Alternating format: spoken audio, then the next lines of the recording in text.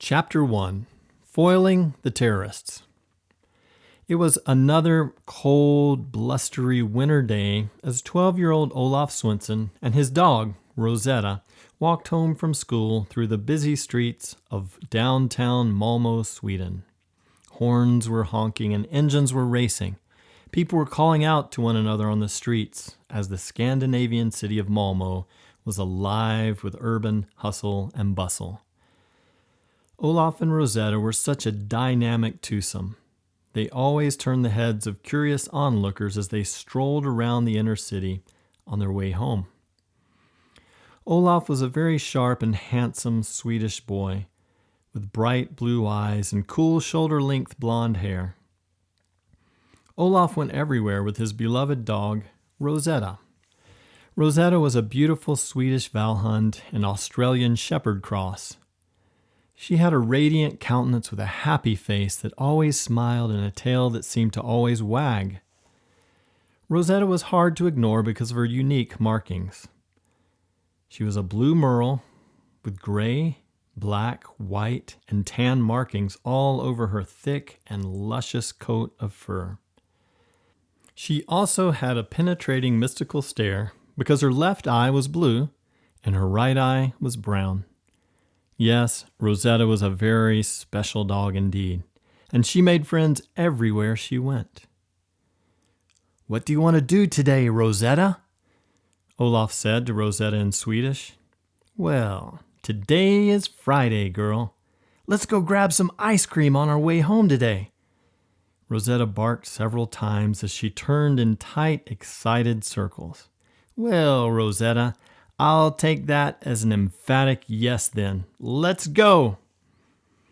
Arriving at the ice cream shop, Olaf and Rosetta bounded through the doors and greeted the Chinese owner. "Ni hao ma, Ming." "How are you doing, Ming?" Olaf said in perfect Mandarin Chinese. "Oh, hey there, Olaf and Rosetta.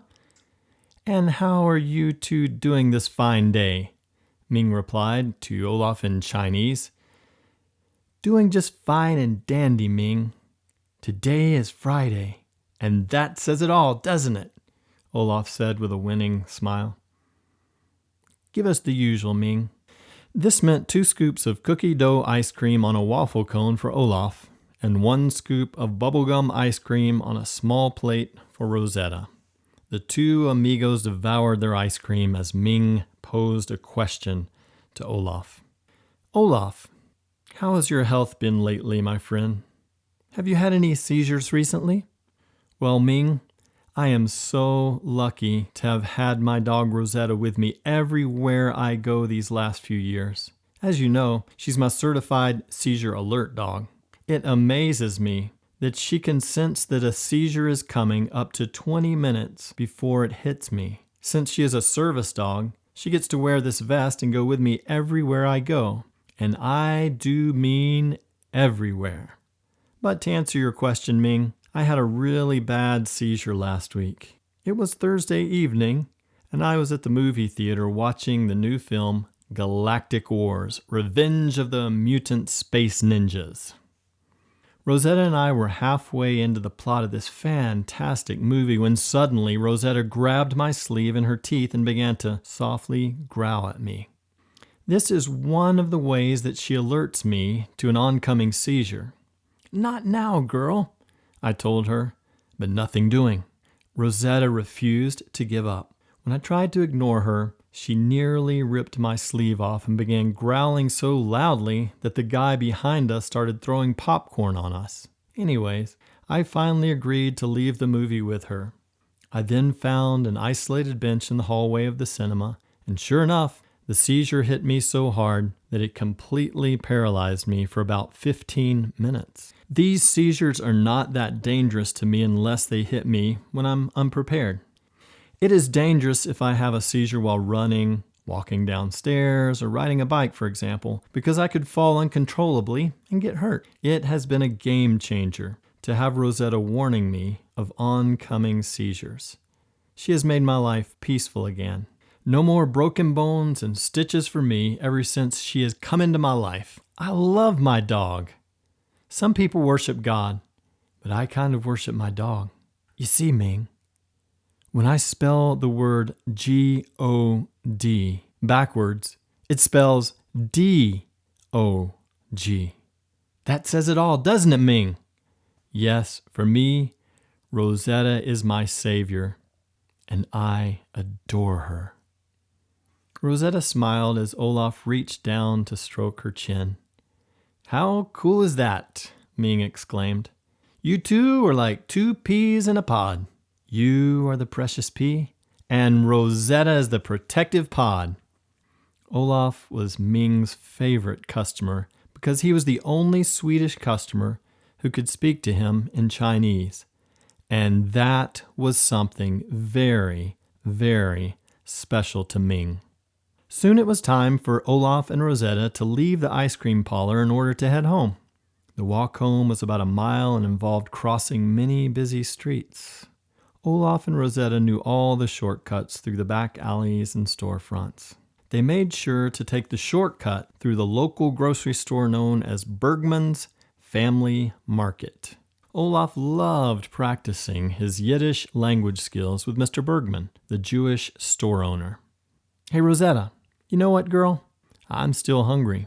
How about you? Olaf asked Rosetta, who was always hungry. He decided to buy a large package of pepper jack beef jerky while passing through the grocery store. After purchasing the jerky, they walked out the back door of the store and sat down next to a large trash dumpster in the back alley. Here, girl, enjoy a piece of jerky on me, Olaf said, winking at Rosetta. She gulped down the large piece of jerky like a starving maniac. Suddenly, Rosetta looked uncharacteristically away from Olaf and his tasty package of beef jerky. Olaf noticed that Rosetta was looking intently at the dark shadows that grew larger and larger in the alleyway. She began to growl underneath her breath. Olaf gasped in fear as he realized that two devious-looking young men shrouded in black turbans were sneaking through the dark back alley. One of the young men held an odd-looking object in his hands. The object was about the size of a large package. Thankfully, Olaf and Rosetta were hidden behind the large trash dumpster so that the two men did not see them there. The men seemed very agitated and nervous as they rapidly spoke to each other in Arabic. Olaf began listening to the men as they discussed their plans in Arabic. Olaf understood every word that they spoke. Rosetta, did you hear what they just said, girl? Oh my goodness gracious. We've got to do something. Quick, follow me, Olaf whispered to Rosetta in panicked tones. Olaf and Rosetta quietly slipped out of the alley and then ran through the back door of Bergman's Family Market. They managed to make it inside the store without being spotted by the Arabs. As they entered the store, the Arab men walked slowly around the block in order to approach the front door of the store.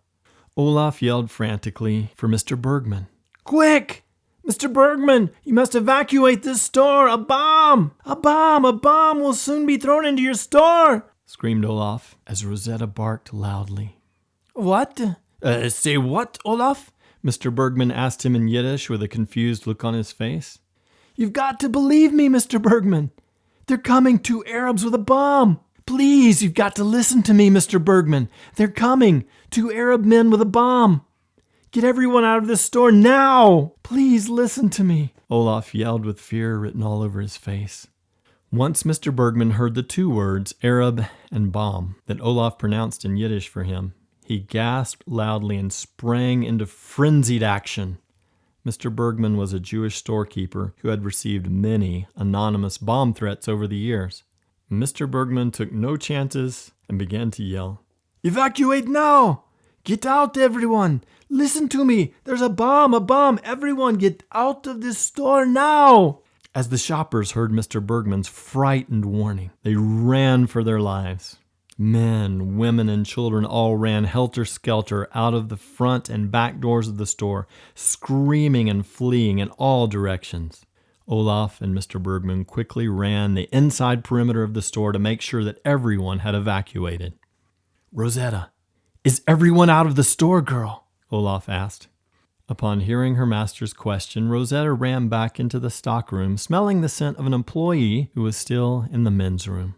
She barked and scratched on the door until the stubborn, confused, and discombobulated young man came running out of the men's room with his belt still unbuckled, but otherwise basically covered for the most part. Good girl, Rosetta, Olaf said as they all ran out the back door in utter panic and terror.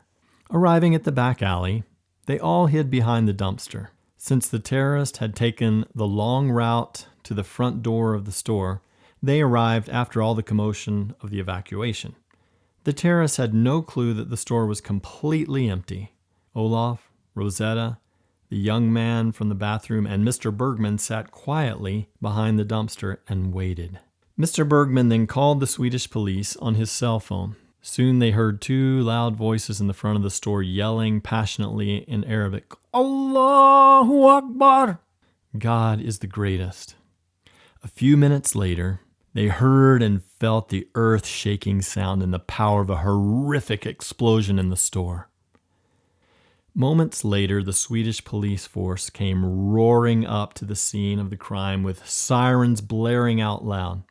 Meanwhile, Olaf and his entourage quietly walked around the block to the front of the store. What they saw boggled their minds. Mr. Bergman's family market was severely damaged from the explosion. A large section of the store had been violently ripped apart by the terrorist's powerful bomb. Part of the roof had collapsed. Some of the walls had fallen in. Cans, packages, and bottles were scattered in all directions. It looked like a veritable war zone. Women were crying. Men were staring at the ground in silence and shock. Law enforcement scrambled around in every direction, seeking to protect everyone. They inspected the crime scene, looking for clues in and around the mayhem and rubble. Soon, law enforcement found Mr. Bergman and Olaf in order to pull them aside for an interview. Excuse me, sir, but are you Mr. Bergman, the store owner? One of the officers said to Mr. Bergman, who was still in shock. Yes, I think I am, Mr. Bergman mumbled in a confused and disoriented voice. Okay, thank you, Mr. Bergman. Well, we know that all of this must be a bit overwhelming to you now, but we need to ask you a few questions. A bit overwhelming? Oh, please. Of all the nerve, this is completely and totally overwhelming. And try devastating, depressing, and demoralizing? For your information, sir, this store was built by my father who immigrated into Sweden 50 years ago, and... Mr. Bergman, please pardon the interruption, but we really need to glean some pertinent information from you in order to properly investigate this horrific terrorism case.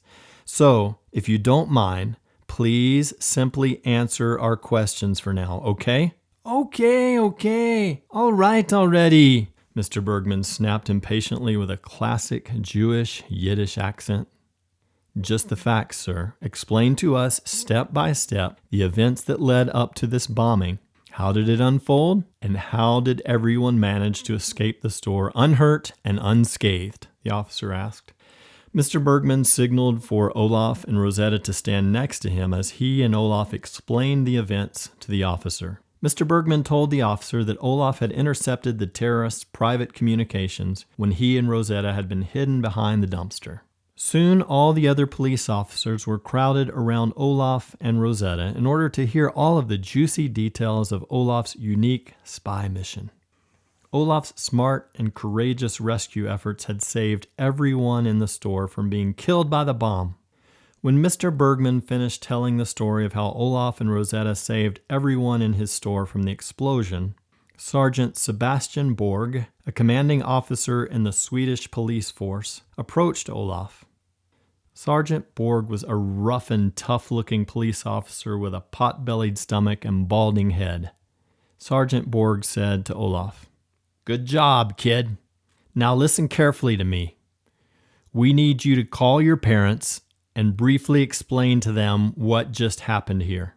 Then tell them that you need to go with law enforcement to their headquarters for a complete interview. Understood?" "Yes, sir," Olaf replied as he pulled out his cell phone and called his mom. Moments later, Sergeant Borg whisked Olaf, Rosetta, and Mr. Bergman off in his cop car with sirens blaring. They sped toward the large skyscraper several blocks away from the scene of the crime. While driving to the police headquarters in the police car, the officer next to Sergeant Borg whispered quietly to him, "Hey, Borg, you know that this kid is in real danger, don't you? These terrorists might be part of a much larger network. Once they find out the kid foiled their plan, they might hire a hitman to try to kill him." Borg nodded his head in agreement and then shushed the officer as he looked in his rearview mirror, hoping that Olaf had not overheard the officer. But Olaf had heard him. Olaf pretended that he had not heard those frightening words by staring out the window and petting Rosetta.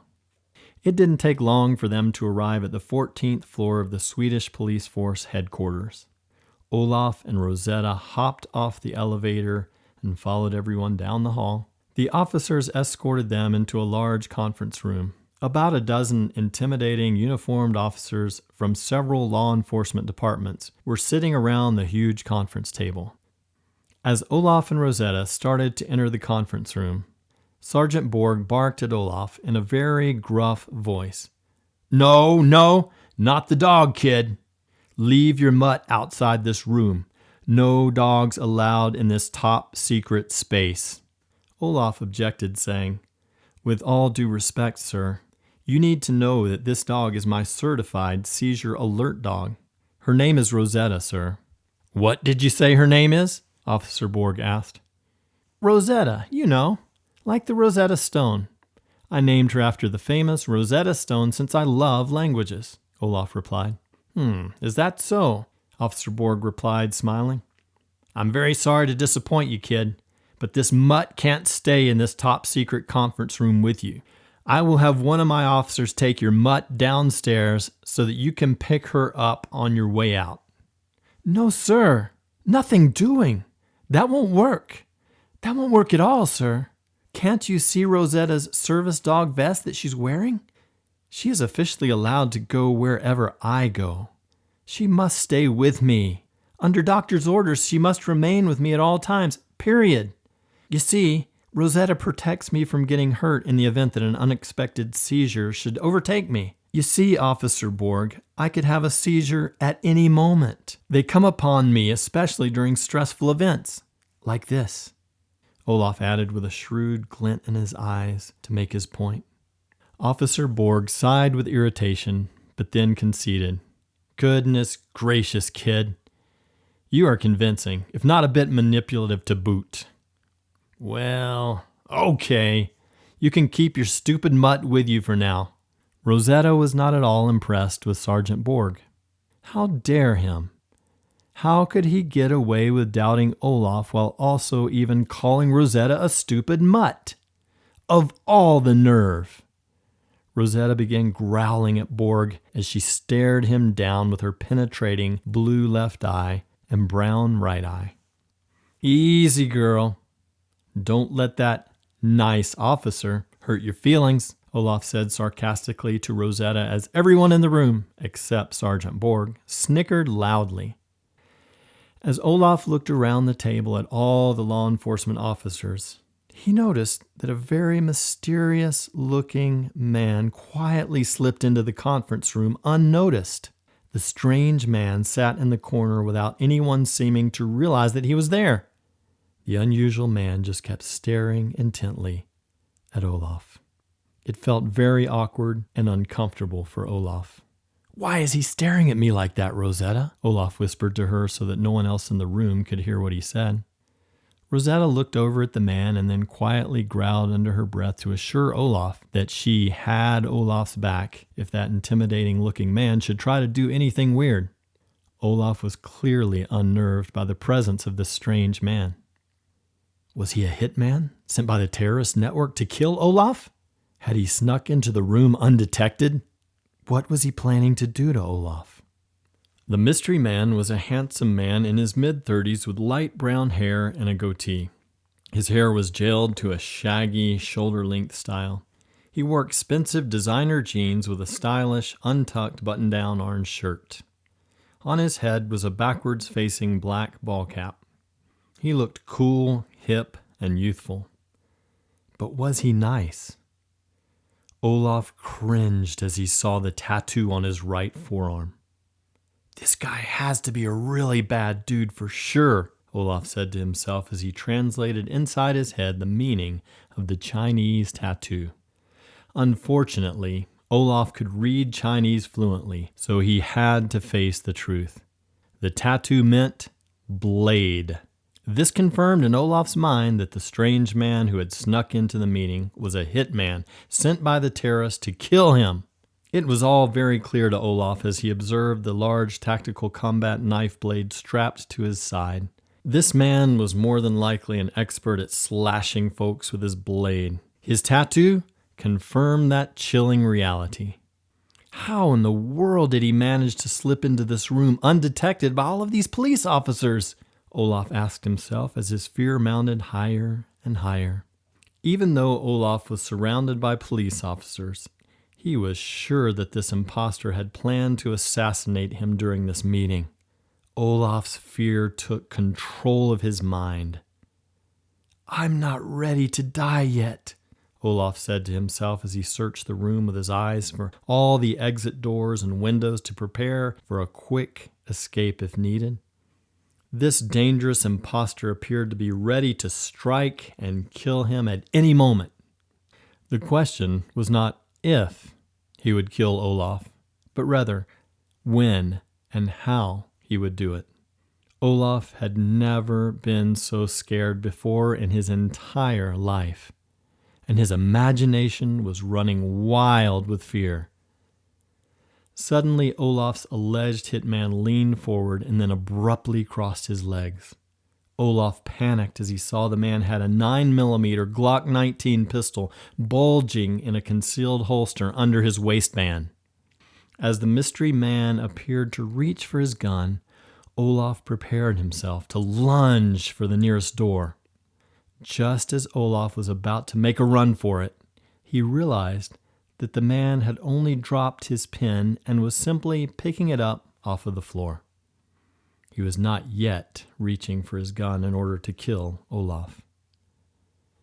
In a desperate attempt to calm his own frightened heart, Olaf put his arm around Rosetta and tried to look away from the hitman in the corner of the room.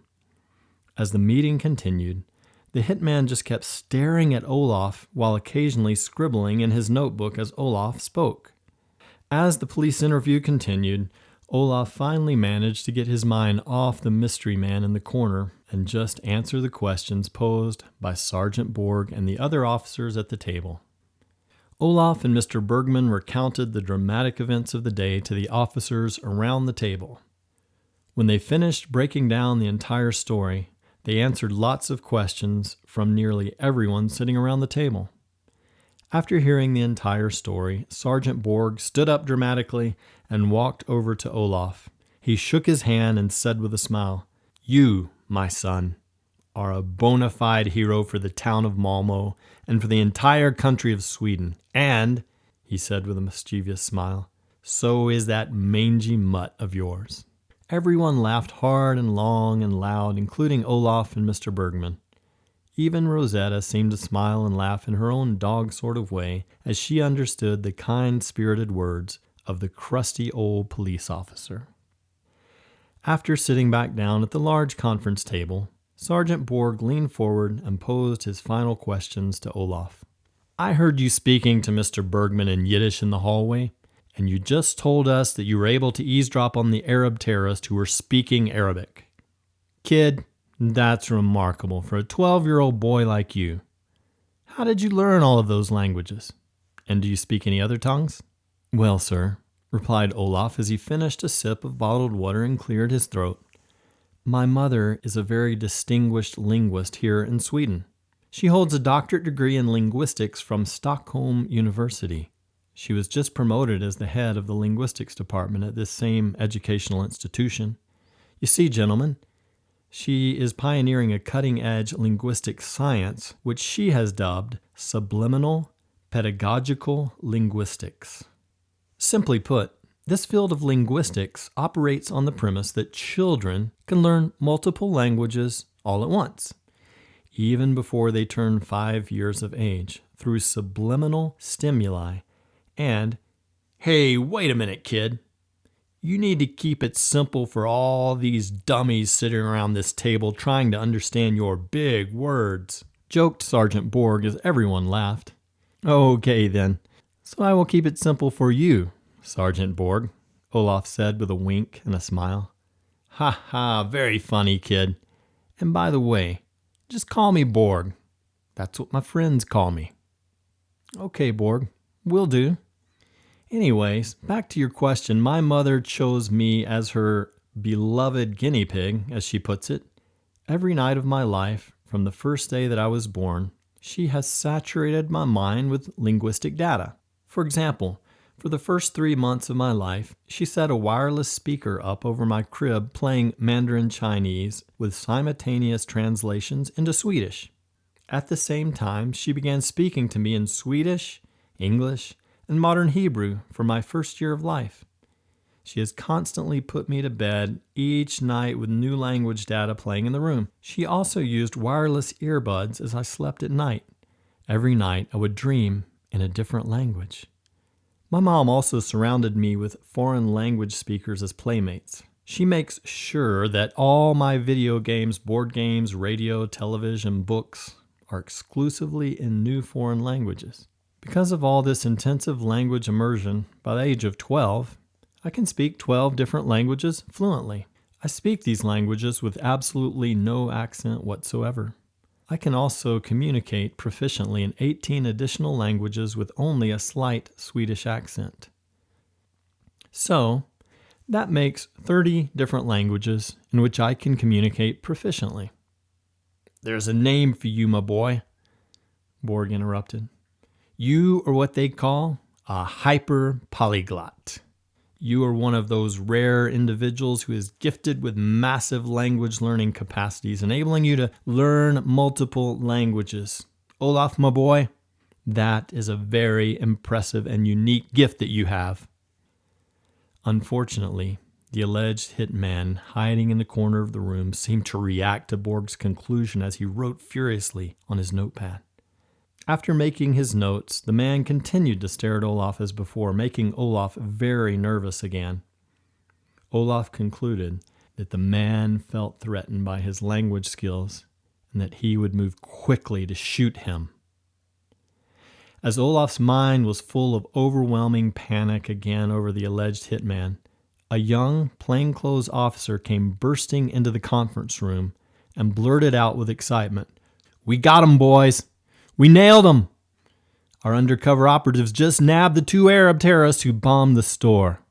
Upon hearing the good news, everyone in the conference room went crazy with whooping and hollering, high-fiving, and even loud whistling.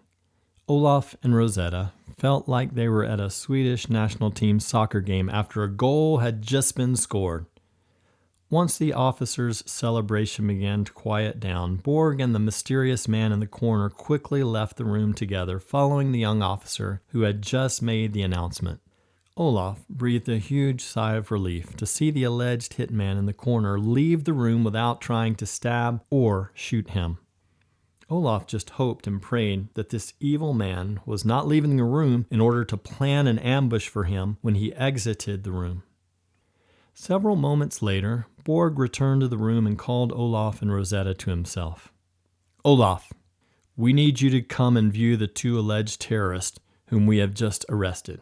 We have quite a bit of evidence that these are indeed the terrorists, but we want you to take a careful look at them. Let us know if they appear to be the 2 men that you saw in the alleyway before the bombing. Olaf, they will be handcuffed and behind reinforced glass in a separate, barred-off section of the room, so you do not need to be afraid of them. We need to record any statements that you or they make during your observation of the men. Because of this, we will not stop them from speaking to you during your observation. Are you fine with coming to observe them now?" Well, yeah, sure. I'll come. Olaf said nervously, thinking that the hitman might ambush him on the way. Okay, let's go then, Borg replied. Arriving safely at the criminal identification room, Olaf saw the two alleged terrorists. They were glaring at him with bitter hatred in their eyes as he walked shyly into the room.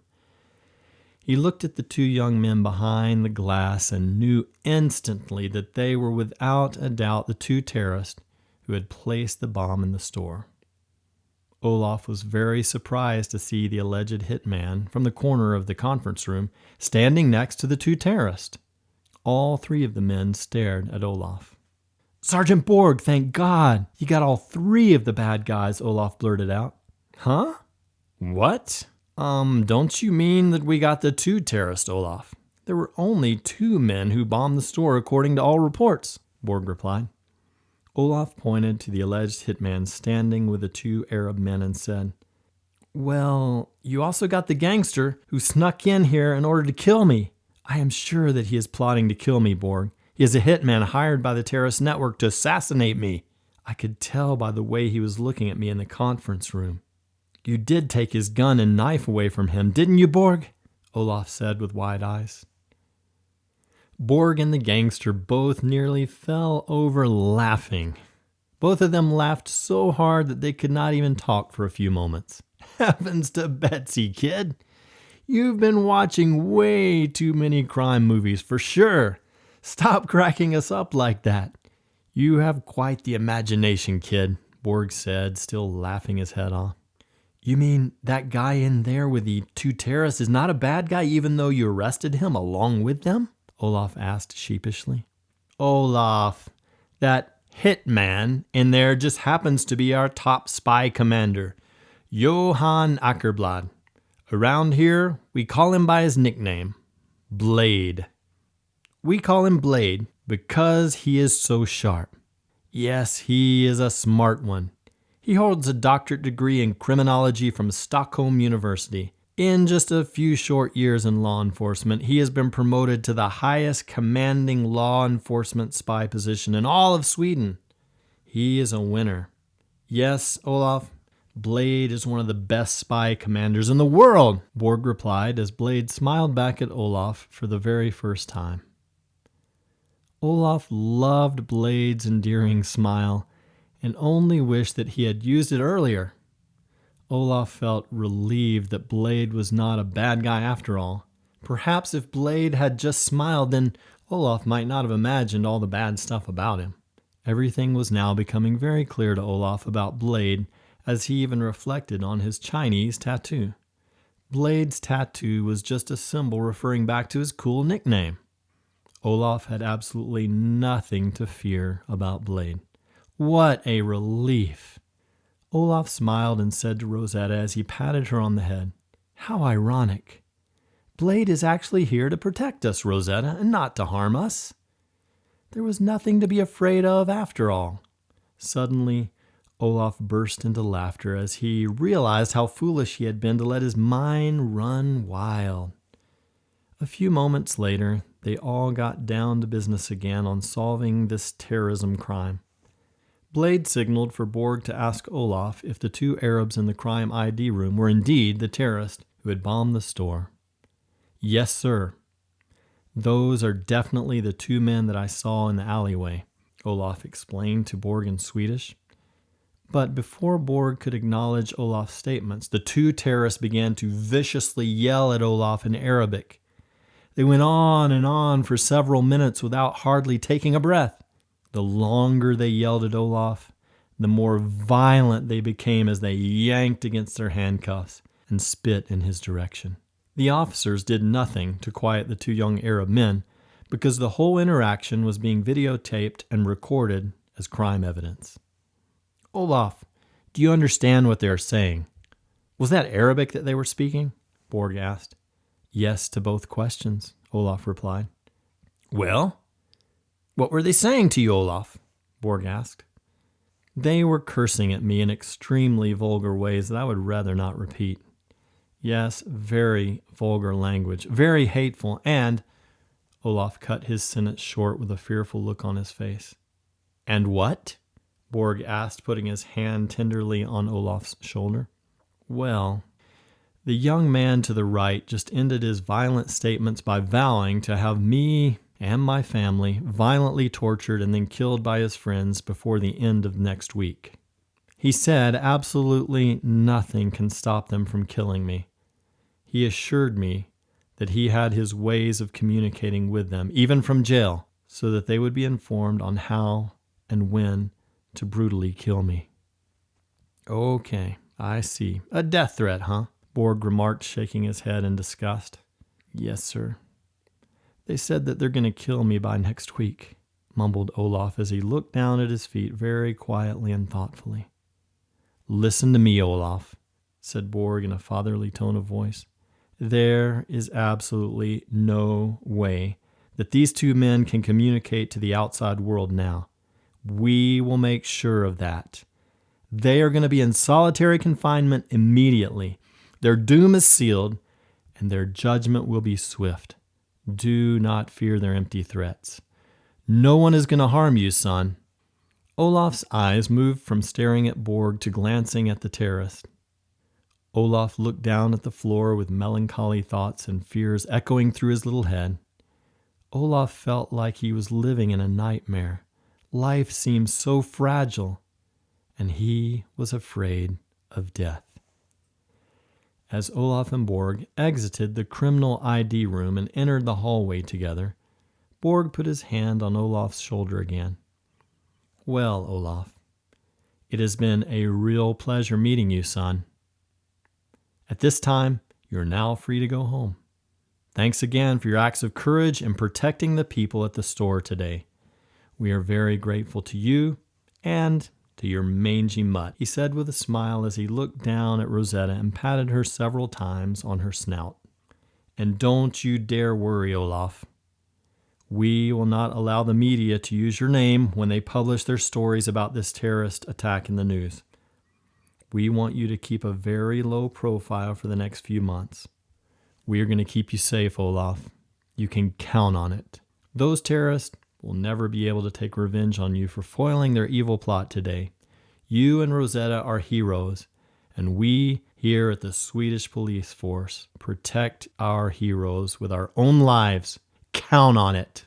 Sergeant Borg escorted Olaf and Rosetta back to their home in his undercover cop car, dropping them off at their front door. Chapter 2. Terrifying Revenge.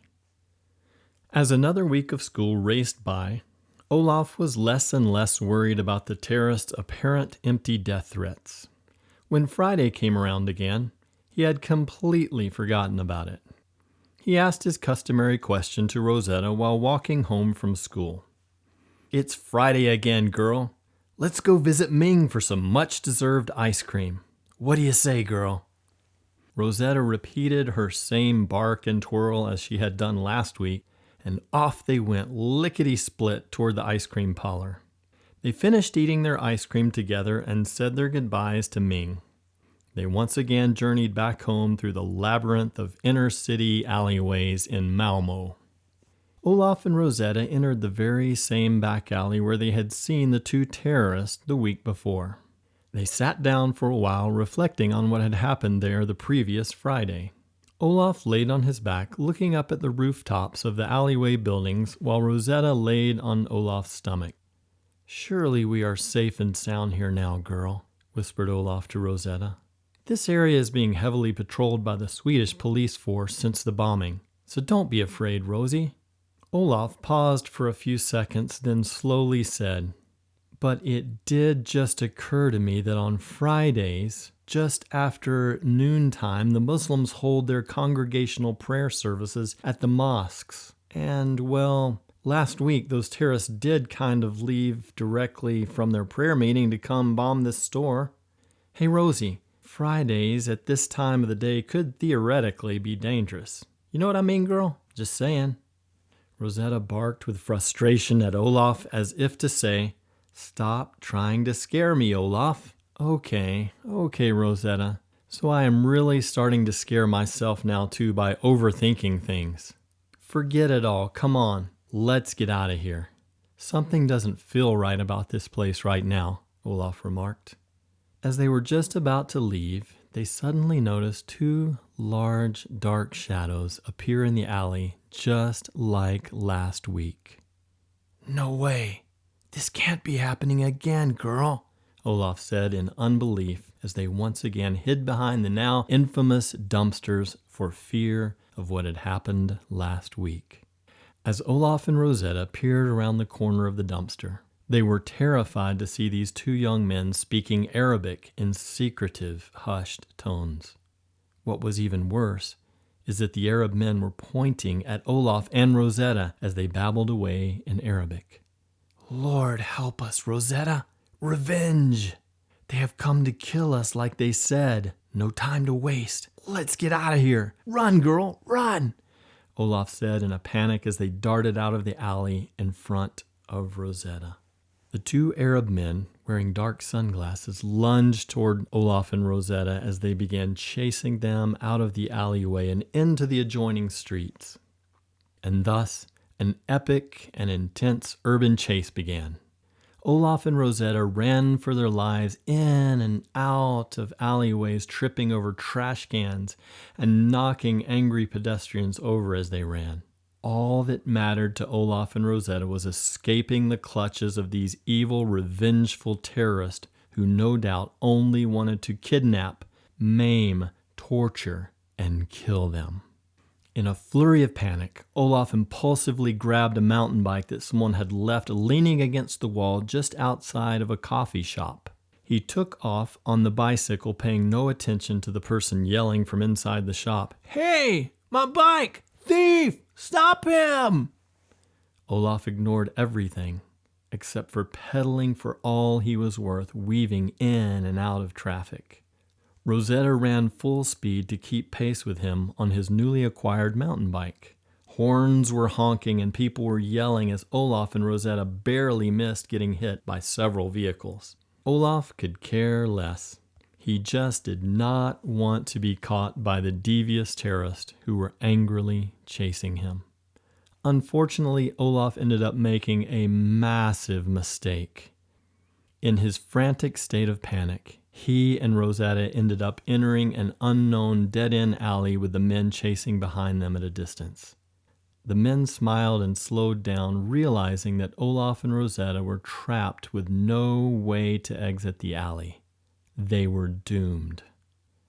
The men knew that they had caught their prey, like a cat about to pounce on a helpless, cornered mouse. Then suddenly, Olaf had a desperate idea. He grabbed Rosetta, put her on the handlebars of his bike, and sped directly at the two men. The men prepared to easily knock them off the bike. But just before Olaf arrived at the spot where the men were blocking the alley, he veered behind a large metal trash can next to the men and kicked it violently into them. The large, heavy trash can knocked them both down to the ground, spilling repugnant garbage all over the men. They yelled in disgust and anger. This surprise attack gave Olaf and Rosetta just enough time and space to make their narrow escape. Olaf frantically pedaled his way out of the alleyway as the men got up and began pursuing them again like a couple of furious hornets. After several long minutes of panicked urban mountain biking through the crowded streets, Olaf looked anxiously behind him. "I think they're gone, Rosetta. Perhaps the crowds have scared them away. I think we've given them the slip," Olaf said. Olaf decided to head toward Olsen's pizza place across the street. He determined that the restaurant would make a perfect hideout. While hiding them there, he could try to call the police station and talk to Borg or Blade. He badly needed some police protection. Then, in a heartbeat, with no warning, it happened. Just as Olaf and Rosetta were crossing the busy street to approach the restaurant, a large, dark car came screeching up wildly behind them in the middle of the crosswalk. As fast as lightning, two men jumped out of the car and grabbed Olaf and Rosetta, throwing them quickly into the back seat of the large car. Like a whirlwind, The men sped off with their two captives before anyone on the street could even realize what was happening. The two hostage-takers yelled angrily at Olaf and Rosetta in Arabic, telling them to shut up and stay still. The men put duct tape over Olaf's mouth and tied his hands behind his back with wire ties. They even covered Rosetta's mouth with a dog muzzle and tied her legs together tightly with some rope.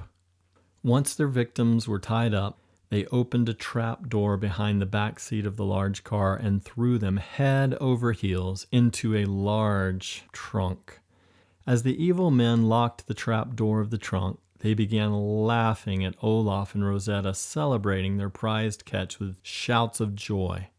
After a couple of scary moments of adjustment to the dark in the cramped trunk, Olaf managed to work his hands out of the wire ties.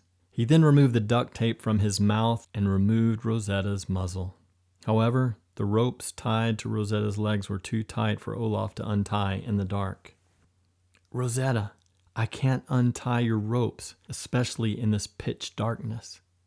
Try chewing through them with those strong canine teeth of yours, girl," Olaf whispered. After several minutes of angry chewing, tugging, and soft growling, Rosetta finally broke the ropes and freed her legs. Olaf helped her remove the dangling ropes from her paws. "Are you scared, girl?" Olaf asked with a soft voice. "Of course you are. And so am I. Let's be honest, Rosie. These terrorists are taking revenge on us for their Arab friends. Rosetta, we are about to be killed. There is no way out of this one. We are doomed, girl. Like it or not, our lives are over. Like a shadow that quickly passes, so we shall surely die," Olaf said with a melodramatic and depressed voice as Rosetta hung her head in despair. Then, to make matters even worse, the overwhelming stress of the moment caused Olaf to go into a severe seizure that lasted about 10 minutes. Rosetta was so uncharacteristically stressed out herself that she was unable to warn him of the oncoming seizure. This was the first time ever that Rosetta had failed to give Olaf a warning of an oncoming seizure in all the years that she had been his seizure alert dog. Rosetta felt absolutely terrible and started to whine softly as her night vision dog eyes watched her beloved master shaking and twitching from the seizure. During the seizure, Olaf's eyes were rolling uncontrollably as he blinked rapidly and passed through the scary moments of convulsions that made his entire body tremble. Soon, the seizure was over. After about 5 minutes of silence, Olaf pulled out his handkerchief and wiped the sweat off of his face. As he sat up in the trunk, he called for Rosetta in the dark. "Rosie, where are you, girl? Ah, there you are. Let me pet you one last time, Rosie. I have always loved you. You know that, right?"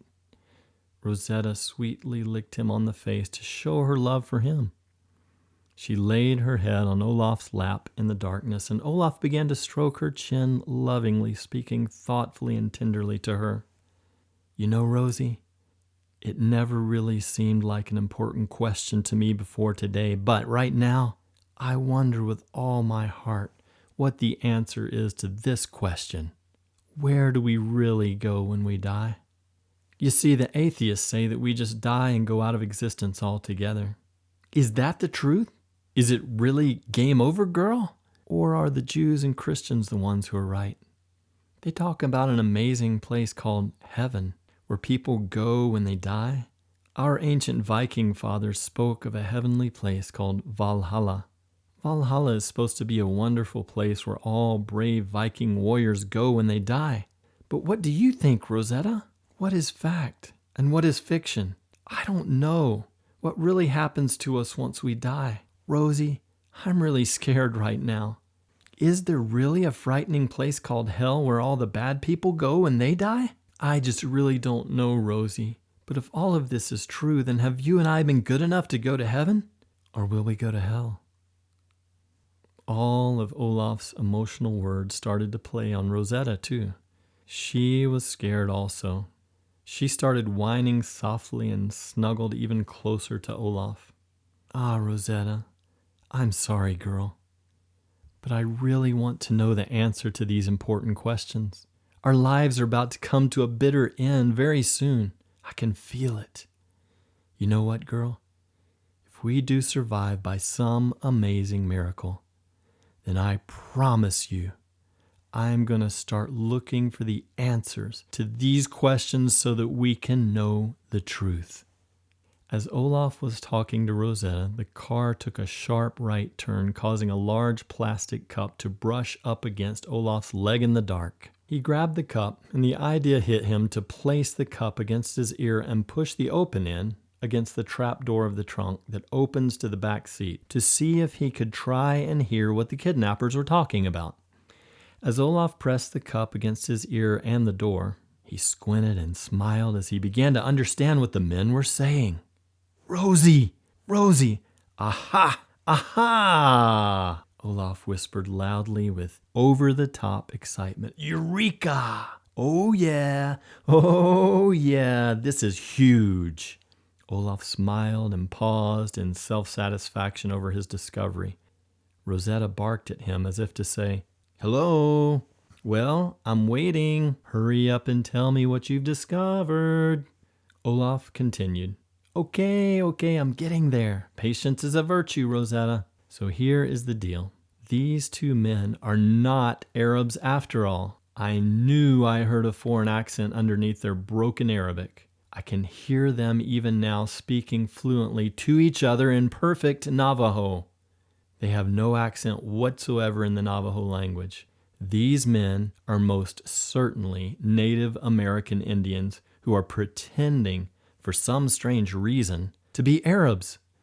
Rosetta barked twice quickly to show her understanding of the significance of this new discovery. They both felt a little more hopeful knowing that their kidnappers might not be connected to the Arab terrorist who threatened to have them killed.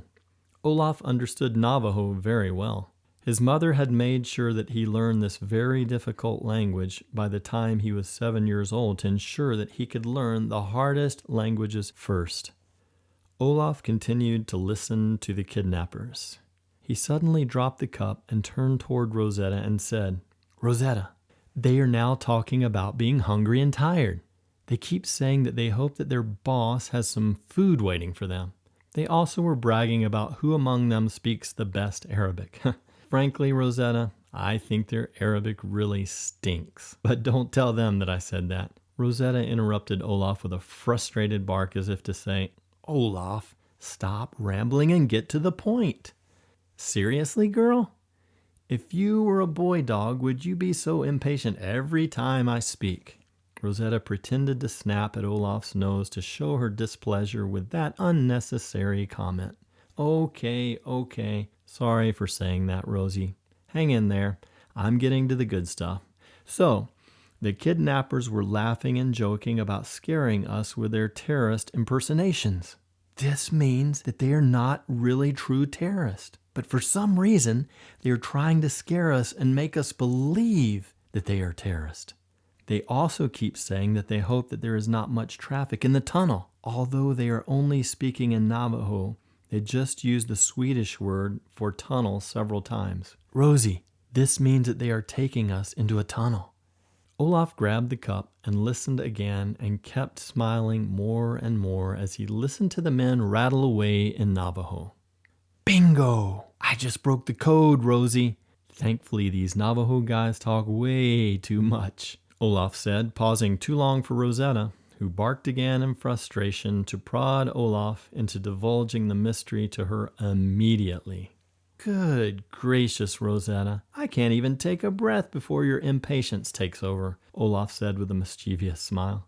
Okay, girl, so here's what's up. The Navajo guys just said that we are heading to the Orison Bridge that extends into the sea at the edge of the town of Malmo. Rosie, don't you get it? It's the Orison Bridge that connects Sweden to Denmark via the underwater Drogden Tunnel. You know, the tunnel at the end of Orison Bridge that goes for 2.5 miles under the sea at Pemberholm Island to Copenhagen, Denmark. Rosetta barked with delight over the new knowledge discovered by Olaf's clever linguistic detective work. Once Olaf finished briefing his fellow canine spy, he went back to listening in on the Navajo chatter. Rosie, we are on the Orison Bridge now. I just heard the man driving tell the other man something about the bridge and its history. So we have about a 5-mile trip on the bridge. It will pass over the sea until we arrive at Pemberholm Island for the descent under the sea into the Drogden Tunnel. With this realization, Olaf worked his way to one of the taillight cavities. Olaf shrewdly used the lug wrench from the car jack set to break out the bulb and red covering of the side taillight. Suddenly, they had some refreshing light that came streaming into the dark trunk. Rosetta pushed her nose out of the hole to take a sniff of the salt air. "You smell the ocean, don't you, girl? Hey, move over. Let me see what I can see." Peering out of the small hole, Olaf was able to see the sea and the railings of the Orison Bridge. They continued to speed by, crossing the ocean waterway on the bridge before entering the 2.5-mile Drogden Tunnel. This tunnel would take them underwater along the bottom of the ocean. Olaf had always loved crossing into Denmark through this amazing tunnel. Soon the light from their taillight hole dimmed as their car entered into the Drogden Tunnel. Olaf looked out to see the dark walls of the tunnel zooming by near the taillight. "Hey, Rosie, we're now under the ocean in the Drogden Tunnel. How cool is that?" "Well, I guess not that cool since we are still hostages, huh, girl?" Olaf said with a return to his melancholy tone of voice. After about 1 minute, their car came to a screeching halt in the middle of the tunnel. Then, the 2 Navajo men in the back seat quickly jumped out of the car, popped the trunk, and angrily grabbed Olaf and Rosetta, forcing them to cross the tunnel road with them. At the left side of the tunnel, there was an emergency door that the men opened and entered with Olaf and Rosetta. Inside the emergency exit tunnel, one of the kidnappers reached up behind a light fixture in the tunnel and pushed a well-hidden button. Immediately, a secret underground door located on the floor slowly and dramatically opened in front of them. As the door opened, steam and hot air came rushing out of the opening into the faces of Olaf, Rosetta, and the 2 Navajo men.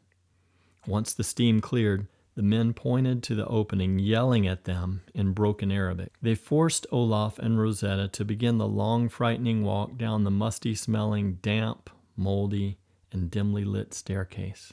The stairs went down for several hundred yards toward another doorway. The men roughly pushed Olaf and Rosetta forward onto the landing at the bottom of the staircase. There they arrived at another doorway. As they slowly opened the squeaky door, Olaf fully expected a monster to be standing behind the door. His fearful imagination was running wild. He had never in his wildest dreams ever imagined such a scary and secretive place like this one.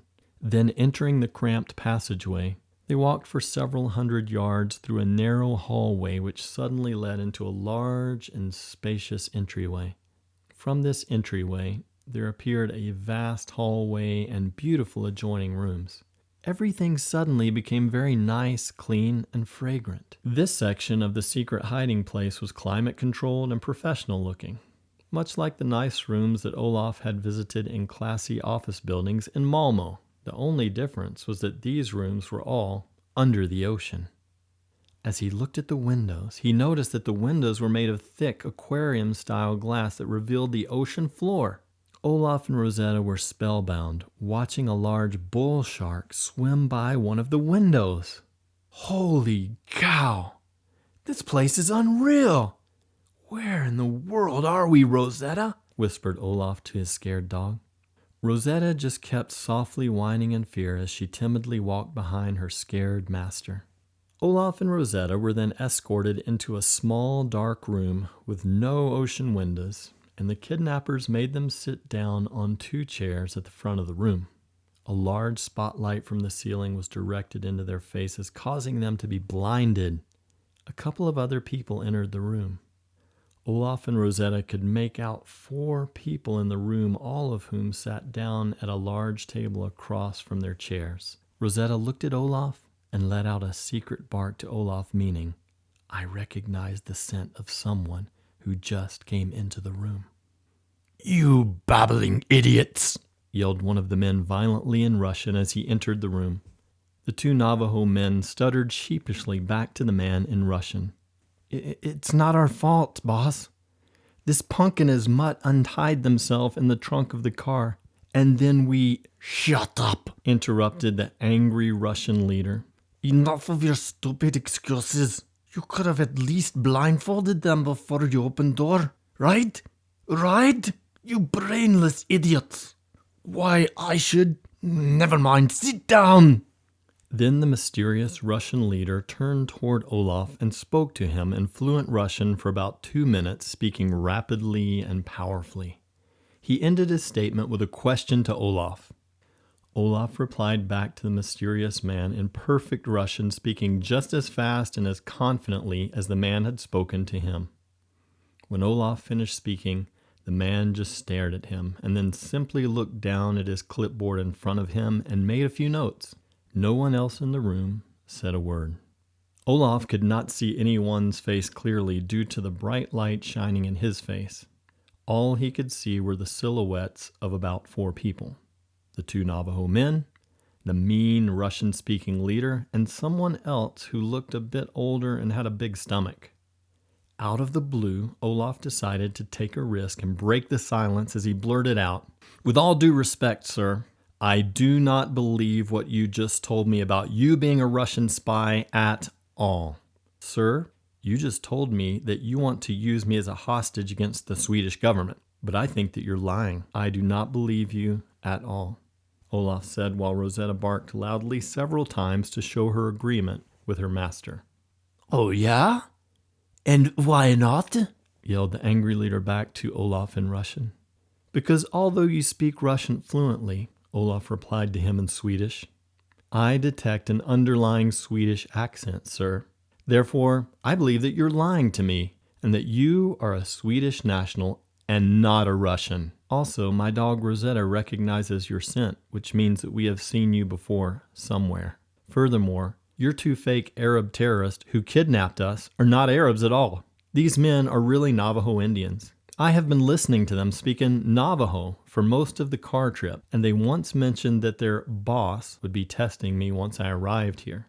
Thus, I do not believe that you are who you say you are. And for some strange reason, you developed an elaborate plan to try to fool me and scare me. But it is not working, sir. Although I do admit that I am a bit scared, sir," Olaf said with an endearing honesty and sincerity. Immediately, the leader stopped speaking Russian and then gave orders in the Swedish language for the lights to be turned on in the room. The bald, pot-bellied man stood up and turned the lights on in the room while turning off the light which had been blinding Olaf and Rosetta. "Congratulations, kid. You passed my spy test," the leader said to Olaf. To Olaf and Rosetta's amazement, the additional 2 men in the room were none other than the 2 commanding law enforcement officers from the Swedish police force, by whom they had been interviewed the other day in Malmö. One of the men was the endearing and crusty old Sergeant Borg, pot belly and all, and the other man was the handsome, young, and buff Johan Ackerblad, the mysterious commanding officer known as Blade. However, this time, Blade was doing most of the talking rather than Borg. Olaf spoke to the men in utter confusion. "Excuse me, Commander Ackerblad, but what is going on here, sir? And Sergeant Borg, what are you doing here? I'm really confused." "Sorry for kidnapping and scaring you and your mutt, kid," Borg said, smiling. "But Blade always field tests his future spy candidates before he hires them. Olaf, you've been tried and tested by the cutting edge of Blade, and you've passed his test with flying colors. Both you and that mutt of yours, I should add," Borg said with a sly sideways smile, petting Rosetta on the head to show that he was only teasing about her being a mutt. "That's right, Olaf," Commander Ackerblad said. "You and your brilliant dog have passed my qualification test to become part of my elite iSpy task force. iSpy is an acronym that stands for the International Swedish Police Youth Corps. iSpy for short. I created this iSpy task force a few years ago and have used this little army of elite young talented spies to solve some of the most difficult crime mysteries in the history of the modern world. Olaf, you and Rosetta have been handpicked to join the most elite youth spy task force in the world. I knew that I wanted you two as my iSpy agents when I first listened to your story of foiling the terrorist bombing in Malmo. You two are very talented, clever, and courageous. Wow! No way, said Olaf as he looked down at Rosetta for her reaction. Rosetta's tail was wagging rapidly, enjoying the moment. Blade laughed and continued, Yes way, Olaf. You see, the other law enforcement agencies such as the FBI, CIA, Interpol, Mossad, and the KGB are all like kindergartners compared to our elite iSpy task force. Yes, indeed, my boy. We are the cream of the crop, the top of the law enforcement food chain, Borg said like a poet. Congratulations, Olaf and Rosetta. Welcome aboard the International Spy Dream Team, Blade said, shaking Olaf's hand and petting Rosetta. Blade then continued, Olaf, for your information, we tested your linguistic skills, and you have blown us away. You really are a bona fide hyper-polyglot speaking 30 different languages. From this test today, Olaf, you have proved that you can detect the subtleties of an accent in Russian and Arabic. You also cracked the code of your destination today by spying on my Navajo agents from the trunk of the car. This blew us away because the Navajo language is one of the hardest languages in the world. Lastly, you have the intelligence to solve complicated logical crime scenarios as you have demonstrated today under pressure and stress. Rosetta, we need your amazing nose and intelligence to help solve crimes. Your courage and loyalty will be a huge asset for protecting our spy agents during our dangerous missions. Rosetta's doggy IQ has tested even higher than Borg's IQ, Blade said, while elbowing Borg, who laughed as hard as everyone else at his joke. Yes, indeed, Borg added with a smile. We definitely need both you talented agents on our elite spy team. Welcome aboard, mates. What can I say? I'm speechless. I feel extremely inadequate, but if I can help in some small way, then count me in, Olaf said enthusiastically as Rosetta barked in agreement. Blade and Borg called over the two Navajo spy agents, Michael Howling Wolf, also known as Wolf, and Travis Thunderclaw, aka Claw, so that they could be properly introduced to Olaf and Rosetta.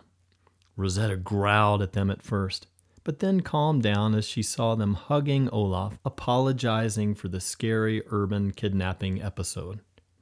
Wolf and Claw showed Olaf and Rosetta to their new spy office and dorm room there at the iSpy underwater headquarters.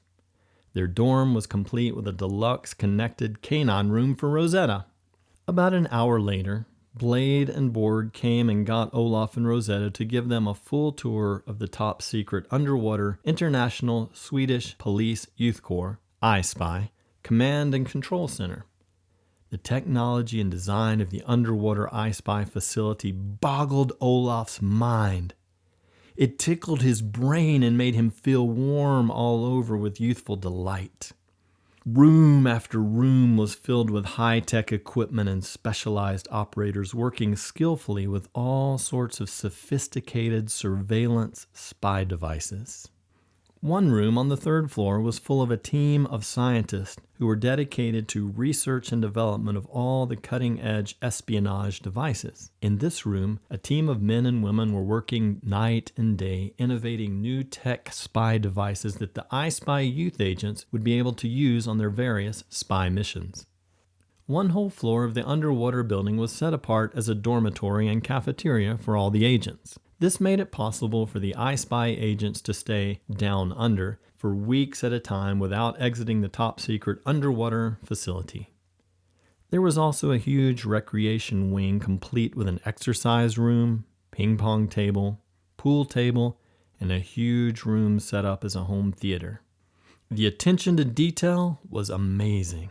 Almost every room had windows that allowed iSpy agents to occasionally pause from their important work in order to fish watch, as they playfully called it.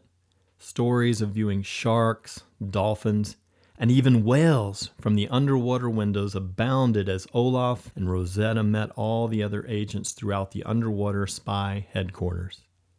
Hey Rosetta, it feels really, really great to be a part of this amazing group of gifted people. We have a new family, girl. Rosetta barked and licked Olaf on the face as they both laughed and laughed at the drama of the moment. Indeed, they both felt as if they had just stepped into an exciting new spy movies as the star actors. They knew that many unbelievable spy adventures lay before them as they were now official iSpy agents. At the end of the tour, Blade and Borg signaled for the two Navajo men, Wolf and Claw, to take Olaf and Rosetta home. As they were leaving, Blade told Olaf and Rosetta to report back next Friday for their first classified briefing on their upcoming top-secret spy mission. Olaf and Rosetta could hardly wait for their very first official iSpy meeting. Chapter 3: Operation Rosetta Stone. It was Friday afternoon again as Olaf and Rosetta exited the front door of their school building in downtown Malmö. Walking down the steps, Olaf spotted the same large car that had been used to kidnap them last week. This time, however, there was no fear in his heart as he saw the car with Wolf and Claw sitting inside waiting for them. Olaf and Rosetta ran up to them and happily greeted them in Navajo. "Yo, what's up, Wolf and Claw?" Olaf said in spot-on Navajo slang. "Well, hello there, Olaf and Rosetta. Blade sent us to escort you to the shop, the secret code word for the iSpy headquarters. Shall we throw you and Rosetta into the trunk again for old time's sake? Or would you prefer a backseat VIP ride to the shop?" Wolf said with a broad smile. "Ha ha, very funny, Wolf. Let's just say that the back seat sounds really nice to us after last week's ordeal." "I hear you, Olaf. You and Rosetta are tough dudes. Hop in, guys. There are some drinks and snacks waiting for you in the back seat," Claw said as Olaf and Rosetta bounded into the back seat of the car. Crossing the long Orison Bridge again and arriving at the small man-made Pemberholm Island, the men parked their car in a designated employee parking lot. Olaf and Rosetta followed them to the emergency exit door of the underground Drogden Tunnel. Wolf keyed in the combination to the digital lock on the entry door, and they all entered the tunnel for the long walk to the secret trap door of the iSpy underwater headquarters. Wolf and Claw then guided Olaf and Rosetta to a large conference room on the third floor of the iSpy headquarters. The room had a huge underwater window, and the ceiling was one large window to the ocean. Above the ceiling were breathtaking views of the underwater sea life highlighted by beams of sparkling sunlight that filtered down through the seawater. Olaf and Rosetta loved this cool underwater view. Moments after they sat down and began fish watching through the ceiling, in walked Blade and Borg, who warmly greeted them. Olaf laughed in his heart as he observed them walk into the room together. Blade and Borg looked like the odd couple. Blade was so fit, buff, athletic looking with his youthful clothes and goatee. Blade was always dressed very casually in designer jeans, trendy untucked shirts, and cool sports caps. Whereas Borg looked dumpy, unkempt, and out of shape with his big belly and bald head. Borg leaned over and gave Rosetta a couple of doggy treats, while Blade handed Olaf a cup of steaming hot chocolate. Both men were so friendly and sincere that Olaf quickly forgot about their contrasting appearances and relished their unique personalities and different leadership skills. Blade and Borg explained to them that the briefing and team meeting for their first undercover spy mission would begin in just a few minutes. This made Olaf and Rosetta both excited and a bit nervous, all at the same time. Blade sat down and looked at his watch. Moments later, in walked Wolf and Claw, escorting another young boy into the room. They seated him next to Olaf at the conference table. This boy looked to be about the same age and height as Olaf. He was a handsome young man with a genuine smile and happy eyes. "Who is this kid, Rosie?" Olaf quietly whispered into Rosetta's ear. Her head kept ping-ponging back and forth as she amused herself by comparing Olaf's looks with the new kid's. The two boys looked so different. Olaf was slim, blue-eyed, with long blonde hair, while the new kid was the same height, yet he was stocky with brown eyes and shoulder-length brown hair parted down the middle. Blade then energetically opened the meeting. On behalf of the iSpy agency, I would like to warmly welcome each of you to this dream team of elite undercover spies. For your information, you two boys have been carefully chosen from a list of over 3,000 gifted young men living in these, our Nordic countries. You two are the only ones among all who have proved to be worthy to become an iSpy agent. When other gifted kids were wasting their time and talent playing video games, you two choice men were investing your energies into honing your linguistic skills and technology expertise. You are wise young men. Well done. Congratulations to both of you for qualifying yourselves for this great career opportunity at such a young age. Borg then stood to his feet and began to speak. Thank you, Commissioner Ackerblad, for those opening words. Greetings once again to each of you bright new iSpy agents. We are indeed delighted to have you both on this elite spy team. As you already know, I am Sergeant Sebastian Borg, second in command here at the iSpy agency. The gentleman who just spoke to you is, of course, the highest ranking commanding officer, as well as the founder of this iSpy agency. His full name is Johan David Ackerblad, Commissioner of the International Swedish Police Youth Corps, iSpy for short. He is also known as Blade by his friends and colleagues. As we've already told you before, please feel free to simply call us by our nicknames, Borg and Blade. Borg continued. Both of you young spies will be traveling extensively overseas to fulfill your undercover spy work. To cover your identity, you have been enrolled in a fake foreign exchange student program that we have named Swedish Students Studying Abroad, or SWESA for short. We will be giving you special credentials such as an exchange student ID card, badges, and special visas for your passports. If anyone at home or abroad asks you who you are and why you're traveling, you simply explain to them that you're an exchange student studying abroad with SWESA. For the most part, you shall use your real names and real identities when traveling overseas. Since you both have clean background profiles, no one will ever suspect that you're spies, even if they research your backgrounds. Understood? Both young agents nodded as Borg sat down and Blade stood up to continue their orientation. The moment has now come to introduce you two iSpy agents to each other. Borg and I know both of you extremely well. We have a complete background profile on each of you, and we have spent many days studying your files. However, up until now, you young men have never met. You need to get to know each other before we launch into our first spy mission. Blade then explained the plan for getting acquainted. Okay, boys, so give us your name, where you're from, your spy talents, any important facts about yourself, your religion, and your future plans in life. We all need to get to know and trust each other before we launch into our first intense spy mission.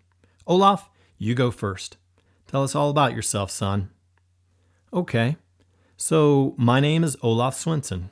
I was born in Stockholm, Sweden, and I currently live here in Malmö with my mom. She's a single mother. My dad left us when I was only 8 years old. My mother is Jewish and my dad is an atheist. My dad can trace his roots all the way back to our Viking forefathers here in Sweden. I get my blonde hair and blue eyes from him. I get my religion from my mom, who is very serious about her Jewish faith. Her parents immigrated into Sweden from Russia many years ago. My mom was born in Sweden. Because of my mom, I too am Jewish, but I'm not very serious about it. I just go to the synagogue with her to make her happy.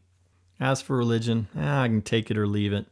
Regarding my spy skills, well, my main spy talent is my linguistic knowledge. I can communicate in about 30 different languages. As Blade and Borg already know, I have a disorder known as epilepsy. I sustained a head injury when I was only 7 years old. I was riding on the back of my dad's motorcycle without a helmet. When we wrecked, I slammed my head hard against the pavement. This head trauma produced my ongoing condition of epilepsy. The long and short of the disorder is that I have unexpected seizures from time to time. Thanks to Rosetta, my seizure alert dog, I now live a reasonably normal life. Frankly, the hardest part of my motorcycle accident was the fallout between my mom and dad, who ended up divorcing about a year later. My mom still blames my dad for my injuries since I was not wearing a helmet. Anyways, enough of all that family stuff. Let's see, Blade.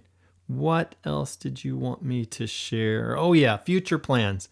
I want to be one of Sweden's top linguists when I grow up. Perhaps I will use linguistics to solve crimes in the field of law enforcement, like we are doing now. I guess that about sums it up. Thanks, Olaf. Great job, Tiger, said Borg energetically. Your turn, Thor. Thor looked over at Olaf and said, Thanks for sharing all that, Olaf. I feel honored to serve alongside of you as an iSpy agent. Your language skills are unbelievable. Okay, so my name is Thor Norlander. I am from Reykjavik, Iceland. My parents named me after the mythological Norse god called Thor. All of us Icelanders grow up hearing about Thor since he was fully described in ancient Icelandic mythology. He is the so-called famous Viking hammer-wielding god associated with strength, fertility, lightning, and thunder. But he's just a childish myth. I do not believe in him. Thor, tell Olaf how we discovered you and your special spy talents, Borg interrupted. Yeah, okay, well, Blade discovered me when he was reading an article about me in the Stockholm newspaper called Dagens Nyheters. One of the journalists from this Swedish newspaper wrote an article about how I managed to hack into Russian President Vladimir Putin's personal email server. I thought it would be a fun challenge just to try to hack Mr. Putin's emails. It was just a game to me, nothing political or sinister. I was just having some cyber fun. Well, when the news got out that I succeeded at hacking Putin, they wrote an article about me. Blade read the article. He jumped all over it, calling me the next week to interview me for this spy gig. How cool! Olaf exclaimed. Yeah, it is rather cool, I guess. And by the way, Olaf, I heard about your mock kidnapping by Wolf and Claw during your spy test. I am so glad that they did not test me in that way. That would have scared me to death. You're a tough kid, Olaf, Thor said, smiling. Thanks, Thor. Yeah, it was a very challenging test for sure, Olaf replied. Well, as for my own spy test, they had me prove that I could hack into Borg's encrypted email account here at the iSpy headquarters. It was easy. I was able to hack into his secure iSpy account in about an hour. The rest is history, so here I am. The main reason that Blade and Borg chose me to be on this iSpy team is because of my skills in technology. I am an unashamed computer geek. I love hacking into things, inventing new high-tech devices, improving on existing systems and applying complicated technologies to everyday life. As for my religion, I'm a follower of Jesus Christ, a born-again, Bible-believing Christian. My goal in life is to serve Christ by serving others with the talents that God has given me. Yeah, there you have it. So I guess that's about it for me. Awesome. Thanks, Thor, said Borg. Just an FYI that we were able to secure Swedish citizenship for Thor over the past few weeks. So he now has dual citizenship in Iceland and Sweden. He can now serve the iSpy agency as a Swedish national. This will be a huge asset since Thor can travel under both his Icelandic passport and his Swedish passport, depending on which one is the most advantageous at the time. Come here, Rosetta. Come here, girl, Borg called as Rosetta jumped into Borg's lap as he spoke to Thor.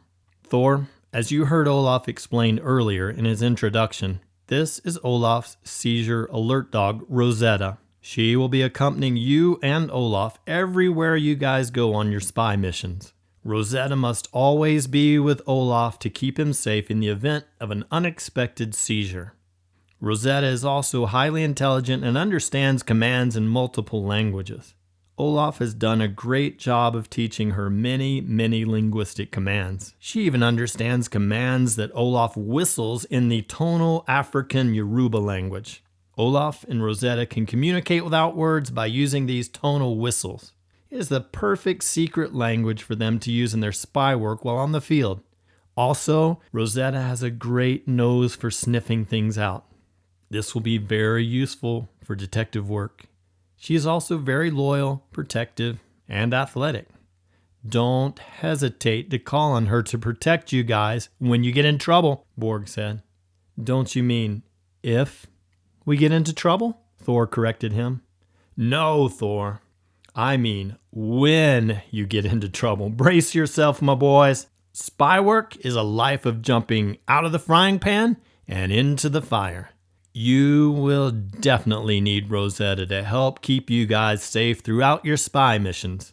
It is, after all, a very unpredictable and dangerous world out there, Borg remarked.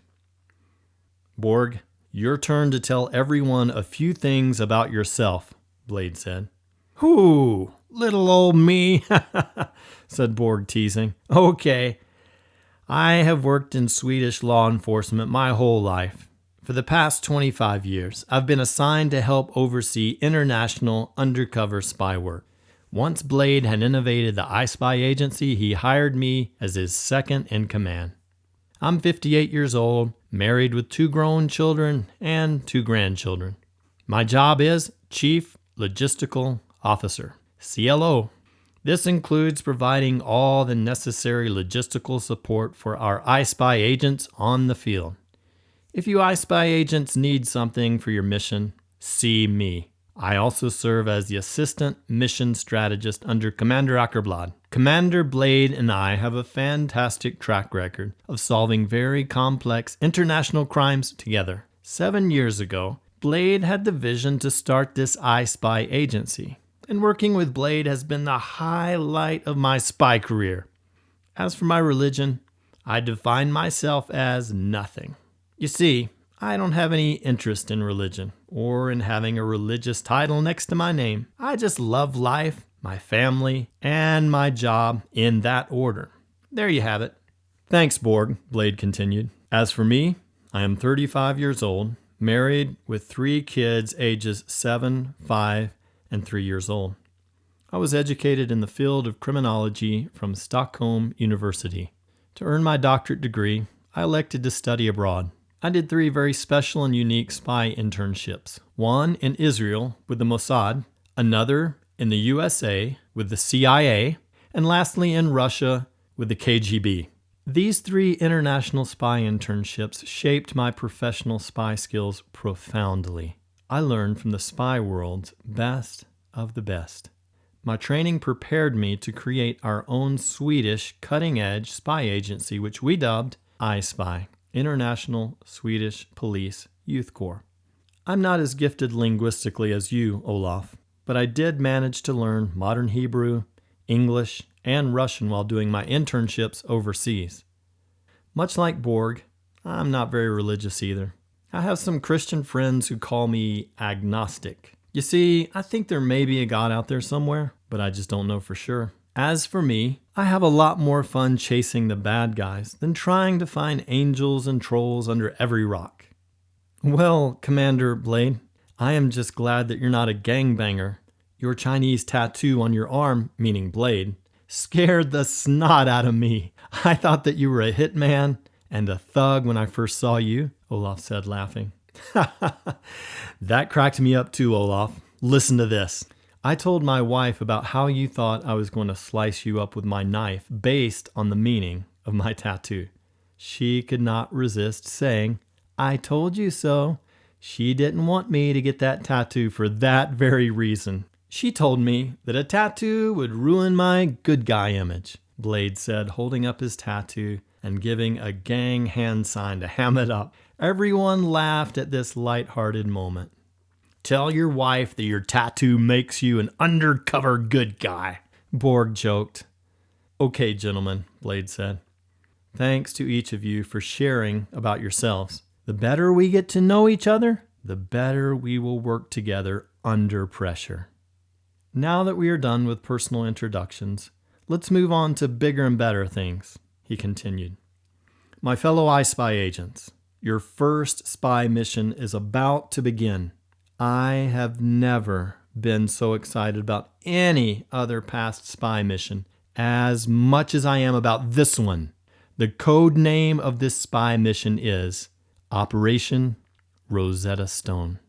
Got it? This top secret operation has the goal of solving a very complicated international crime mystery.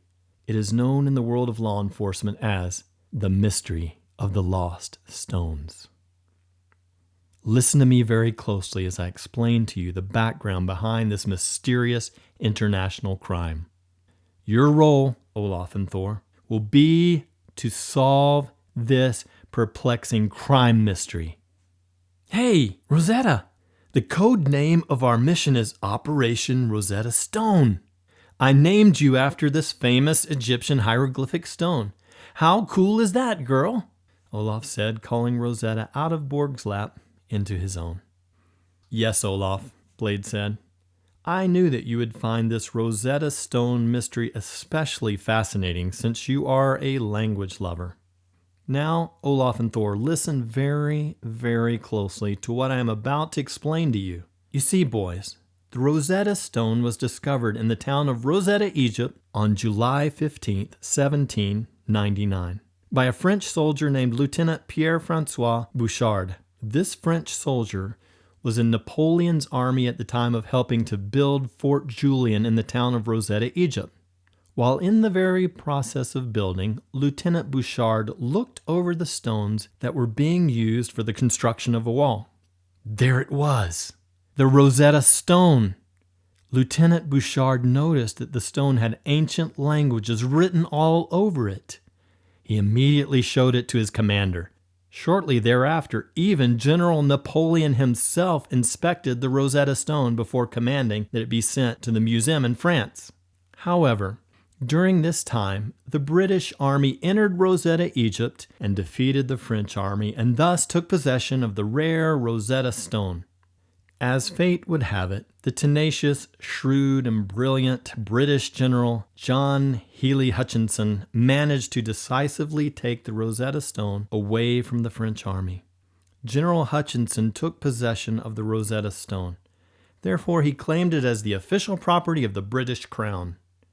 This act made Lieutenant Bouchard and the French army extremely furious, but the British army was in control. So they sent the valuable stone to the famous British Museum in London, England.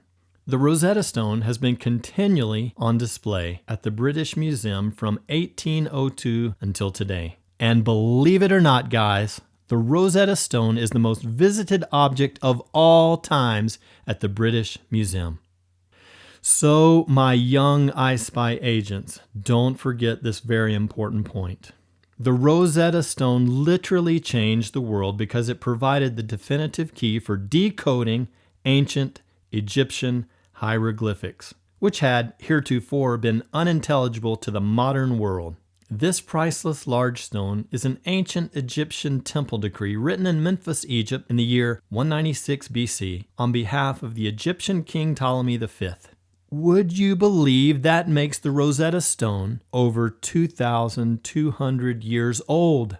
The unique aspect of this stone is that the decree has one long text of information translated into 3 different languages: Egyptian hieroglyphics, Demotic, and Greek. Now, listen closely, iSpy agents. Since the exact same text is transcribed in these 3 languages, then if you know one of the languages, you can decipher the other 2 languages. Do you guys understand the significance of this amazing discovery?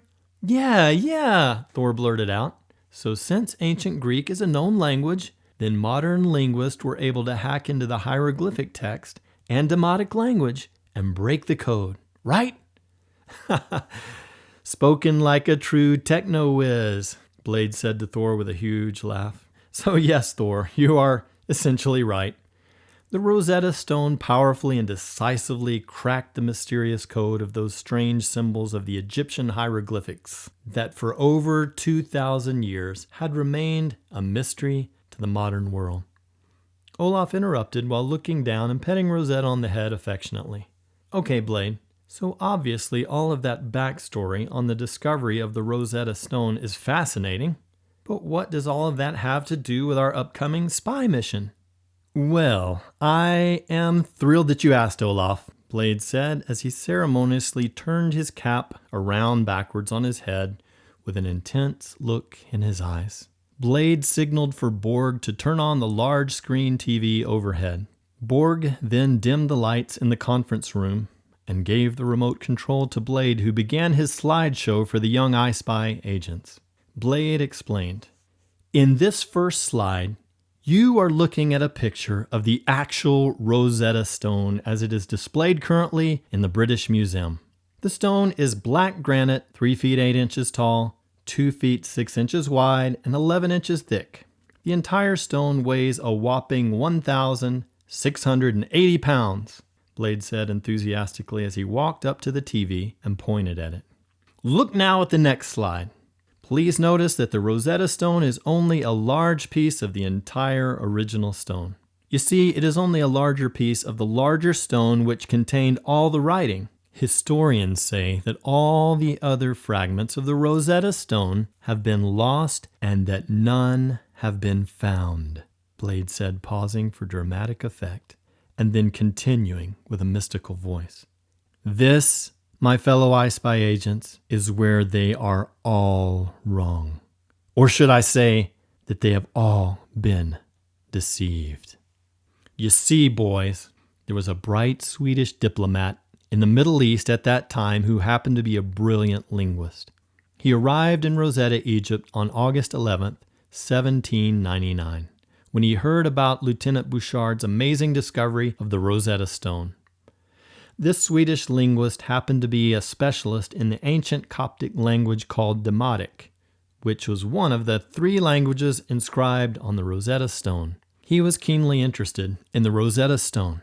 Now listen to this. Unbeknownst to the French and British armies, this Swedish linguist found 3 more fragments of the Rosetta Stone.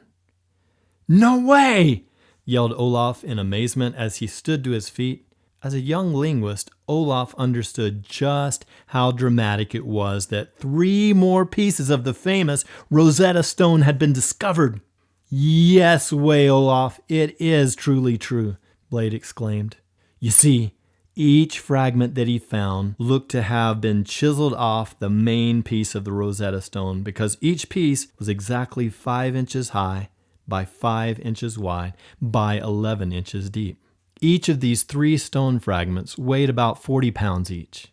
On each of the 3 fragments was written text from one of the 3 languages, Egyptian hieroglyphic, Greek, and Demotic texts. In other words, each fragment that he found had been carefully chiseled from each of the 3 language texts on the main Rosetta Stone. This time it was Thor who jumped up to his feet in amazement. The atmosphere in the room was electric with emotion.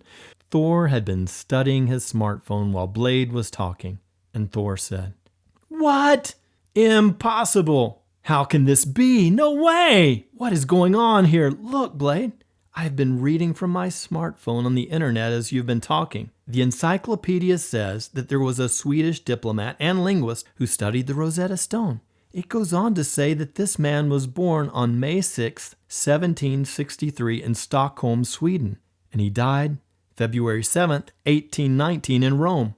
And his name was Johann David Åkerblad." Olaf gasped loudly as he and Thor began to fire questions off simultaneously to Borg at the same time. "One question at a time," yelled Borg, attempting to control the verbal chaos. Olaf then spoke. "Just a minute, Blade.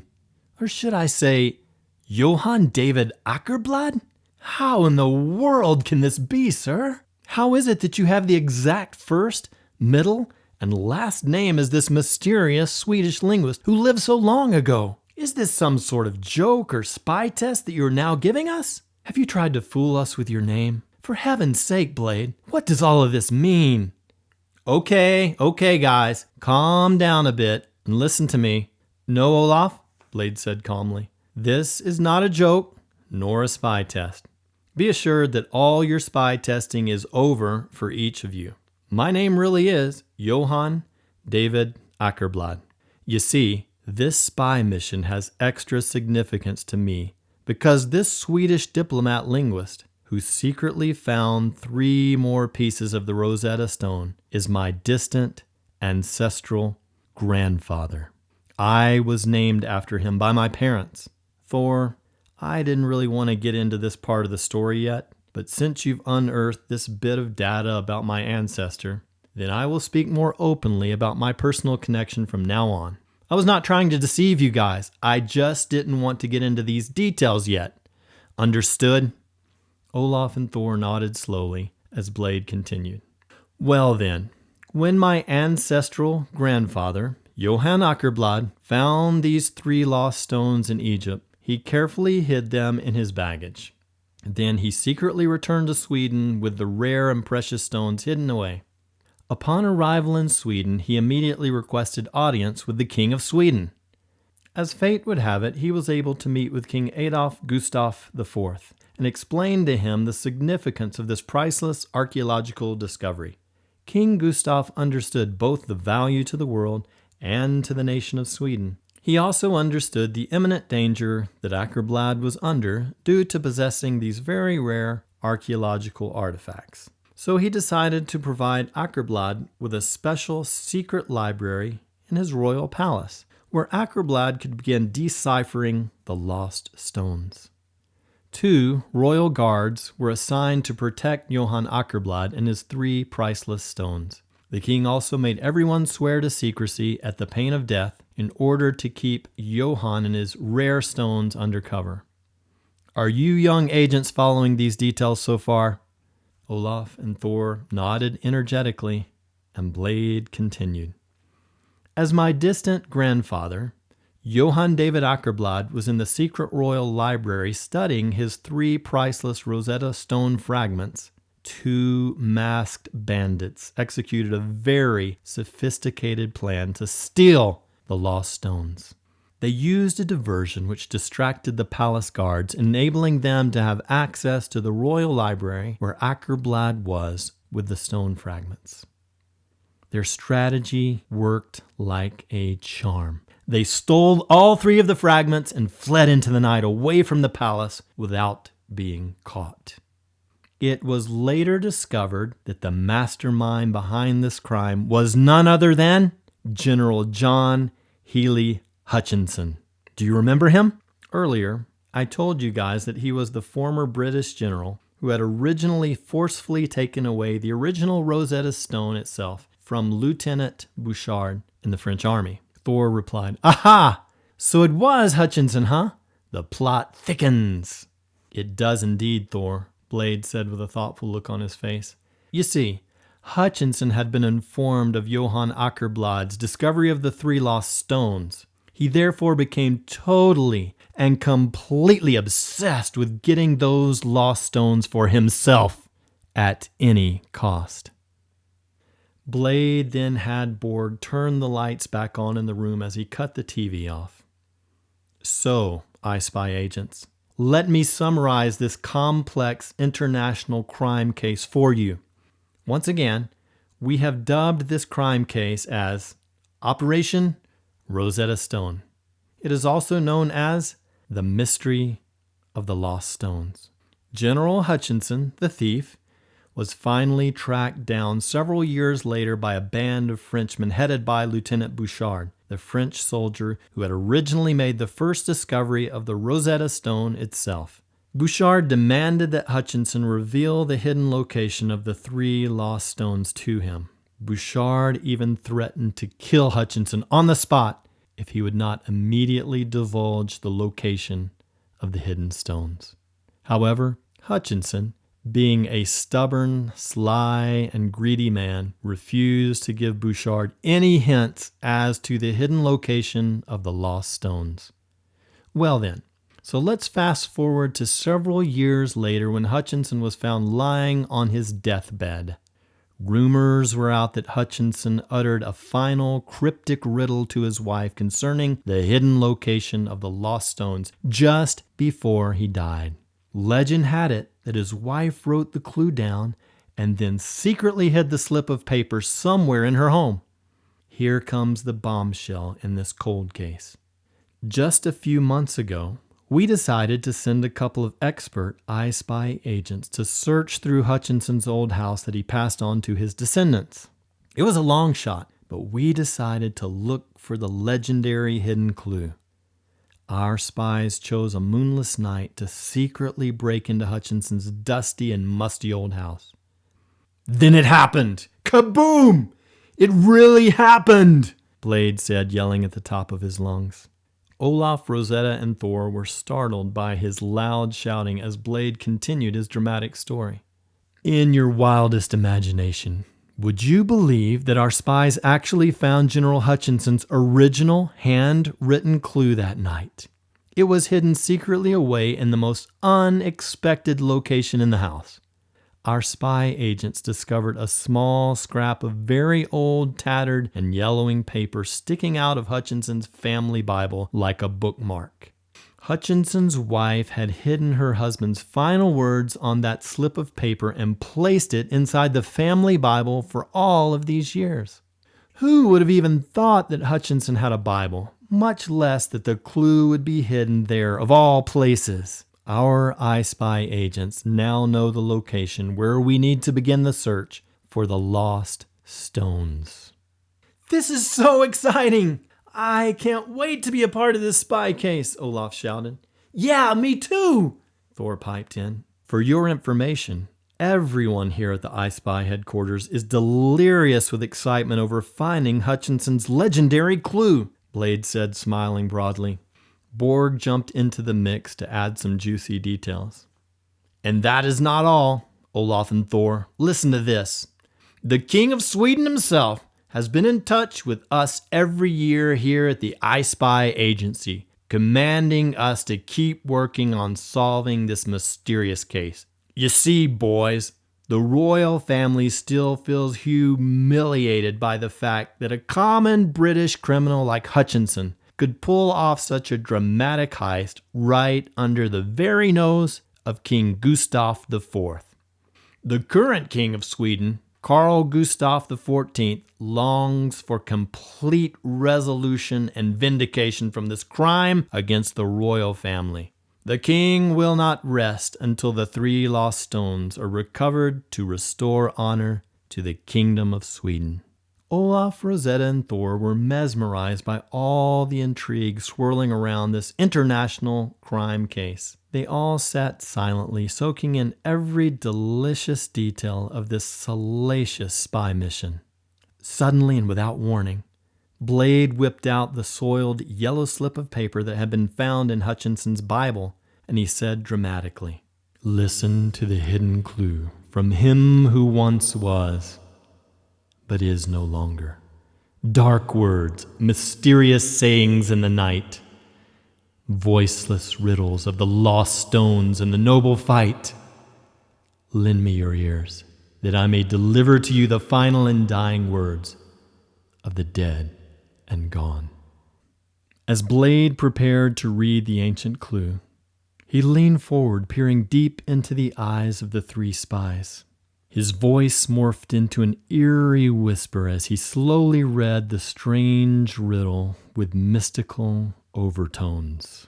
"One shall rise from down under, first fruits of the precious plunder, many roads of doom and greed, through the darkness of Wadi Rashid."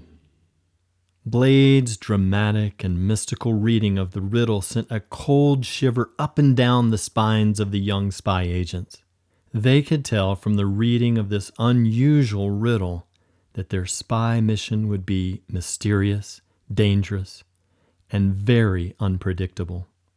It made them feel both excited and a bit scared all at the same time. Blade continued, "Young agents, after many days of research, we have finally deciphered this cryptic clue. We know where to begin the search. Yes, the quest for the lost stones begins now. And that is where you, Olaf, Rosetta, and Thor enter the picture. You three will be spearheading the mission to recover the lost stones. Your role in this mission will not be easy or safe. We cannot guarantee the safe return of any of you. There's a strong chance that one or all of you will not make it safely through this dangerous mission. But my brothers, all of us here are from the Nordic countries. Are we not? Sweden and Iceland. We are true and valiant sons of the mighty Viking kings of old. Is it not so? Vikings are famous for throwing caution to the wind when there is an important battle to fight. Rise up, O young brothers, to battle for the glory of our great Viking kingdom." With excitement in the air, Blade continued his battle cry. "Yes, there are indeed many risks and dangers that lay before us. However, if all goes according to our plan, we shall fulfill the mission of bringing the 3 lost stones back to Scandinavia for the glory of our Nordic peoples and for the glory of my forefather, Johann David Ackerblad. May his brave soul rest in peace. And we, my young Viking brothers, shall all share in the rewards of the honor that will surely come with our success. So, my brothers, what say you?" "To battle!" Olaf and Thor shouted together as they clapped their hands over their heads several times in unified Viking style. Rosetta added her perfectly timed barks to the chorus each time Olaf, Thor, Borg, and Blade clapped their hands over their heads. Olaf and Thor felt the hair on the back of their necks standing up from all the drama and excitement of the daring iSpy Viking mission being set before them. Next, Blade informed the young iSpy agents that they should get their houses in order over the next few days in preparation for departure on the first mission. He explained to them that he would give them more details about their mission next week as they actually traveled to the first location. Borg told the young spy agents to pack their bags and report back to the iSpy headquarters on Wednesday of the next week. The boys bounded out of the iSpy headquarters into Wolf and Claw's car to head home to start preparing and packing for their first spy mission. Olaf and Rosetta could hardly contain their excitement as they both anticipated this exciting and exotic spy adventure that was about to begin very soon. Chapter 4. The Nordic One. Very early on Wednesday morning, the 3 young iSpy agents arrived at the secret underwater iSpy headquarters full of excitement. Blade and Borg warmly greeted each of them and escorted them down to the lower level. "Special agents, grab all your baggage and follow me," Borg commanded. Arriving at the lower level, Blade and Borg led Olaf, Rosetta, and Thor into a strange bubble-shaped glass room with one large portal door. This door was connected to a very large black object that extended way out into the ocean. "Is this what I think it is?" Olaf asked Rosetta. Rosetta cocked her head sideways, trying to figure out what the ominous-looking black monstrosity was. "Can you believe it? I have never seen one of these up close and personal like this," Thor blurted out. "This, boys, is your new home away from home," Borg replied with a smile. "To be precise," Blade explained, "this underwater spy vessel is a one-of-a-kind, state-of-the-art iSpy Model 777 submarine. This particular submarine was custom-built for our iSpy missions. It is tricked out with all the latest cutting-edge technology. As Borg said, this is our new home for the next several weeks. We will employ this submarine to transport us to each of our upcoming spy destinations." "A submarine!" Olaf exclaimed. "Wow! If only my friends at school could see me now." "Well, actually, that is the point of us using this submarine as our means of transportation. We don't really want to be seen or heard by anyone, friend or foe," Borg noted with a sideways smile. "All aboard!" Borg yelled abruptly with his best sailor voice. Wolf and Claw helped turn the star-shaped handle to open the pressurized, watertight chamber between the bubble room and the submarine.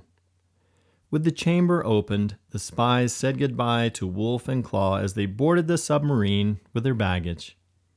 "Hurry up, Thor! Get out of the way! I can't wait to see my room inside my submarine," Olaf said as he stood behind Thor at the door. "Your submarine? Don't you mean our submarine?" Thor asked as he continued to playfully block the doorway. Even Rosetta started getting impatient with Thor blocking the walkway. She barked at Thor as Olaf gave him a friendly push forward.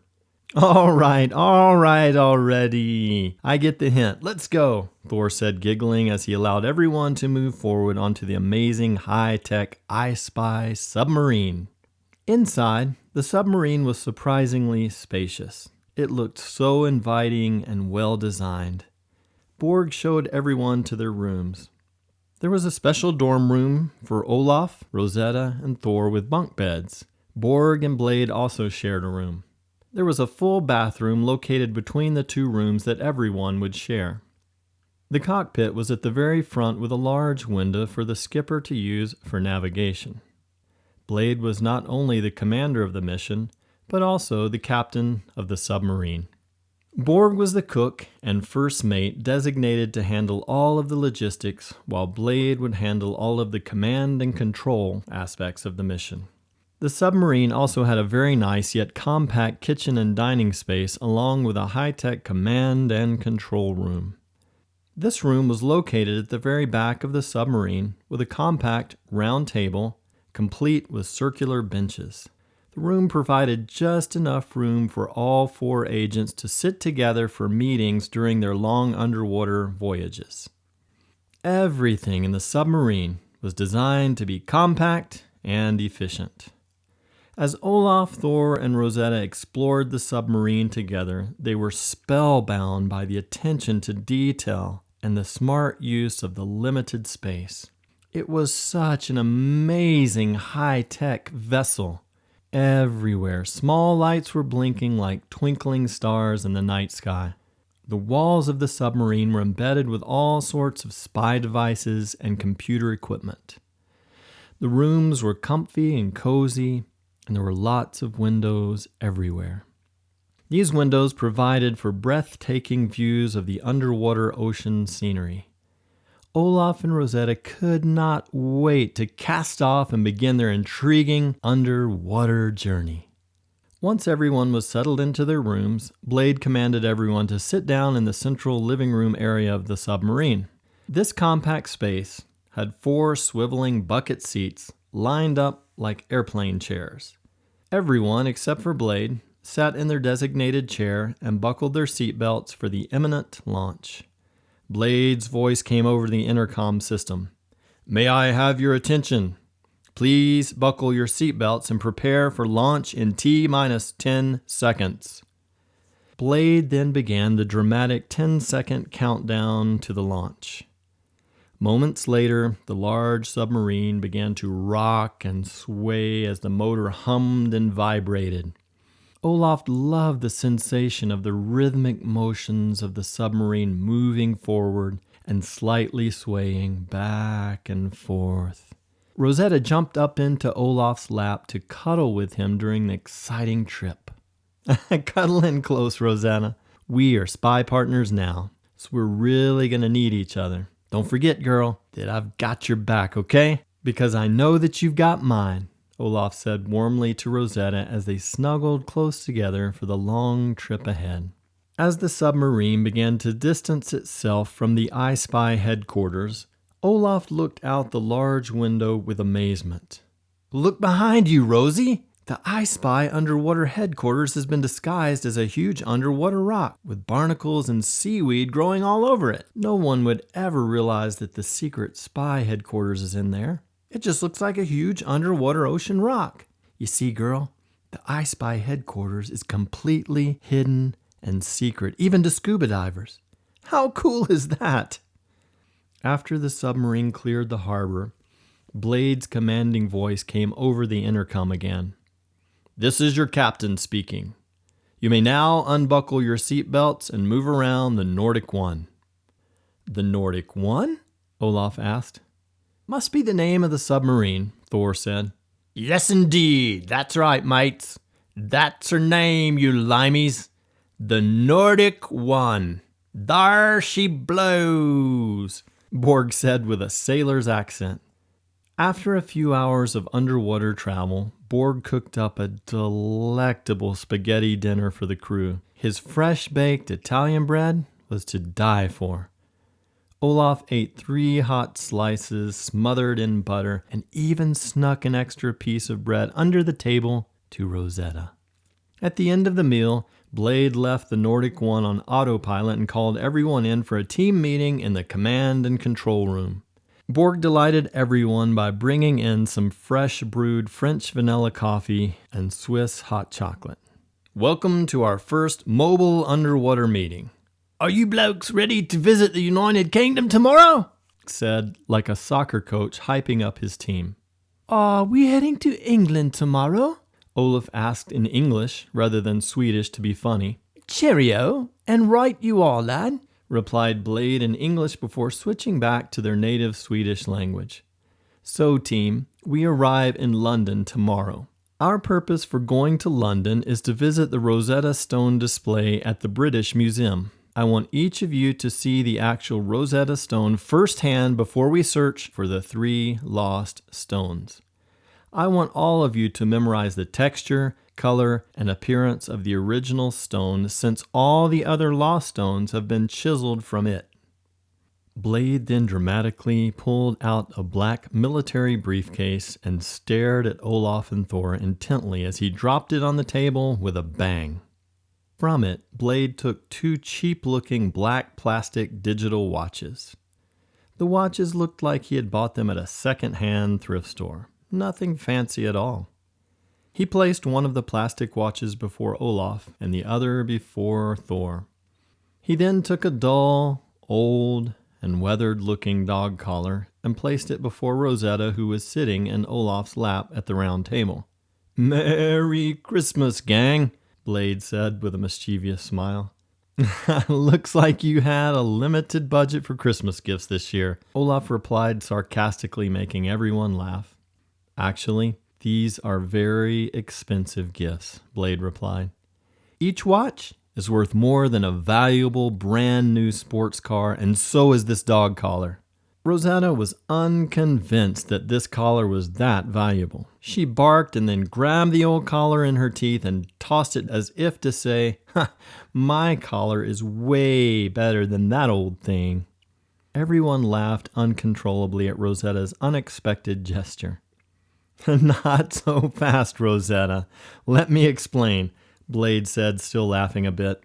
That collar has been specifically designed by our best innovators at the iSpy headquarters to look old and nearly worn out so that no one will ever suspect just how high-tech it is.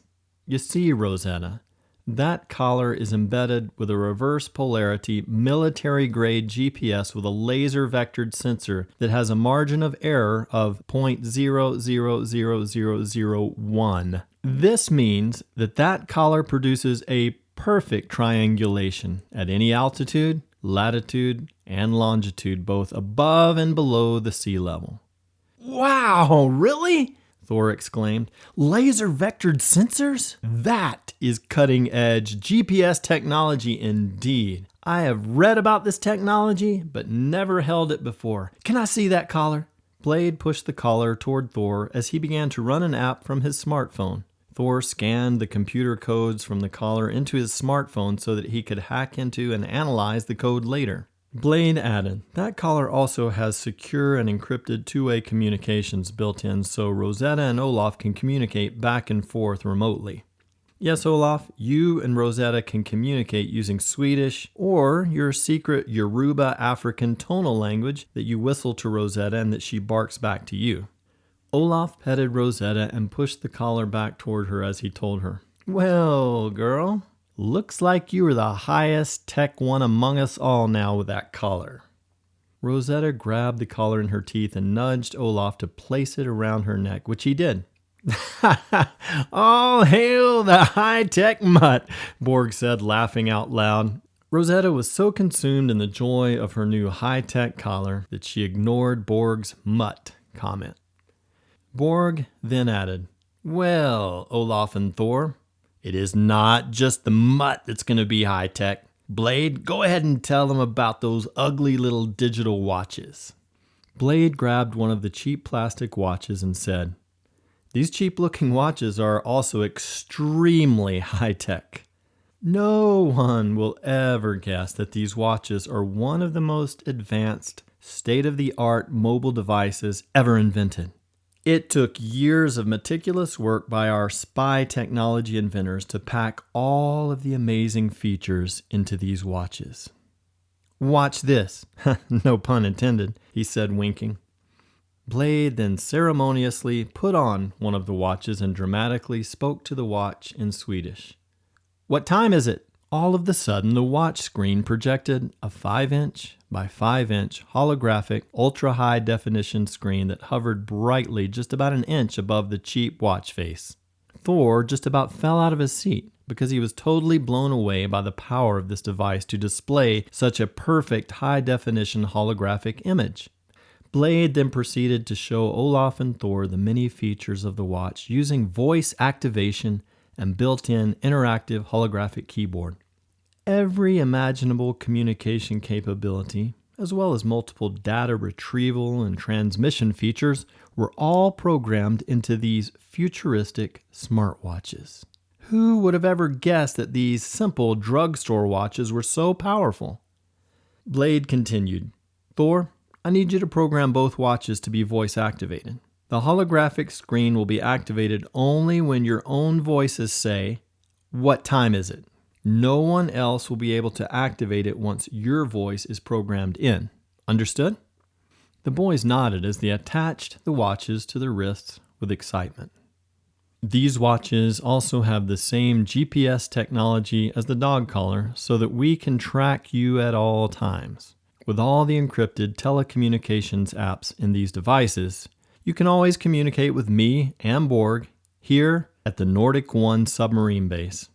Don't forget that we will always be able to communicate with you wherever you go. We will be listening in on everything you are doing during all of your spy missions. Watch this. If you activate this redundant, translucent, 360-degree micropixelation video app, then we will be able to see a panoramic view of everything going on around you in real time. It will be transmitted to our large screen monitors here at the Nordic 1. Hey, Thor, Borg interjected. Blade and I want you to master the major capabilities of this smartwatch by tomorrow evening. Then we want you to teach Olaf how to operate the basic functions before we arrive at the British Museum. Okay? Can do, Thor said with an energetic 2 thumbs up. Am I forgetting any other important training information, Borg? Blade asked. Runics, Thor said loudly. Oh, yes, of course, the runic alphabet. Thanks, Borg. I dare not forget to explain that. Olaf, you are a young prodigy linguist, right? So surely you know about the runic alphabet, don't you? Of course, Olaf replied energetically. It was the Norse writing system, the main alphabet used in Norway, Sweden, and Denmark throughout the Viking Age. It was an ancient writing system of the Vikings. In fact, the famous British author J.R.R. Tolkien used the runic alphabet for his invented Dwarvish languages in the book Lord of the Rings. Yes, very good. That's right, Olaf, Blade said. Runics is our ancient Viking writing system. It is a very difficult alphabet to learn. Almost nobody can decipher this ancient Viking writing system these days. Because it is so cryptic, we will be using this writing system to help encrypt our top secret electronic communications between us. Borg then added, Olaf and Thor, there's a built-in How to Learn the Runic Alphabet tutorial app built into your smartwatches. This tutorial will teach you both how to write the Swedish language using the runic script. This will become our secret written spy language throughout these secret missions. From now on, all classified communications must be written with the runic alphabet. In other words, any emails, written notes, web communications, or any other written communications pertaining to this spy mission must be encrypted in the runic alphabet. This provides us with another much-needed layer of secrecy for our top-secret intercommunications. Olaf, since you are the linguist, you are to master the runic alphabet by tomorrow, and once you have it down pat, then I want you to help teach it to Thor before we arrive in the UK, Blade continued. Roger that, Olaf said with a language geek smile written all over his delighted face. After another hour of spy briefings, Blade finally dismissed the team to head to bed. As the boys got ready for bed in their room, Olaf lifted Rosetta into his bed. His bunk bed was located directly over Thor's bed. Olaf laid down in his bed as Rosetta snuggled in close with him, falling quickly asleep. Rosetta began softly snoring while Thor knelt next to his bunk bed and prayed silently before hopping into bed. You should pray out loud next time, Olaf blurted out once Thor finished praying. Oh yeah? You think so? Why is that? Thor asked, smiling curiously. Well, as you know, I'm a Jew, and we Jews love praying out loud. It's way more fun. If you ever visit the Western Wall in Israel, you will hear us Jews praying out loud with all of our hearts. We pray in the language of heaven, Hebrew, asking Adonai to hear our prayers for deliverance, Olaf said as he lay on his back with his hands behind his head, staring thoughtfully at the ceiling.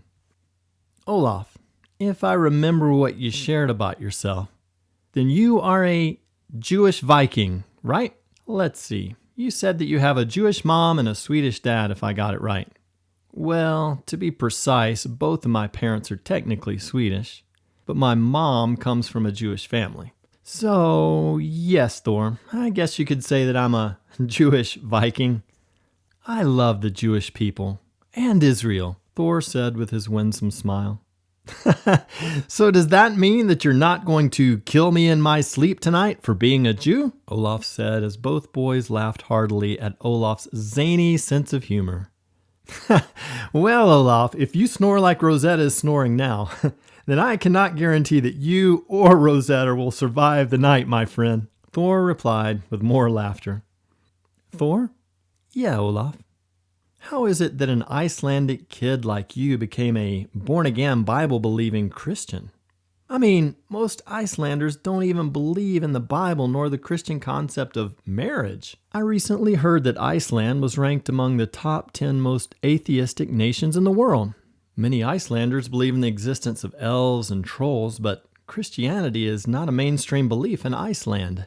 Besides all that, you are even named after a mythological Norse god, Thor, how in the world did you become a Christian? Olaf asked with his feet dangling off the edge of his bunk bed. Well, Olaf, you are right. In Iceland, most of us grow up in broken homes. Marriage is no longer considered relevant in modern Icelandic culture. In fact, my parents have never been married. I have lots of half-brothers and half-sisters from different unmarried parents. Very few Icelanders believe in Christ and the Bible anymore. It all seemed very normal to me at the time because it is all that I had ever known growing up in Iceland. But Olaf, to answer your question more specifically, I had a Christian friend in Reykjavik who compassionately shared the gospel with me. He led me into a relationship with the Lord Jesus Christ. Olaf, as you know, Jesus is the one whom the Jews call the Messiah.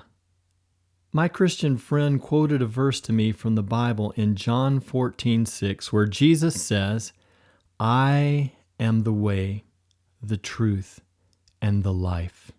No one comes to the Father except through me." He went on to say that Jesus claimed to be the only way to heaven. He said that Jesus was perfectly sinless and holy. He explained that all mankind inherited a sinful nature from Adam at the beginning of creation. This made good sense to me, Olaf, as I realized that in Iceland and around the world, people are very sinful. Everyone knows that the world is really messed up. The Bible calls it sin. He quoted Romans 3:23, which says, "For all have sinned and fall short of the glory of God." He said that when Jesus died on the cross, he paid the price for all of our sins. Listen to these verses from the book of Romans. God shows his love for us in that while we were still sinners, Christ died for us. For the wages of sin is death, but the free gift of God is eternal life in Christ Jesus our Lord. You see, Olaf, I began to understand who Jesus was and what he did for me when he died on the cross in my place.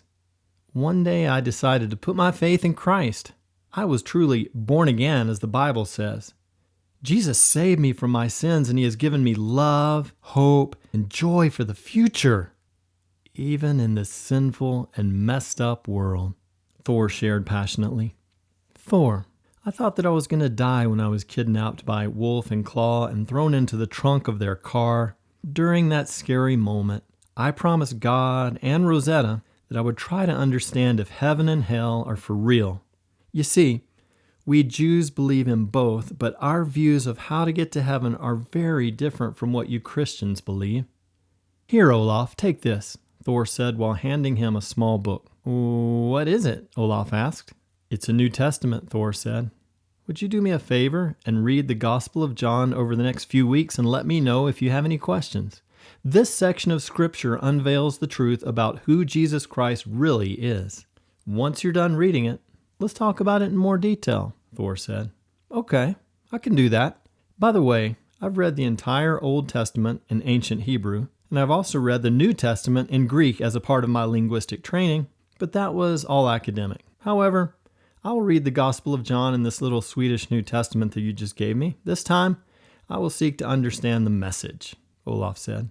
Perfect.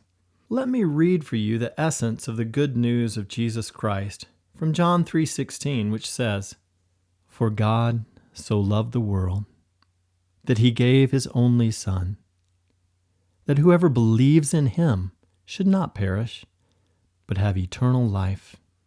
You see, Olaf, according to Jesus Christ, heaven and hell are both real places.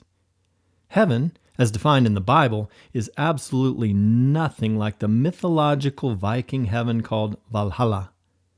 The Bible says that heaven is a wonderful place that is reserved for all true believers in Christ.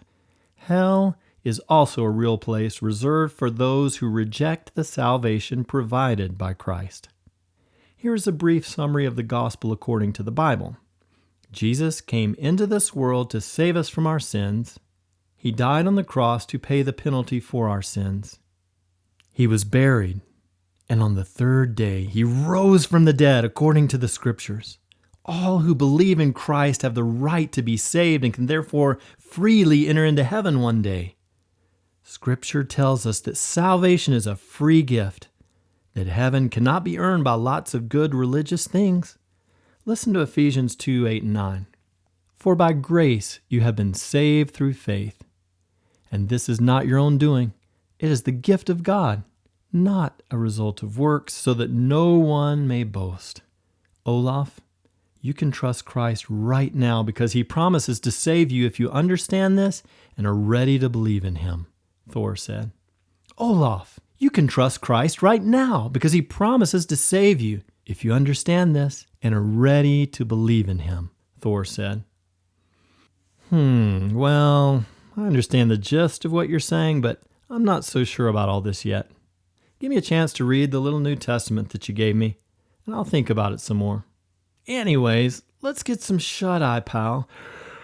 I'm worn out. What do you say?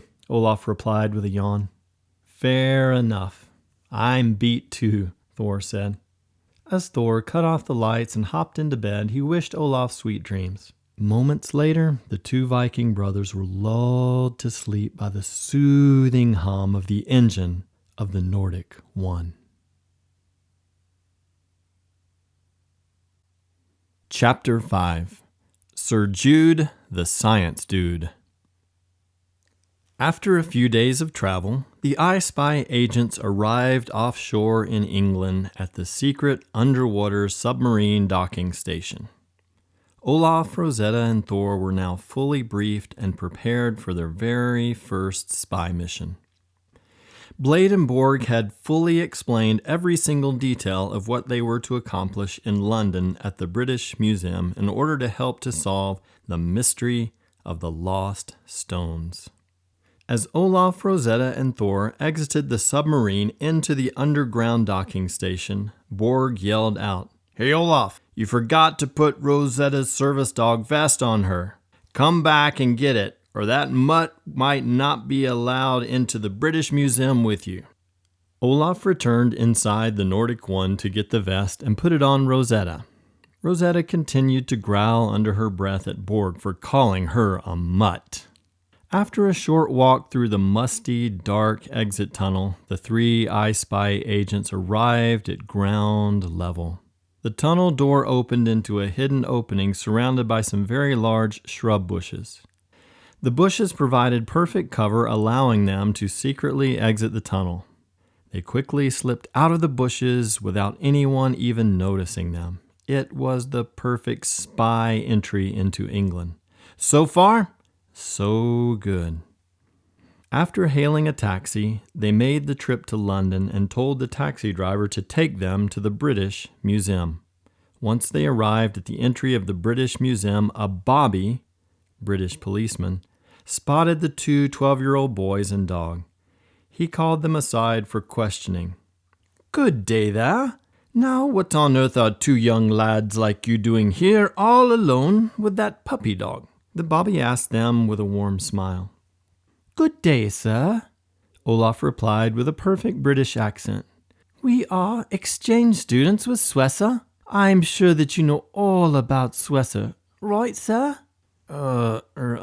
Yeah, righto," the bobby said, trying to act confident. Olaf and Thor boldly held up their fabricated Swedish exchange students studying abroad, Swessa, credentials and explained to the British police officer that they were regular visitors to the British Museum. Olaf also introduced his seizure dog Rosetta to the officer. The bobby then patted Rosetta on the head and motioned for them to enter the museum. As the three spies swaggered past the bobby, Olaf winked at Rosetta with a coy smile on his face. Rosetta winked back at Olaf with her one blue eye as if to say, "The spy life is the high life." As the boys entered the famous British Museum, Olaf texted Blade using the runic alphabet on his smartwatch. He explained that a British policeman had stopped them at the entry of the museum, but that their fake Swessa credentials did the trick. Blade quickly replied to Olaf with a runic encrypted text message which read, Olaf, go immediately to the Rosetta Stone exhibit. Do not delay. Go now. I don't have a good feeling about how long you'll be allowed to roam the museum alone today. Keep moving." Olaf, Rosetta, and Thor soon arrived at the Rosetta Stone.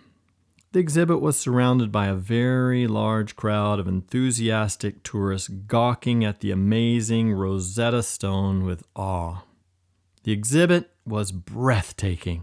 The iSpy agent stood spellbound for a couple of minutes, just soaking in the drama of the moment. The Rosetta Stone seemed so large and so mysterious, with all of the various exotic languages written all over it. Olaf especially loved studying all the mind-boggling Egyptian hieroglyphics written on it. Blade sent a text to the team, breaking the silence of the moment. Blade's GPS data had triggered him to contact the iSpy agents, knowing that they had arrived at the exhibit. He messaged the boys through their smartphones, telling them to activate their panoramic video apps. He wanted to watch everything going on around the boys at the museum in real time. Olaf and Thor had been instructed to study the Rosetta Stone's color, texture, and appearance very carefully. They would need to be able to immediately recognize the lost stones during their upcoming spy missions. Thor secretly took high-res pictures of the Rosetta Stone with his camera app on his high-tech smartwatch. "Rosie, make sure you capture this scent, girl. We need your nose to be trained to sniff out the lost stones," Olaf commanded Rosetta. Rosetta leaned forward and sucked in an enormous amount of air until she finally got a whiff of the Rosetta Stone. "Got it, girl?" Olaf asked her. Rosetta barked and wagged her tail as if to say, "Roger that, Olaf." Thor felt his watch vibrating violently and flashing red. It was Blade's signal that there was a very, very urgent message from him to the iSpy agents while afield. Thor quickly read Blade's runic text message. "Huge situation unfolding to your right. Stay calm and follow my instructions very carefully. Do you see the skinny bald guy with a red bow tie? Thor, you need to try to hack into his smartphone ASAP."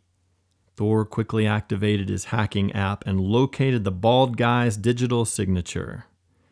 Thor was able to hack into and download all the man's electronic communications within about 2 minutes of time. Blade then texted Olaf, commanding him to listen in to what the man was saying to his two friends next to him. Blade instructed Olaf to record all of his conversations using the microphone on Olaf's smartwatch. Olaf immediately began recording the conversations. Olaf discovered that the bald man was speaking in the Serbian language with his two friends. Olaf texted Blade to inform him of all of this. He pointed out that the bald man spoke Serbian with a British accent, and therefore must not be a Serbian himself. Blade replied in a text to Olaf, "Brilliant translation work, Olaf. That confirms to me the identity of this person of interest. Keep listening to him in real time and tell me what he is saying to the two Serbian men." "Oh my," Olaf texted back to Blade.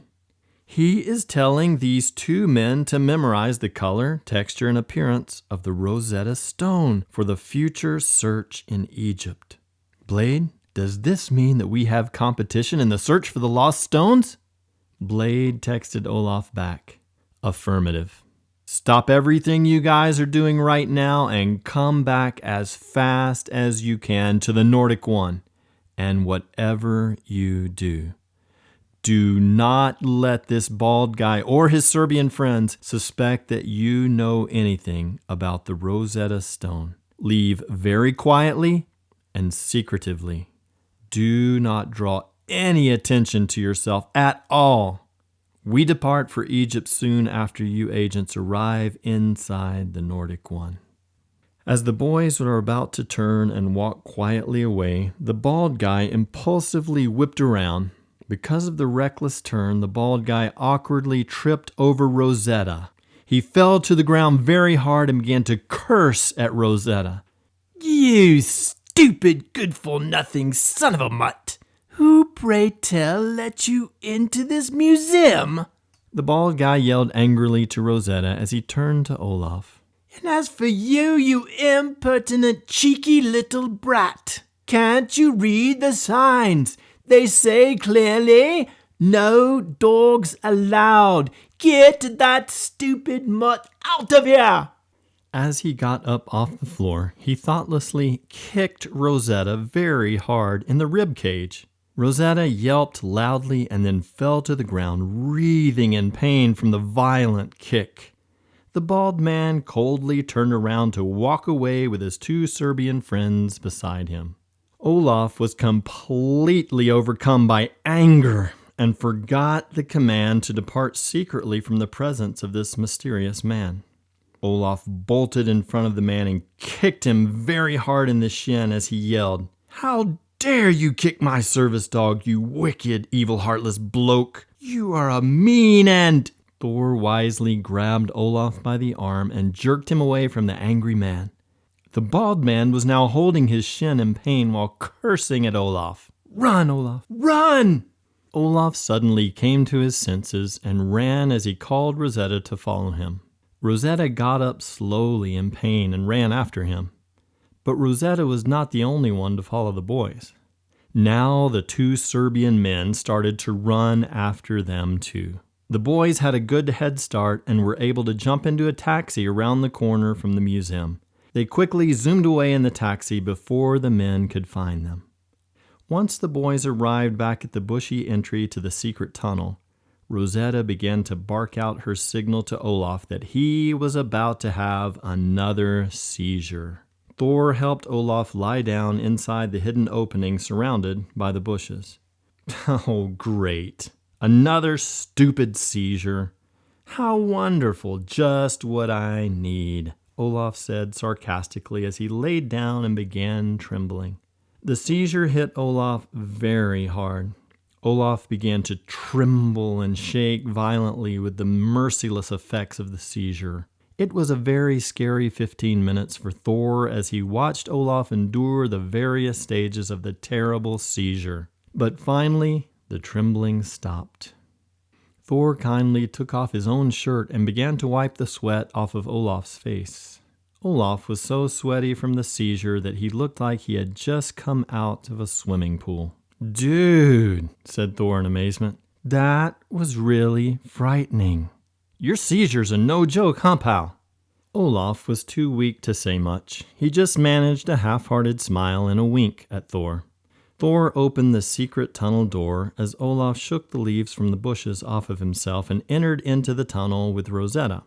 Moments later, they were welcomed into the Nordic One by the anxious faces of Commander Blade and Sergeant Borg.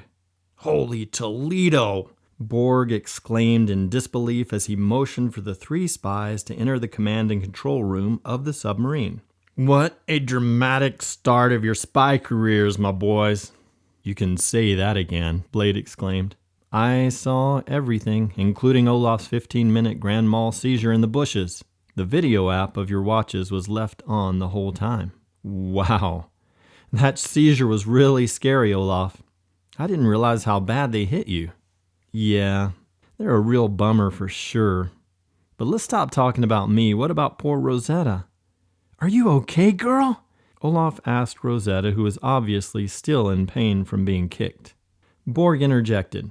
"Olaf, have Rosetta follow me over to our iSpy X-ray chamber. We use this X-ray station to peek inside of articles confiscated from criminals. I can use the X-ray machine to look inside of Rosetta to see if she has any broken ribs."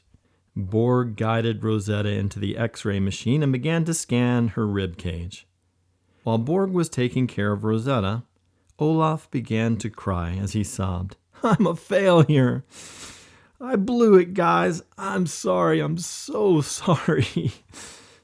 "Oh, no, you didn't," Blade said. "You actually gleaned some very key real-time information for us by listening in to the Serbian language discussions. Yes, there were some hiccups with your fit of rage at the evil man who kicked Rosetta, But, thankfully, they did not catch you. Yes, you escaped their evil clutches, so all is not lost. This was just a small speed bump in your iSpy career. Shake it off and don't let it get into your head, Olaf, okay? Listen to me.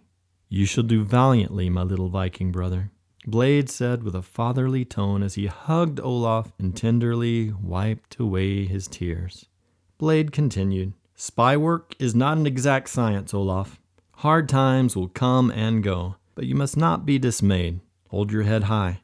You shall yet fly. We all learn from our mistakes. The day shall come when we shall all celebrate your victories with you. Olaf, do not be discouraged. Newsflash, Borg blurted out. Rosetta has a fractured rib. However, it is just a hairline fracture, so she will heal naturally. She will be sore for a few days, but recovery will come quickly with some rest. A few moments later, Borg came waddling up to the table holding a plate full of piping hot cinnamon bagels smothered in butter, with mugs full of hot cocoa. Olaf was overcome by the aroma and the sight of these delectable treats. He stopped sulking and began pigging out. Borg ceremoniously pulled out a large slab of raw beef from his apron pocket and placed it into Rosetta's doggy bowl under the table. Rosetta licked Borg's hand as if to say, Thanks, Borg. You know how to make a girl forget her pain. Olaf paused, turning to Blade and Borg while saying humbly, Please help me understand. What just happened to us out there on our first spy mission? Who was that mysterious bald guy who knows way too much about the Rosetta Stone and our lost stones? Blade confidently replied, Let me put it to you this way, Olaf. Our very tough spy mission just became exponentially tougher. I'm not going to lie to you guys. The board is set and the pieces are moving, as they say. So, who in the world is this mean, skinny, bald guy that kicked my dog?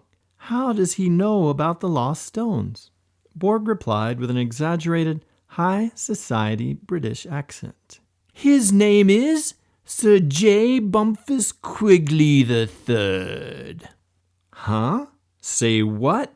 Thor said. What kind of name is that? Blade then leaned forward into the faces of Olaf and Thor and whispered dramatically, You, my boys, have just encountered a veritable force of nature. The one, the only, Sir J. Bumpus Quigley III. Yes, believe it or not, that is his real name. The J in his name stands for Jude. He is called Sir Quigley because he was knighted by the Queen of England due to all of his worldly success in the field of archaeology. He is also the star of a wildly popular BBC British TV science program for kids called Sir Jude the Science Dude. Borg added, You see, Olaf and Thor, this skinny, bald guy who loves to wear red bow ties is one of the most clever, sly, selfish, and cunning criminals that we have ever encountered in any of our iSpy missions. He is extremely tricky and smart. Here is the complicated thing about him. He is a famous and highly esteemed TV personality in Britain. Quigley holds a doctorate degree from Cambridge University in archaeology. He is also very flamboyant and charismatic on top of being a brilliant man. As Blade mentioned his popular weekly BBC Kids Science show, Sir Jude, the Science Dude, has given him rock star status in England. His fans, young and old alike, absolutely adore him. He can do no wrong. They mindlessly accept everything he teaches. He is a brilliant evolutionary communicator and a flaming atheist. He is also so crafty that no one here at the iSpy agency has ever been able to establish enough evidence to arrest him for his many international crimes. He has infamously outsmarted the long arm of the law for many years. So far. So far is right, blurted out Commander Blade with a confident twinkle in his eye. His day is coming. Yes, A day of reckoning, if you will. Although I'm not a religious man, I do believe that his sins will find him out, as they say. Amen, Thor said with a deeper conviction than anyone in the room. And may God usher in that day very soon. Olaf pushed for more information. Yeah, okay. So we know who this Sir Quigley guy is now, but how in the world did he get the information about the location of the lost stones? I overheard his Serbian spies receiving instruction from him exactly like the instructions that we received for finding the lost stones. How does he know about the lost stones? Blade, didn't you tell us that the iSpy agents are the only ones who know about Hutchinson's secret clue for finding the lost stones? Blade patted Thor on the back as he replied. Thanks to Thor's brilliant hacking of Quigley's email, we discovered that Quigley, too, has found Hutchinson's first clue. As you guys know already, I am a direct descendant of Johann David Ackerblad, who originally found the 3 lost stones. Well, brace yourself for more dramatic details about this intriguing crime case. In one of Quigley's encrypted emails that the iSpy headquarters just decoded, it was revealed that Quigley himself is a direct descendant of none other than, drumroll please, General Hutchinson. Can you guys believe that? Impossible, Borg remarked, shaking his head in disbelief. Although it does seem impossible, it is the truth, Blade affirmed. How ironic that British General Hutchinson, who is Quigley's ancestor, is the one who stole the 3 lost stones from my ancient ancestor, Johann Ackerblad. Now here we are today, direct descendants of these archenemies, battling it out over these very same lost stones over 200 years later. How amazing is that? Someday, I'm going to write a book about this captivating spy case, Borg said, laughing. If you do, Borg, then you'd better share the royalties with all of us, Olaf joked. Okay, guys, listen up. Let's stay on topic, Blade said, trying to keep the discussion serious. You iSpy agents now know why this spy mission is very important to me. You see, the mystery of the lost stones is not just a battle to find some precious lost artifacts, nor to win back the honor of the Swedish royal family, as important as all of those things are. This spy case has now crossed the line into a deeply personal battle for me and my posterity. It's no exaggeration to say that I would rather die than see Quigley beat us to those lost stones. Rosetta, did you hear that? Olaf whispered to his dog. Blade is setting the stage for an epic battle against that bad man that kicked you, girl. Rosetta barked as if to say to Olaf, Bring it on! Let the battle begin! But wait, Thor reminded Blade. You haven't yet told us how Quigley managed to discover the clue. I don't understand how he could have acquired the secret written clue, since we are the only ones in the world who possess it. What am I missing here, Blade? Okay, here it is. The answer to the question that you all keep asking me. Here is how Quigley got the clue. When General Hutchinson left the clue to his wife with his dying words, Quigley, being a part of the extended family, was informed that a clue had been left by Hutchinson and hidden in his house. To make a long story short, Quigley secretly sent his 2 Serbian spies to search for the written clue in Hutchinson's house, just like our iSpy agents did. We have concluded that Quigley's Serbian spies, named Novak and Jovanka, must have found the clue before us and simply made a copy of it. We believe that they decided to leave the scrap of paper in the Bible to give the appearance that no one else had the clue in case someone knew about the paper clue. This was a huge mistake by Quigley. The idiot should have known better because our spies found the paper clue. Our spies did remove the clue, as you know, Blade continued. For your information, J. Bumpus Quigley lived in Serbia for several years working on some archaeological digs. That's how he learned to speak Serbian. It is also where Bumpus met Novak and Jovanka, his 2 Serbian spy thugs. Those were the 2 men with him at the British Museum exhibit. Borg took over for a moment. You guys need to understand that Quigley now has the first clue. He has now started his own personal quest to find the lost stones. He does not know that we are also searching for the lost stones. This is an advantage for us. I hope we can keep it a secret and simply frustrate his search by beating him to the lost stones. However, it might not be that easy for us. You see, he may discover that we are racing him to the stones. What are the odds that we will beat Sir Bumfus to the lost stones? Olaf asked. The odds are exactly 50-50, Borg quickly replied. Yes, Borg is right, Blade said. It is a 6-1 way, half-dozen the other scenario right now. Much like a coin toss, as to see who will win the race to the lost stones. But I'm an optimist and a fierce competitor for justice and truth. So I want all of us to bump those odds up each day as we attempt to outsmart that fox. Listen to me, iSpy agents. Sir J. Bumfus Quigley III and his Serbian spies are hot on the trail to finding the priceless lost fragments of the Rosetta Stone. He must be stopped at all costs, or at least we must beat him to the lost stones.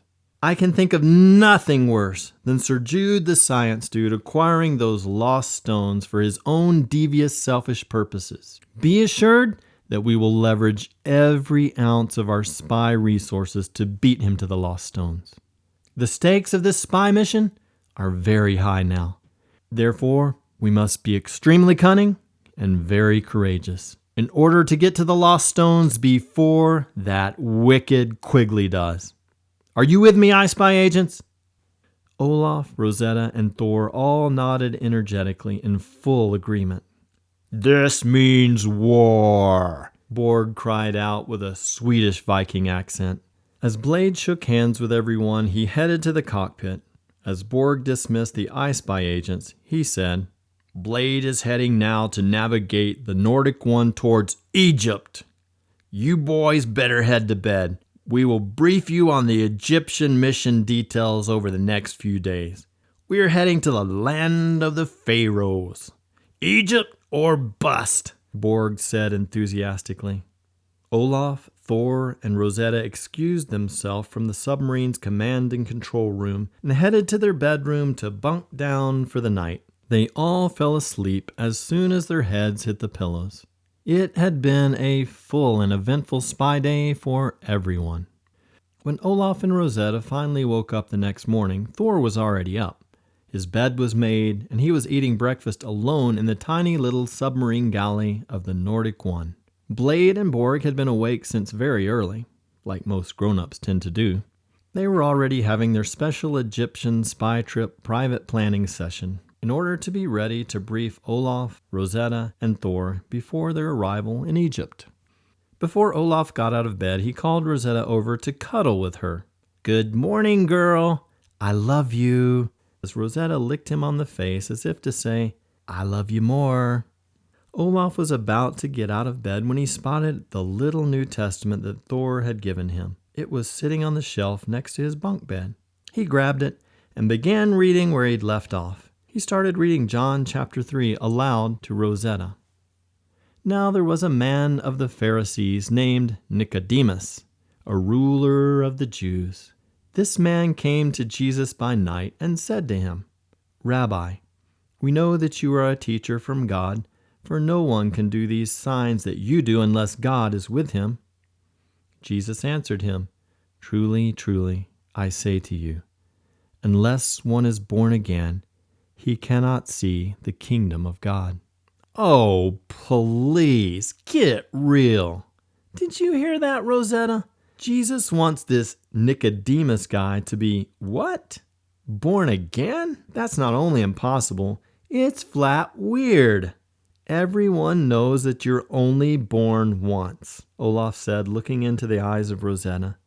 Then he kept reading. Nicodemus said to him, How can a man be born when he is old? Can he enter a second time into his mother's womb and be born? Jesus answered, Truly, truly, I say to you, unless one is born of water and the Spirit, he cannot enter the kingdom of God. That which is born of the flesh is flesh. That which is born of the Spirit is spirit. Do not marvel that I say to you, you must be born again." "Oops, busted," Olaf said to Rosetta with a cheesy smile. "Looks like I stopped reading too soon. Old Nicodemus was just as bewildered as I was. But Jesus did answer his question. So, Rosetta, you see, Jesus was actually talking about the spiritual birth being the second birth." "Okay, that's logical. I get it now," Olaf said, waiting for Rosetta to respond, which she never did. Olaf then got out of bed, and Rosetta followed him into the galley where Thor was finishing up his breakfast. "Good morgen, Thor," Olaf said in Swedish, the language that all the iSpy agents used among themselves. "Well, good morning, sleepyhead. Although it doesn't look like your beauty sleep worked," Thor said with a snicker. Olaf looked in the gallery mirror and replied with a laugh. "Yikes! You can say that again. I look horrific. It looks like I combed my hair with a towel." Olaf's sloppy long blonde hair looked like a mop. "And your breath is no better, pal," Thor said, smiling and waving his hand in the air to dissipate the bad odor. "Well, at least my breath is not as bad as Rosie's," Olaf replied, while Rosetta let out a playful bark as if to say, "Watch it, buddy. My bite still is worse than my bark." "Seriously, Olaf, how are you? Did you sleep well?" Thor asked. "Actually, no. I didn't sleep well at all," Olaf said. "Yo, what's up with that? Why didn't you sleep well?" Thor asked. "Well, I had bad dreams all night, and I tossed and turned continually. I feel more tired this morning than I did last night before I went to bed." "Bad dreams? Really, dude? Like what?" Thor asked, leaning back in his chair. "Oh, I don't know, just a bunch of weird stuff. You know, like scary dreams of being chased by bad boogeymen and lots of hazy, confused dreams that I can't even really remember anymore. You know how it goes with dreams," Olaf mumbled. "Whoa, sorry, dude, that's a bummer to lose precious sleep to stupid old bad dreams," Thor said. "Thanks, bro, for caring. Hey, so I do remember one of my nightmares. If I tell you, do you promise that you won't laugh at me?" Olaf asked sheepishly. "No promises," Thor said, smiling mischievously. "Seriously? Oh well, I'll share it with you anyways. Here it is. I was trying to escape a dark cave from 3 bad guys. When I fell down, a bunch of red spiders dropped down on me from a stalactite and started to crawl all over me. When I tried to knock them off of me, the red spiders all lunged at my neck. The spiders then morphed into red bow ties. The red bow ties then started to wrap around my neck like snakes. They began to strangle me. I could barely breathe, but somehow I managed to yell at them to stop. But then all the red bow ties just mocked me and laughed at me. They began yelling in unison. "You are all alone. You're all alone. And there is no one to help you."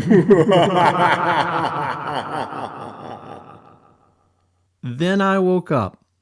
It was too much for Thor. He absolutely could not control himself any longer. He fell backwards out of his chair like a rag doll, laughing hysterically and uncontrollably. He laughed so long and hard that Olaf got drawn in and started laughing too. Soon they were both doubled over and tears were streaming down their faces as they laughed their heads off. Every time one of them stopped laughing, their eyes would meet again, and they burst out laughing all over again. Borg cracked the door on the command and control room to see what was up with the spastic laughing boys. He too began laughing at the sight of them laughing totally out of control. He gave them the thumbs up sign. He loved to hear laughter among the spy team. Rosetta just kept cocking her head from side to side, trying to figure out these crazy things called 12-year-old boys. When they finally stopped laughing, Thor said, Dude, I think you're letting Sir J. Bumpus Quigley III get into your head. Seriously? Red bow ties attacking you and speaking to you? That's the bomb. Funniest dream ever, dude. Oh yeah, Olaf said with a surprised look on his face. I honestly forgot that Quigley was wearing a red bow tie when we encountered him at the British Museum yesterday. You may be right, Thor. I guess I fell asleep thinking about good old Sir Bumpus, the dog kicker.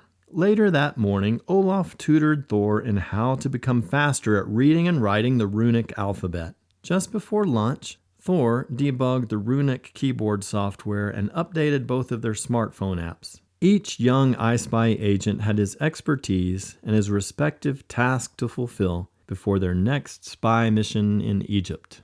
For lunch, the iSpy team ate fish and chips. Borg had caught a nice 30-inch barracuda that day. He used his trusty remote-control submarine-grade fishing pole that was configured outside on the back of the Nordic One. The special fishing rig was attached using a watertight exchange chamber for retrieving the fish once they were hooked.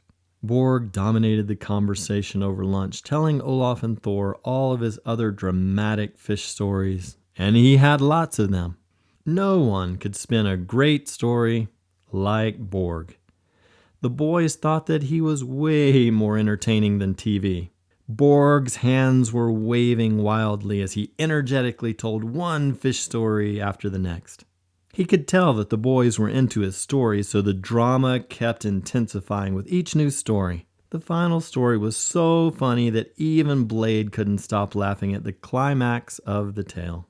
For dessert, Borg served the team vanilla pudding and cookies. Rosetta even got to eat some fresh barracuda meat. She was all smiles when Borg gave her seconds of the fresh fish. Blade and Borg then excused themselves to have a video chat with their wives and kids while Olaf, Thor, and Rosetta took a short nap. Yes, the iSpy team was becoming one closely united group of men. They were all for one and one for all, in work and in play. These were good times of refreshment before their next intense upcoming spy mission in the mysterious land of Egypt. Chapter 6. Facing the Darkness and Doom. At precisely 1500 hours, 3 p.m., Blade called an official iSpy meeting in the command and control room. He wanted to prepare the iSpy agents for the fast-approaching Egyptian spy mission. Okay, iSpy agents. We arrive in Egypt tomorrow for our next spy mission. Olaf, Rosetta, and Thor, listen very closely to me during this important briefing. You three will leave the Nordic One tomorrow at midnight once we reach the Egyptian docking station located under the coastal town of Rashid. Rashid? Olaf blurted out. That is one of the words from Hutchinson's mysterious riddle, right? Affirmative, Olaf, Blade said in a commanding tone. Very good. You and Thor should have this important riddle memorized by now. Let's hear both of you quote Hutchinson's riddle in unison right now. Olaf and Thor looked at each other and began quoting the clue in a loud, monotone voice. One shall rise from down under, first fruits of the precious plunder. Many roads of doom and greed, through the darkness of Wadi Rashid. Good job, boys, Borg said like a proud uncle. Yes, good work, agents, Blade said with a more professional tone of voice. The meaning of the word Rashid in this riddle is the name of an Egyptian town. For your information, the town of Rashid was historically called Rosetta during the time of the French occupation. Olaf interrupted. If I understand correctly, the town name, Rashid, is really the town where the Rosetta Stone was found. In other words, the town now called Rashid is what was formerly called the town of Rosetta during the discovery of the Rosetta Stone and the 3 lost stones. Affirmative again, Blade answered. And this important clue from Hutchinson's dying words puts us hot on the trail to finding the lost stones. Blade then reached dramatically into his briefcase and pulled out a detailed topographical map of the town of Rashid. He opened it up and spread it out on the table before the excited spy agents. All the notes, place names, and markings were encrypted in the runic alphabet in order to help keep the information top secret. Blade pointed to an exact location on the edge of the town of Rashid and said, "Here is where we are sending you 3 spies." Blade looked up from the map at Olaf, Rosetta, and Thor and continued. iSpy agents, listen closely as I break down for you the exact meaning of Hutchinson's mysterious riddle. One shall rise from down under, first fruits of the precious plunder. Our forensic linguist, crime investigation linguist, at the iSpy headquarters were able to solve this part of the riddle. They concluded that the reference in the riddle to the precious plunder must be a reference to a pyramid. Pyramids were historically plundered by treasure hunters. Then the reference in the riddle to rising must be alluding to the tallest pyramid in Egypt, the Khufu Pyramid. This huge pyramid is located in the city of Giza on the west bank of the Nile River near Cairo, Egypt. Next, our forensic linguist concluded that there is more than likely only one lost stone hidden within the Khufu Pyramid, since the words first fruits are used in the riddle. Then why, Blade, are you sending us to the town of Rashid tomorrow if one of the lost stones is allegedly hidden within the Khufu Pyramid at Giza? Shouldn't you be sending us to the city of Giza rather than Rashid? Thor asked. Being a linguist with excellent forensic linguistic skills himself, Olaf confidently answered Thor before Blade could even speak. Because, Thor, the second part of Hutchinson's riddle might contain the first step to finding the lost stone. Remember the last 2 lines of the riddle? Many roads of doom and greed through the darkness of Wadi Rashid. My guess is that we need to find a clue or an object in the town of Rashid which will unlock for us the exact location where Hutchinson has hidden the first lost stone within the Khufu Pyramid. Am I right, Blade? Not bad, kid, Borg said with a smile and a wink. Spot on, iSpy agent Olaf, Blade added. You are absolutely right. But there are more details embedded in this riddle that you need to understand as well. You see, the words Wadi Rashid refer to a neighborhood within the town of Rashid. As you know, Olaf, the word Wadi means a dry creek bed in the Arabic language.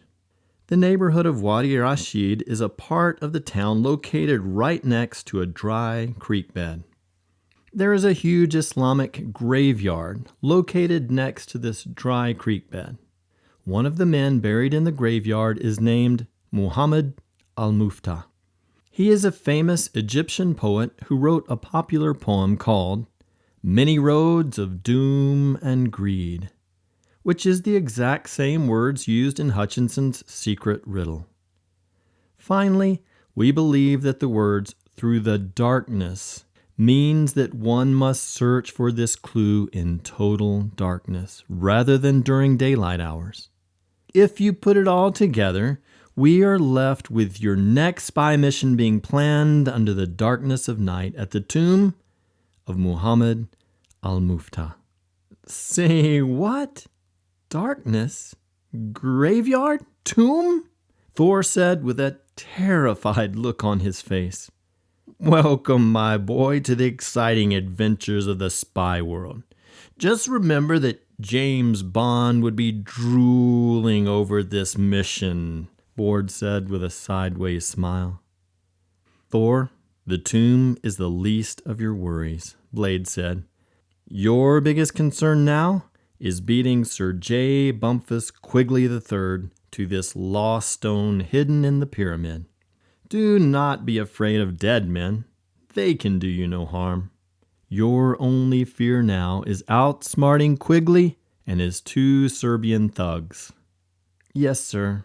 Okay, you're right. I'm sorry for allowing my fears to get the best of me.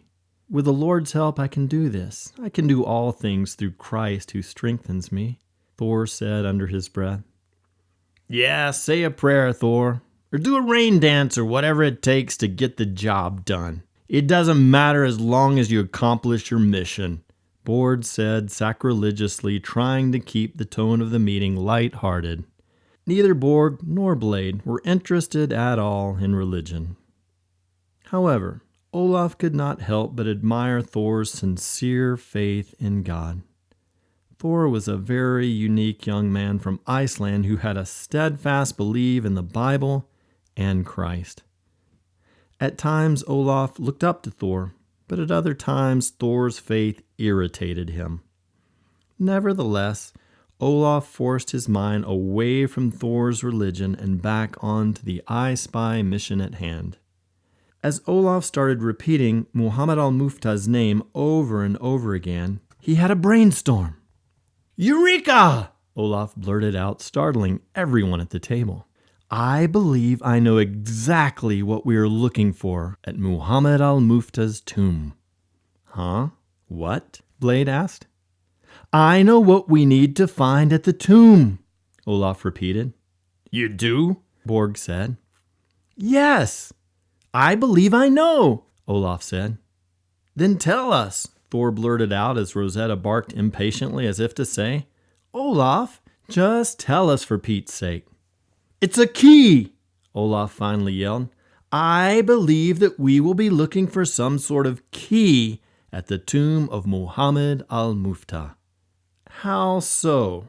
Blade asked inquisitively. Our forensic linguists at the iSpy headquarters have many ideas of what we will be looking for, but no one has suggested that we should be searching for a key at the tomb of Muhammad al-Muftah. Why do you think the clue will be a key, Olaf? Well, Blade, it's because the word Muftah means key in North African Arabic. Therefore, I believe that Hutchinson knew this meaning when he chose this tomb based on the meaning of Muhammad al-Muftah's last name. I think we need to be looking for a key at the tomb. If I am right, then this key will be used in some way to open the Khufu pyramid where one of the last stones is hidden, Olaf replied, feeling a bit like Sherlock Holmes at the moment. Well, it's only a hypothesis, Olaf. But you may be onto something, Blade said, running his fingers through his goatee as he meditated on this possibility.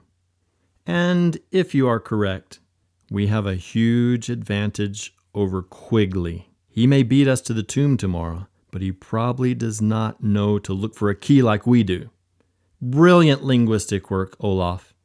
Your hypothesis just might be the edge we need to outsmart Sir Bumpus here in Egypt.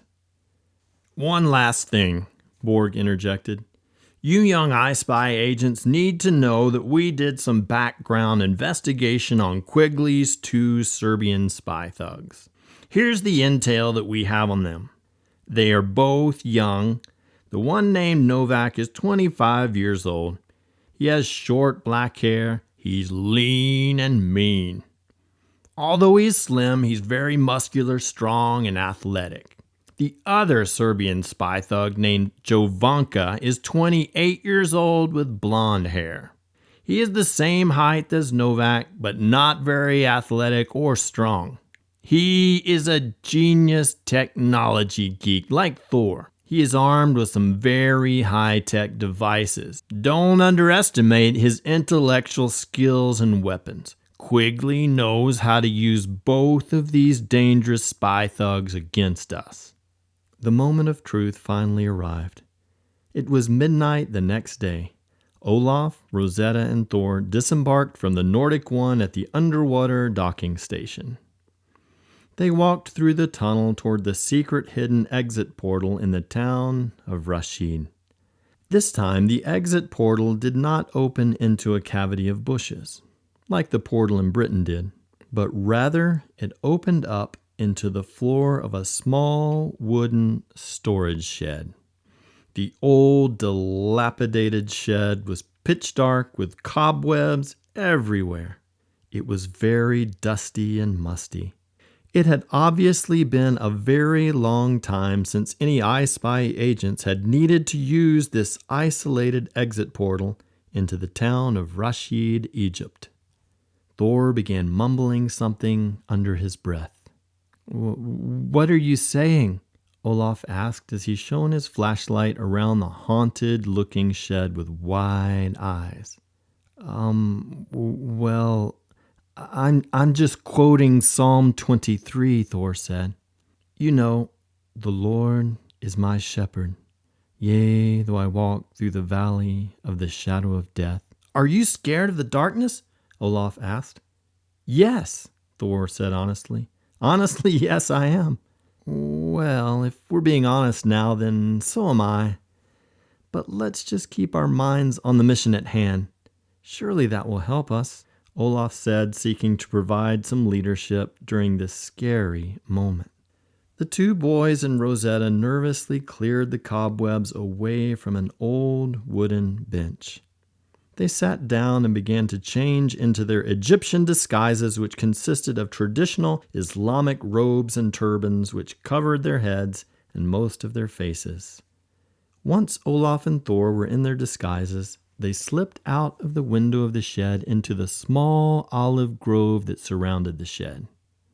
Moments later, they stopped to review the holographic topographical map projected by Thor's smartwatch. The map showed all the details of the dry creek bed that led to the Wadi Rashid graveyard. This graveyard was about a mile away from the shed. Once they arrived at the graveyard, the wind was howling and the full moon created a nightmarish atmosphere. The howling wind and darkness sent a chilling feeling up and down the terrified spines of both Olaf and Thor. Rosetta did not seem to be the least bit afraid. Her doggy logic did not seem to be dialed into the need to be afraid of graveyards.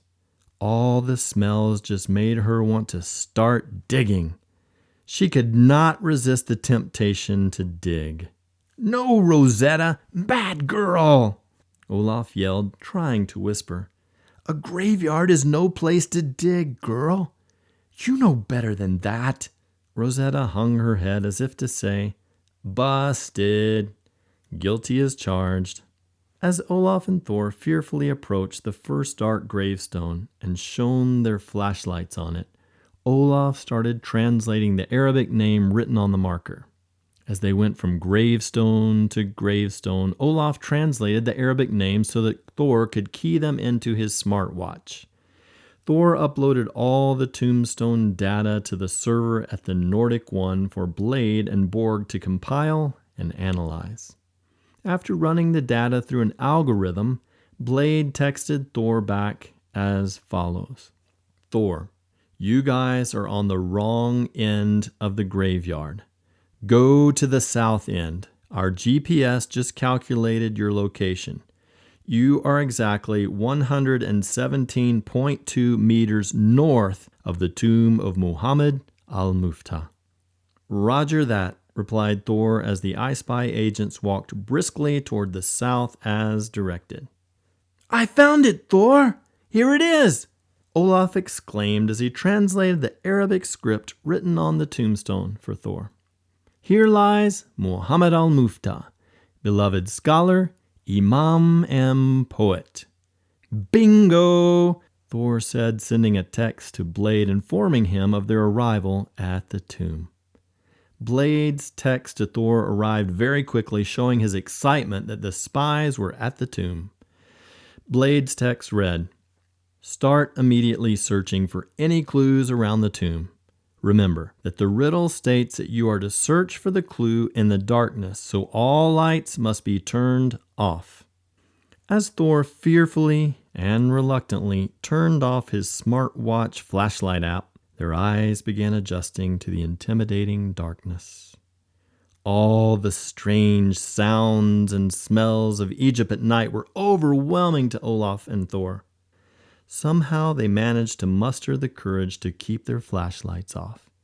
The boys knew that they needed to try to find the clue in darkness as the riddle had hinted.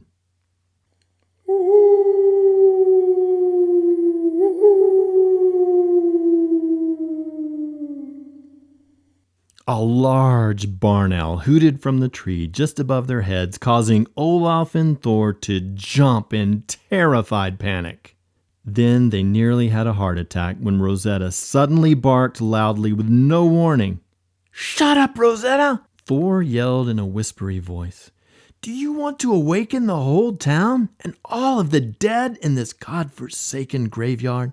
"Yes, you gotta be quiet, girl," Olaf added, scolding her for the loud bark. Rosetta then let out an impassioned, whispery bark as if to say, "If you cowards don't listen to me now, then you're gonna miss the clue." Olaf then realized that Rosetta was not just randomly barking. She was trying to communicate to them that she had made a spy discovery and that they all needed to know about it. "Sorry, Rosie. Sorry, girl. So what have you found?" Olaf asked, stroking Rosetta on the neck gently. Rosetta stiffened her body to show Olaf that she was pointing to something. Olaf touched her head in the darkness and then found her cold, wet nose. He then reached out from her nose straight ahead to see where Rosetta was looking, since Rosetta often pointed using her nose. As he reached out in front of Rosetta's nose, his fingers landed on a piece of quartz stone that had been glued to the side of Muhammad al-Mufta's gravestone. The quartz stone was glistening from the reflected light of the moon.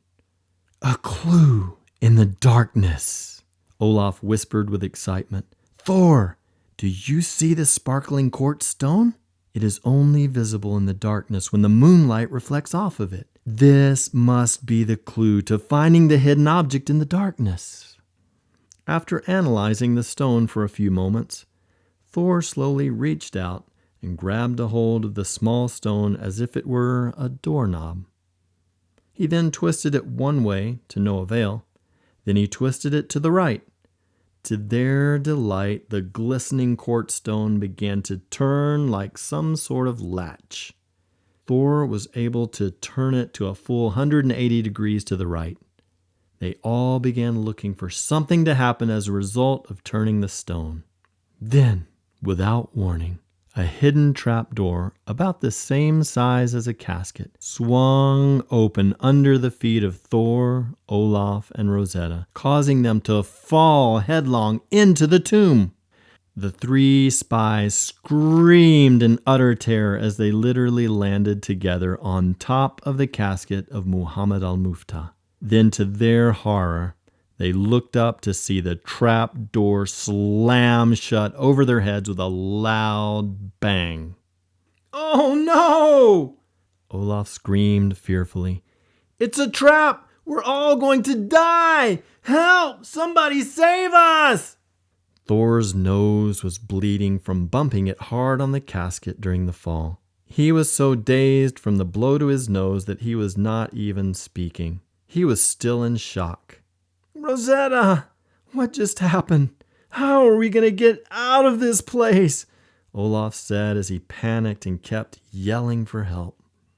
Thor pinched his bloody nose as he sat on the casket and turned his flashlight app on. He then prayed out loud. "Dear Lord, I'm very scared. I'm bleeding, and we don't know what to do. Please help us, Lord. In the name of Christ, amen." Olaf ignored Thor's prayer and just kept babbling mindless, panicked words in the darkness. He was terrified to be trapped inside the cold, dark, and dusty tomb. "Hey, Olaf, Olaf, Olaf!" Thor yelled, taking Olaf's face in his hands while shining the flashlight into his eyes. We are going to be okay, pal. Listen to me. Stop talking, okay? Olaf finally calmed down and stopped chattering nervously and mindlessly and listened to Thor. Olaf, I'm going to see if we can get a satellite signal down here in the tomb. If so, I will contact Blade and Borg. They will come to our rescue once we talk to them. Thor explained to Olaf as Rosetta jumped into Olaf's lap to comfort him. The open space in the tomb was about as large as a walk-in closet. Shucks! No signal, Thor said in frustration. Then how are we going to get out of here? Olaf said, pushing up hard on the closed trapdoor overhead to no avail. Thor suddenly turned the flashlight onto his own face in the dark and scared the daylights out of Olaf, since he was not expecting to see a lighted face appear out of nowhere in the eerie darkness. Stop it, Thor! Olaf yelled angrily. That's not funny at all. Stop trying to scare us like that. Sorry, I meant to shine the light on the casket, Thor said as he studied the casket from one side to the other while illuminating it with his flashlight. Olaf, this may sound counterintuitive, but I think we need to open the casket to see if the clue is inside of it. The only thing around this casket is dirt and mud. Dare we open the casket of Muhammad al-Muftah? Thor asked, half hoping that Olaf would object to the very scary idea. The boys looked at each other in the dim light projected by Thor's smartwatch flashlight.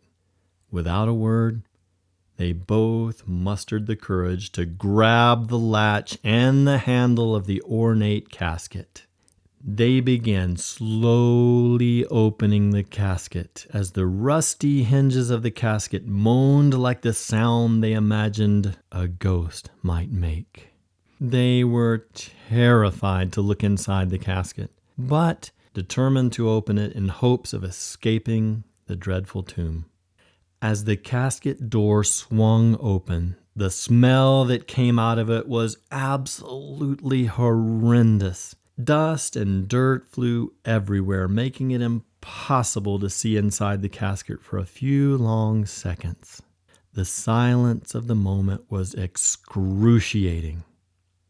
What would the boys see inside the casket? Did they even really want to see inside of it after all? Once the dust finally cleared, the boys were terrified to see the long, bony skeleton hand of Muhammad al-Muftah lunging out of the casket in order to grab them by their throats and choke them to death. The boys' eyes also caught the light reflecting off the saber lying across Muhammad's bony chest cavity. He had been buried with his large, razor-sharp sword, and the angry skeleton was clutching the saber with his other hand. The skeleton of Muhammad al-Muftah rattled violently as it reached out and hissed at the terrified boys. Thor and Olaf screamed like a couple of frightened little girls as they recklessly dove away from the casket in an effort to escape the clutches of all of this nightmarish evil. They huddled together in the corner of the muddy tomb, still screaming and hugging each other, delirious with fear. All of a sudden, Rosetta unexpectedly dove courageously inside the casket and began the long, valiant battle with the evil skeleton of Muhammad al-Muftah. Olaf and Thor kept cringing and wincing as they listened to all the growling and the clanging of the bones inside of the casket. Rosetta barked and then yelped in pain as the boys closed their eyes and prayed that this terrifying nightmare would somehow go away. Suddenly, the commotion stopped very abruptly and dramatically. Everything was eerily silent again. Had the skeleton killed Rosetta? The boys wondered. Olaf and Thor fully expected the evil skeleton to jump out of the casket and kill them both with his sword at any moment. They braced themselves for certain death. But instead, Rosetta slowly emerged from the casket with Muhammad al-Muftah's bony hand draped over her neck. The hand was detached from the arm bone. "Thor! Rosetta killed the skeleton!" Olaf yelled. But as they both nervously kept looking, they noticed that in Rosetta's mouth was a dead mongoose. Rosetta had been fighting with a 20-inch long brown mongoose the whole time. The mongoose had lived in the casket. It had enlarged a crack at the bottom of the casket and had made an entry hole into the casket. The casket had become the mongoose's den. When the boys had first opened the casket, the large mongoose had been lying under Muhammad al-Muftah's arm, which had given the appearance that the hand was lunging out at them when the mongoose had jumped to its feet. It had all just been the mongoose shaking and rattling the dry bones of the skeleton. The skeleton was just a bunch of dead man's bones lying lifelessly in the casket, and it had been temporarily animated by the movement of the mongoose. The boys were so relieved that they started laughing uncontrollably. They laughed almost as hard as they had about Olaf's silly dream the other day. After a few emotional high fives and deep breaths, the boys turned toward Rosetta. "Good girl, Rosetta," Olaf said, taking the dead body of the bloody mongoose from Rosetta's mouth and ceremoniously placing it in the casket next to the skeleton of Muhammad al-Muftah. The boys no longer feared the scary sight of the skeleton after going through the trauma of imagining that the skeleton of Muhammad al-Muftah was still alive. "All hail to Rosetta, the victorious warrior dog, who saved us from the mongoose of Muhammad al-Muftah," Thor said as they all laughed wildly again for a long time. As their laughter subsided, Olaf began staring intently at the arms of the skeleton in the casket. He grabbed Thor's flashlight to get a better look. "Wait a minute!" Olaf yelled as he reached over and lifted the left hand of the skeleton up into the air over his head. "Look what has been pushed over the ring finger of Muhammad al-Muftah's hand! A key! A large iron key! We found it! This is it, Thor! This is Hutchinson's hidden key!" "Praise the Lord! You're right, Olaf. You found the key," Thor celebrated. Rosetta began to twirl around in delight and to bark for joy. The three iSpy agents then carefully removed the large iron key from the bony finger of the skeleton of Muhammad al-Muftah. As Olaf held the key up to look at it more carefully, Thor shone his light on it and took a digital picture of the dramatic moment. Then the victorious iSpy agents grabbed each other in one long embrace, celebrating a major breakthrough toward finding the lost stones. As they looked overhead at the trapdoor again, they noticed that the dust had finally settled. As they studied the bottom of the trapdoor using their flashlight to inspect it, Thor spotted something unusual. Look up there, Olaf. Is that what I think it is? Is that a keyhole? "Look," Thor said. "I see it, Thor." "Yes, it is," Olaf shouted.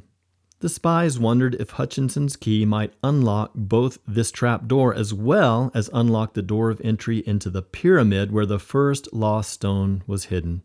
Thor took the large iron key and stuck it into the keyhole on the bottom of the trap door. As he turned it, the trap door opened, and the three spies closed the casket, stepped on it, and climbed out of the tomb. "Free at last! Free at last! Thank God we're free at last!" Olaf said with his best Martin Luther King accent. As for Thor, he dropped down on one knee to thank the Lord for their safe deliverance from that scary tomb. The spies immediately texted Blade and Borg and gave them an update on their success. Blade instructed Thor to take several ultra-high-resolution digital pictures of the key from all angles.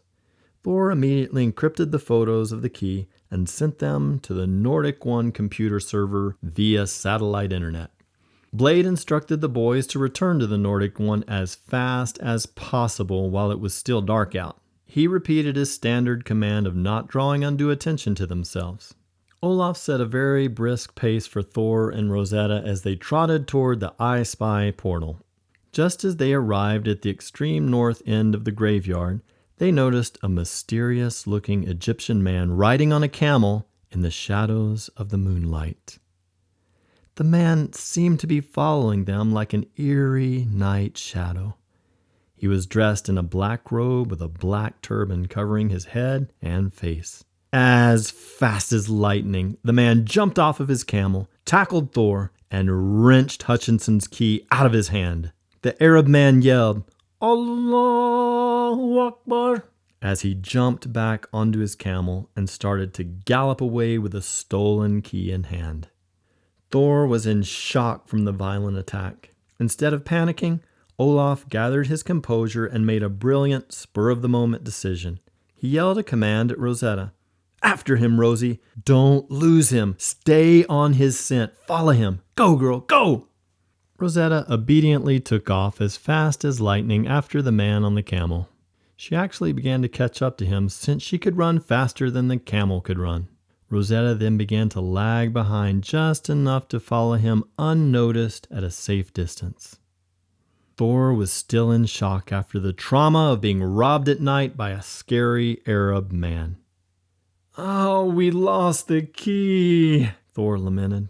"Correction, they stole the key from us," Olaf replied angrily, "and I know who stole it." "Who? Some Arab terrorist organization?" "I don't speak Arabic like you do, Olaf, but I understand what the Allahu Akbar statement means," Thor said. "No, Thor, think about it, buddy. Who is the only person on the planet who knows about Hutchinson's hidden key and the lost stones?" J. Bumpus Quigley, Thor mumbled. "Bang! Yes, that's right, Thor. It was definitely Quigley who's behind this robbery. Yes, Bumpus stole our key," Olaf said confidently. Are you sure about that, Olaf? Don't forget that we appeared to be robbing graves in the middle of the night in Egypt. Anything could happen to us out here in this strange place. That robber could have watched us come out of the tomb and saw us holding our prized treasure as we photographed it. Maybe the robber was an opportunistic thief who just decided to plunder our treasure, Thor argued. No, Thor. I am confident that Quigley is behind this heist. Here's why. The man who tackled you and stole the key spoke the phrase Allahu Akbar with a Serbian accent. It was all an acting gig. He wanted you to believe that he was a local Egyptian Arab riding a camel. Don't you see the plot? Thor, I am sure and certain that the thief was none other than Novak, one of Quigley's thugs. I very clearly heard his Serbian accent over his Arabic, and I also recognized the tone of his voice from hearing him speak at the British Museum. Some people remember faces of other people, but as for me, as a linguist, I never forget the specific distinguishing features of the sound of a voice when I meet people. Thor, you've got to believe me when I say to you that it was definitely Novak who stole the key. Which means that Quigley now has Hutchinson's key, Thor replied. That's right, Thor. You see, Quigley must have spotted us at the gravesite tonight, and then he set up an ambush to steal the key once he saw that we managed to enter the tomb, Olaf said. Okay, so what's next? Thor asked. First, we check in with Blade. Thor activated his video app on his smartwatch and connected with Blade. Olaf and Thor explained to Blade all that happened as Borg stepped into the video screen behind Blade to listen in as well. I agree with you, Olaf. It has to be Quigley behind the robbery, Blade said. Why, that good-for-nothing Bumpus.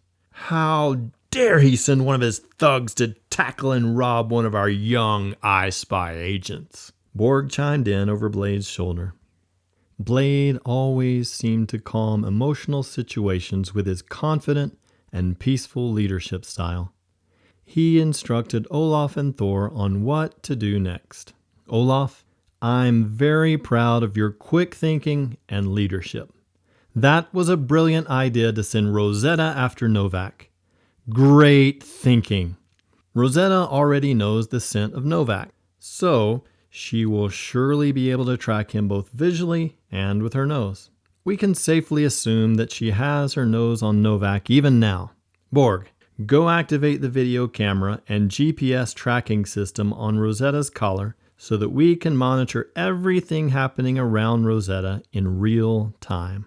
Olaf and Thor, you guys need to come back to the Nordic One right now in order to get some sleep for a couple of hours. We will send you back to recapture the key after you've had some much needed rest time. Borg and I will strategize while you guys are resting in order to develop a winning game plan for stealing the key back from Quigley. We absolutely must get Quigley's key back from Bumpus and his thugs. Olaf was amazed at Blade's leadership skills and character. Blade could have been furious with them for allowing the key to be stolen. He could have been flustered or frustrated by the news that Quigley stole the precious key.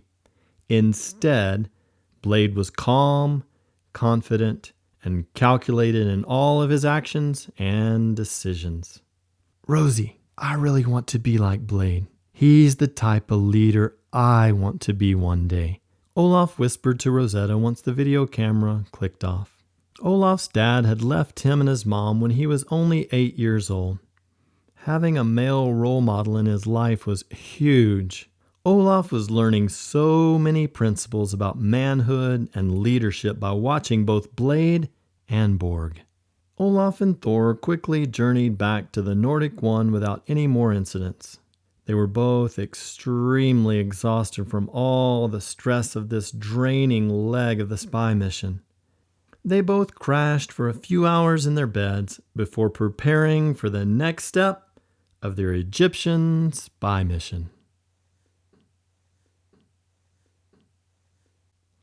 Chapter 7. Hacking the Pyramid. Wake up, sleepyheads! Rise and shine! Borg said to Olaf and Thor as they rubbed their eyes and slowly crawled out of their warm beds.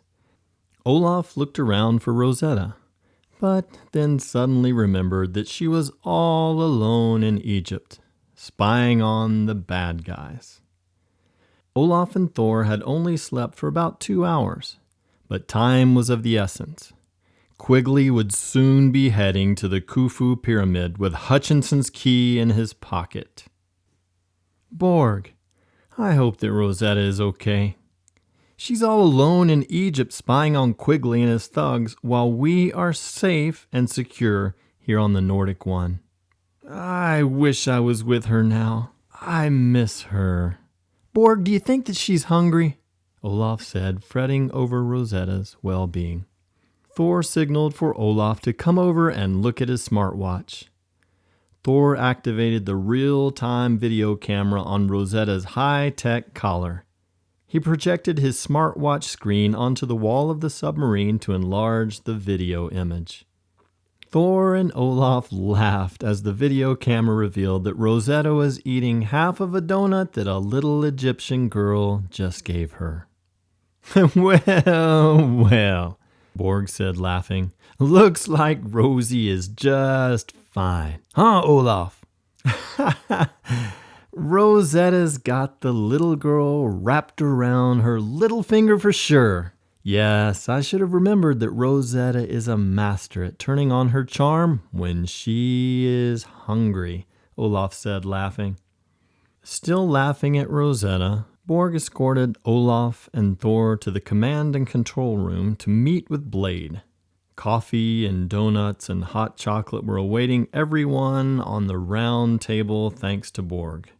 They were all delighted to hear that Blade had a detailed strategy for taking the key back from Bumpus. Thor's continual hacking of Quigley's electronic communications gave Blade all the information he needed to plan the recapture of the key. Blade informed them that the iSpy scientists back at the underwater Swedish headquarters had analyzed the digital pictures of the key that Thor had uploaded. They had determined that the design of the key revealed the exact location of the lost stones within the Khufu pyramid. Blade enthusiastically explained the important breakthrough. Olaf and Thor, we have determined that the head of the iron key that you guys found yesterday was shaped exactly like the very top point of the Khufu pyramid. Therefore, we believe that the lost stone is hidden in the uppermost chamber of this pyramid. Everyone hung on Blade's every word as he explained in detail. A few hours ago, we had a huge breakthrough in the spy mission. Our technicians just deployed our satellite imaging to run a full scan of the Khufu pyramid. The imaging mapped out the entire internal layout of the pyramid. Are you ready for this? Brace yourselves. We actually discovered a very small passageway inside the pyramid. Really? Wow! A secret passageway? That's perfect! Olaf exclaimed. How cool!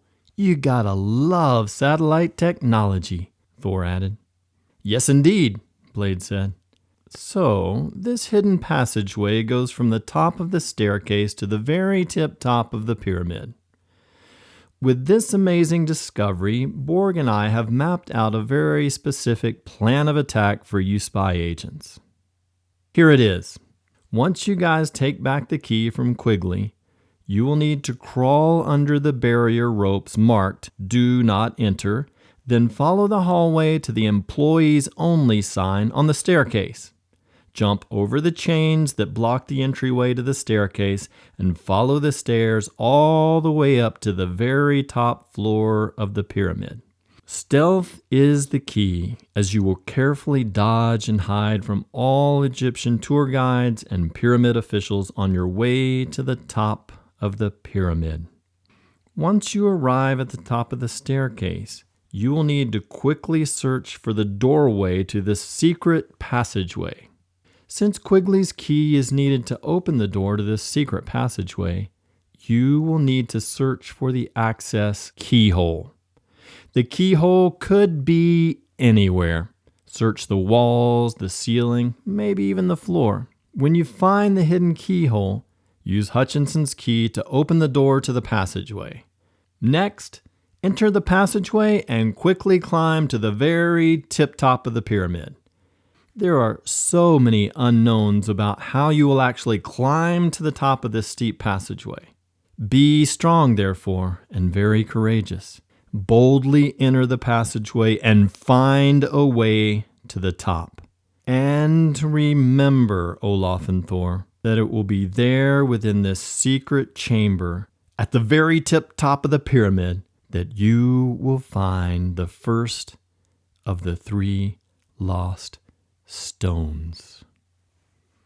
Olaf and Thor were spellbound by the intrigue of sneaking through a secret passageway to the very top of the largest pyramid in Egypt.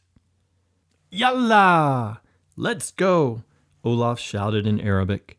Attaboy, Olaf. I love the passion, Borg said with a huge smile.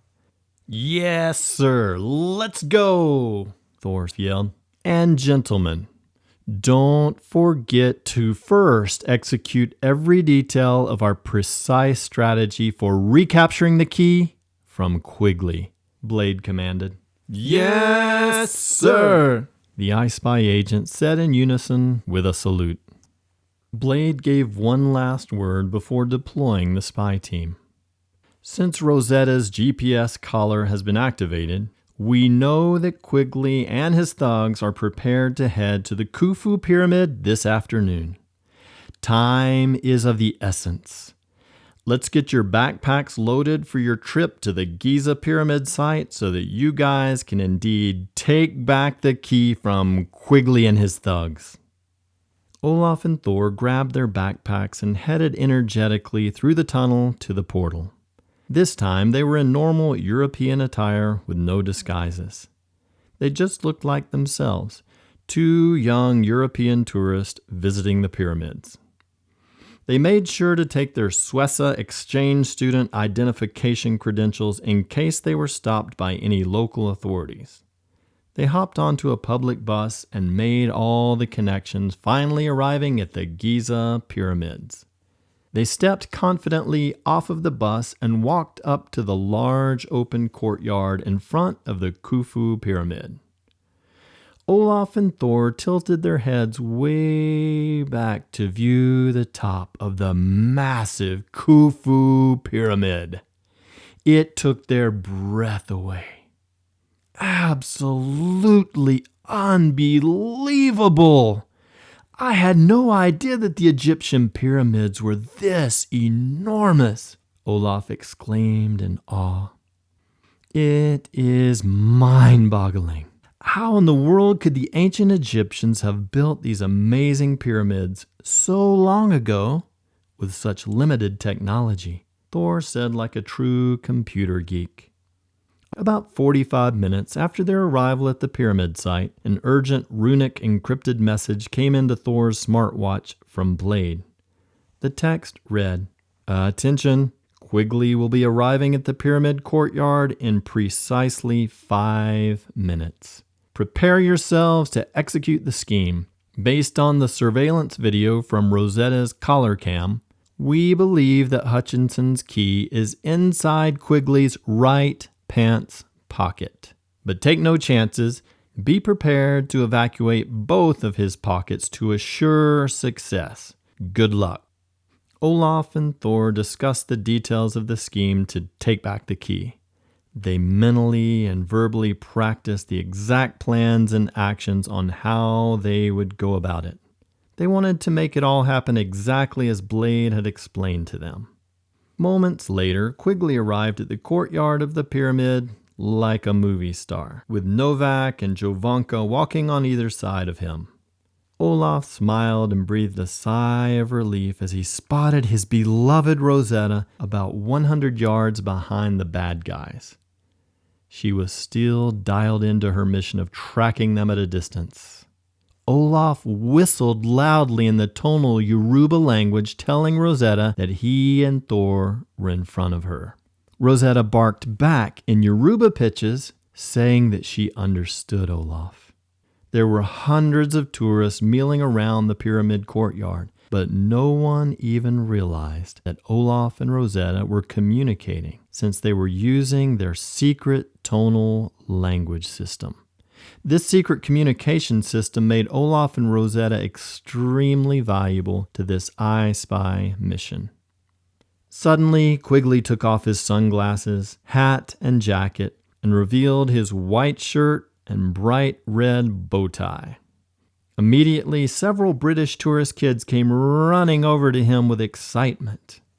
"Hey, you also Jude the science dude, aren't you?" One of the kids yelled at Quigley. "Indubitably," Quigley said with an arrogant and extremely self-satisfied look on his face that made Olaf and Thor nearly throw up their breakfast. Olaf was so nauseated by Quigley's pride that he impulsively whistled in Yoruba to Rosetta. "Quigley is going down today. We must prevail." Rosetta quickly barked back a Yoruba tone for "Roger that, boss." As all of his fans gathered around him, Jovanka pulled out a video camera and began to film Sir Jude the science dude, recording a video clip of him in Egypt at the pyramids. This video footage would be used to produce another one of his wildly popular BBC episodes back in Britain. So Bumpus is multitasking, eh? Thor observed sarcastically. Unbelievable. That scoundrel, Olaf added. And to think that he is an international criminal teaching kids about science facts. Of all the nerve. Correction. He is an atheistic and evolutionary preacher seeking to fill innocent little minds with a bunch of foolish myths and nonsense, Thor snapped. Olaf and Thor walked up behind Jovanka in order to hear what Quigley was saying. Quigley was waxing eloquent for the camera with his dignified English accent. So, kids, the most probable scientific explanation for how the pyramids were built is that aliens from outer space guided the construction process. Don't ever let any of the grown-ups fool you by telling you that the stories in the Bible about the Egyptian pharaohs and Moses are true history. No, no, no, 1,000 times no. Those are simply a bunch of fanciful fairy tales spun by a bunch of uneducated and ignorant goat herders. It is all a bunch of made-up stories for nursery rhymes, you see. I can't take this any longer, Thor whispered into Olaf's ears. Sir Jude, the science dude, has absolutely no fear of God within him. Suddenly, Olaf's memory was jolted by the fact that they had gotten distracted from their scheme of recapturing the key from Quigley.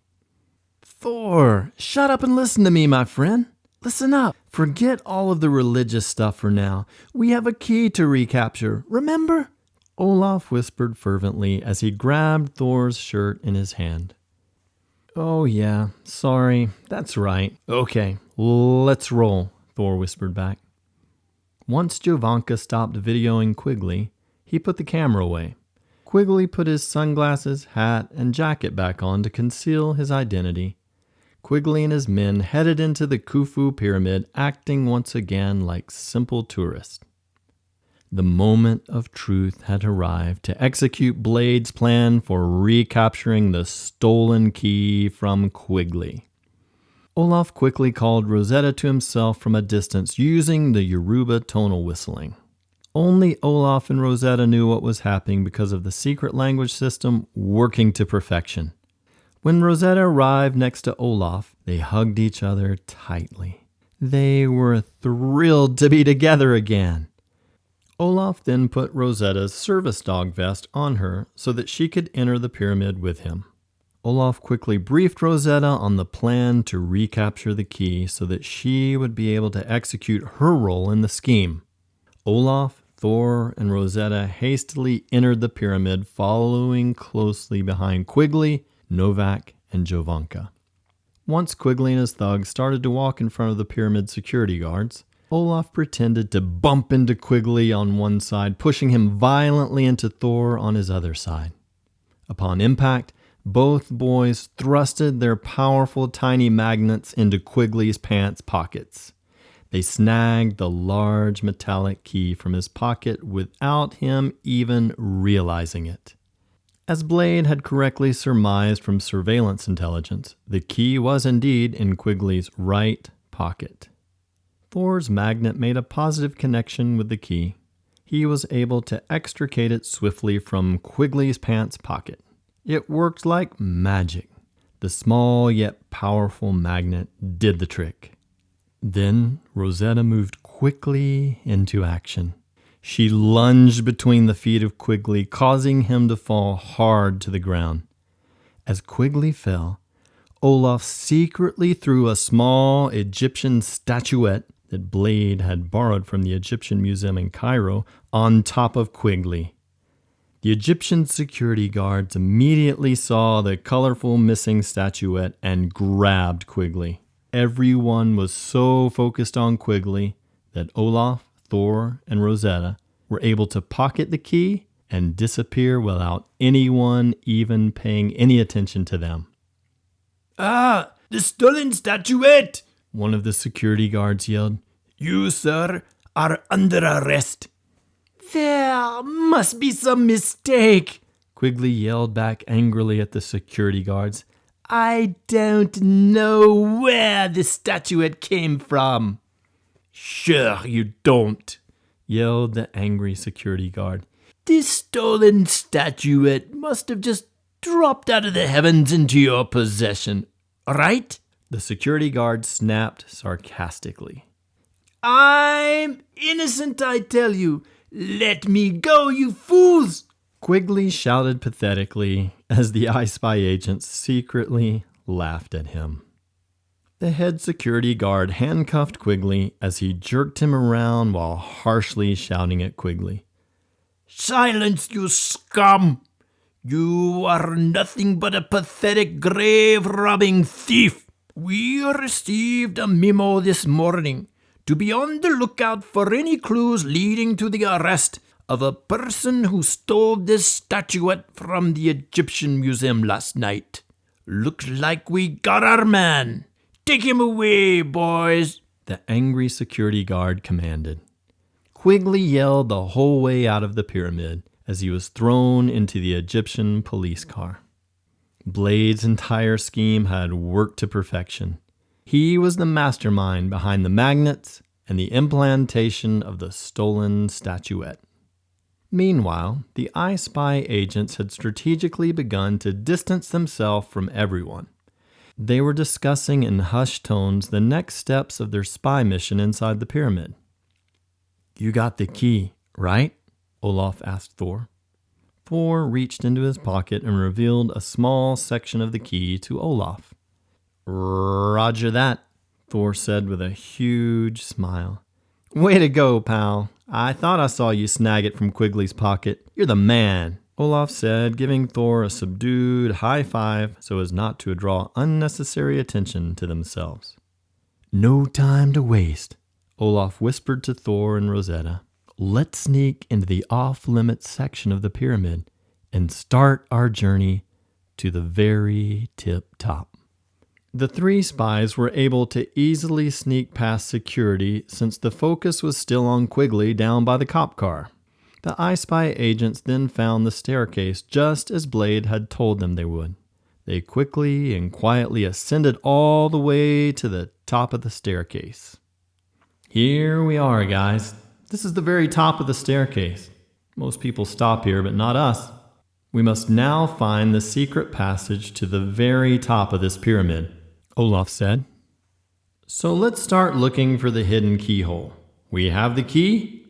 Now, where's the keyhole?" After 5 minutes of diligently searching, the boys heard soft steps coming up the staircase. "Rats! We're in trouble. Someone is coming," Thor said, panicking. But to the relief of the spy team, it was only an old stray cat that had wandered up the steps. Rosetta growled softly at the poor cat, and it darted quickly back down the steps. They continued to nervously search and search for the keyhole. Rosetta started to focus on sniffing out one of the corners of the space. She licked the corner several times. Suddenly, a rusty spot appeared in the corner where the floor and the two walls met. No one would have ever thought to look there. Olaf pulled a paperclip from his backpack to scrape around and then inside the rusty spot to see what it really was. "Yep, this is it for sure.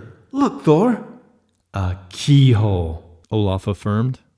Once again, Rosetta's great nose saved the day. Good girl, Rosetta!" Olaf and Thor exclaimed. All three spies rejoiced exceedingly with great joy over the discovery of the hidden keyhole, but they made sure to celebrate quietly. Like a surgeon, Thor pulled a small multi-tool out of his backpack and poured some water from his water bottle into the rusty keyhole to help clean the dirt out. He then pulled Hutchinson's large iron key from his pocket and inserted it deep inside the rusty old keyhole.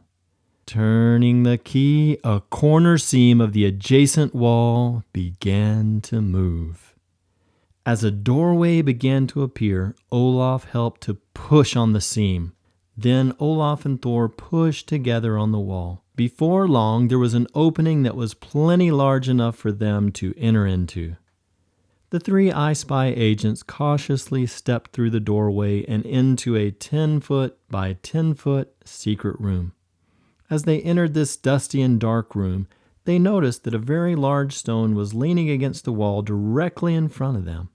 The large stone was round. It was shaped like a stone wheel. "Hey, what is written over the rock wheel?" Thor asked. It looks like it is written in some strange foreign language. Can you read it, Olaf?"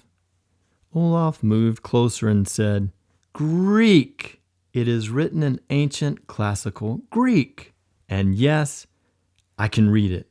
But why would someone have written in Greek on a wall in this pyramid? They should have used Egyptian hieroglyphics."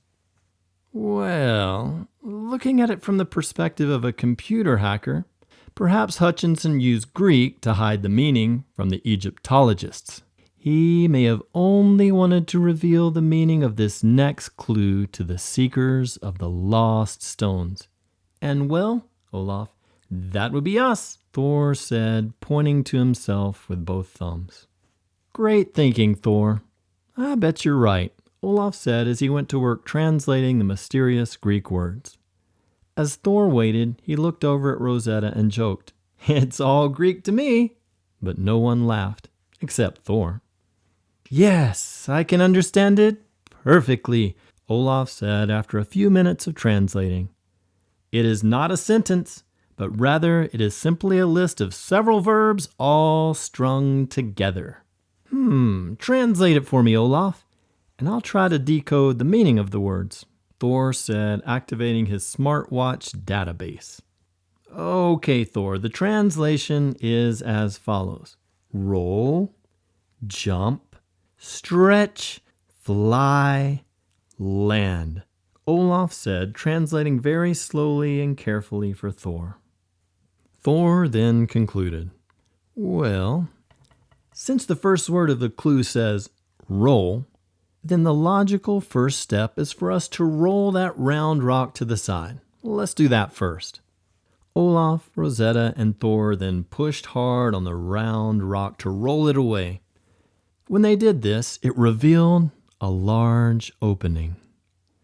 From the opening came a mighty swoosh of strong, hot air. The pressurized air came barreling out of the opening and unexpectedly knocked them all against the wall on the other side of the room. All 3 iSpy agents had the wind knocked out of them from the impact of violently hitting the wall.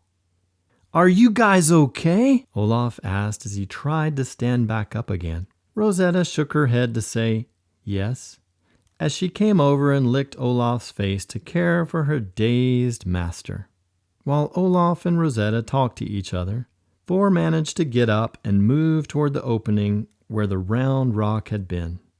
As the hot air continued to rush powerfully against him, he managed to fight against the air pressure in order to look down inside the hole. When Thor leaned over the opening, his hair flapped violently in the wind. He then discovered that there was a large 6-foot diameter chimney extending down as far as he could see. It was a very, very deep and dangerous drop-off filled with hot air pressure. Then looking up, he noticed that the chimney also extended all the way up to the very tip top of the pyramid. This must be the hot air exhaust chimney built secretly into the pyramid by the Egyptians, Thor explained as Olaf and Rosetta stood curiously peering over the edge of the ominous drop-off. Rosetta was having trouble peering over the edge of the drop-off due to all of the wind pressure. She therefore leaned over the edge further than she should have. Then it happened without warning. No! Rosetta! Olaf screamed as Rosetta fell helplessly over the edge. She quickly disappeared out of sight into the deep and dark chasm. All Olaf and Thor could do was pathetically listen to her faint, panicked barks echoing from the pit of the deadly drop-off. Soon her faint barks could no longer be heard anymore. Olaf knew that Rosetta had fallen to certain death. Thor! Rosetta! She's fallen! Olaf yelled in broken syllables, overcome by grief. Thor sadly hung his head in disbelief and then gently placed his hand on Olaf's shoulder to comfort him. Olaf continued to sob, shake, and mourn the loss of his beloved dog. Moments later, Olaf abruptly broke the sad silence by letting out a few choice curse words, and then blurting out thoughtlessly in anger, "Where is your Jesus now, Thor, huh? God is good, huh? What a joke! You can keep your dumb Jesus for all I care." Thor felt compassion for Olaf as he said tenderly to him, "Hey, buddy, I'm so sorry for this huge loss. I love you, and I'm praying for you even now, Olaf. You must believe that Jesus wants to help you through this terrible loss. Yes, he loves you too, Olaf. His ways are not our ways, but that does not change the fact that he loves you, Olaf. I am so sorry for you, Olaf, and I'm here for you, my friend," Thor whispered kindly to Olaf with his hand still on his shoulders. Olaf angrily pushed Thor's hand off of his shoulder as he snapped, "This stupid spy mission is over, Thor. Let those God-forsaken lost stones remain lost. All that matters to me now is that my beloved Rosetta is lost. Without her, I'm lost. It's over, Thor. Did you hear me? I quit. I cannot bear to go on without my Rosetta. Besides my mom, Rosetta is all that I have in this life. Now she's gone forever." Olaf said while sobbing profusely. His heart was completely shattered by the loss of his beloved canine companion, Rosetta. Both boys hung their heads in despair and solemnly turned to walk away. Then, unexpectedly, they both heard something come from deep, deep down inside the inner recesses of the hot air chamber. "What's that? Thor, did you hear that?" Olaf asked. "Could it be? Is it?" Thor began. "Yes, it is! Yes! I hear Rosetta barking!" Olaf yelled with excitement. As Olaf and Thor ran to peer over the edge of the dangerous drop-off, the powerful uplift of hot air current blew through their hair, nearly knocking them down again. The wind pressure was extremely strong. To their utter delight, they looked down into the chimney and saw none other than Rosetta, floating up the chimney, carried by the powerful hot air pressure. "Olaf, look! It's Rosetta! She's floating up the chimney on the hot air like a ping-pong ball flying over a hairdryer!" Thor exclaimed like a science geek. "Atta girl, Rosie! You're safe! Hallelujah!" Olaf said, giving a rare tip of his hat to his Jewish roots. Thor noticed that Rosetta had managed to catch the powerful uplift of the hot air current by stretching her legs out as far as she could like a flying squirrel gliding through the air. Both boys let out a huge sigh of relief as they began to smile and watch Rosetta float up the chimney. Soon, Rosetta arrived right next to the opening. She slightly adjusted her legs, pulling them into her body to stop rising. This caused her to simply float in one place in front of the two boys. "Woohoo!" Olaf yelled at Rosetta. "Well, look at you, my flying girl. Or should I say, my flying squirrel?" Rosetta wagged her tail at Olaf's funny words, which made her begin to spin in the air like a helicopter. Both boys busted up laughing as Rosetta spun quickly in circles until she finally stopped wagging her tail. As the boys watched Rosetta floating, Thor stroked his chin and shook his head as he said, "That's it, Olaf." "Huh? That's what?" Olaf asked. "Don't you remember the 5 Greek words that you just translated over the round rock that we just rolled away from the hot air chamber?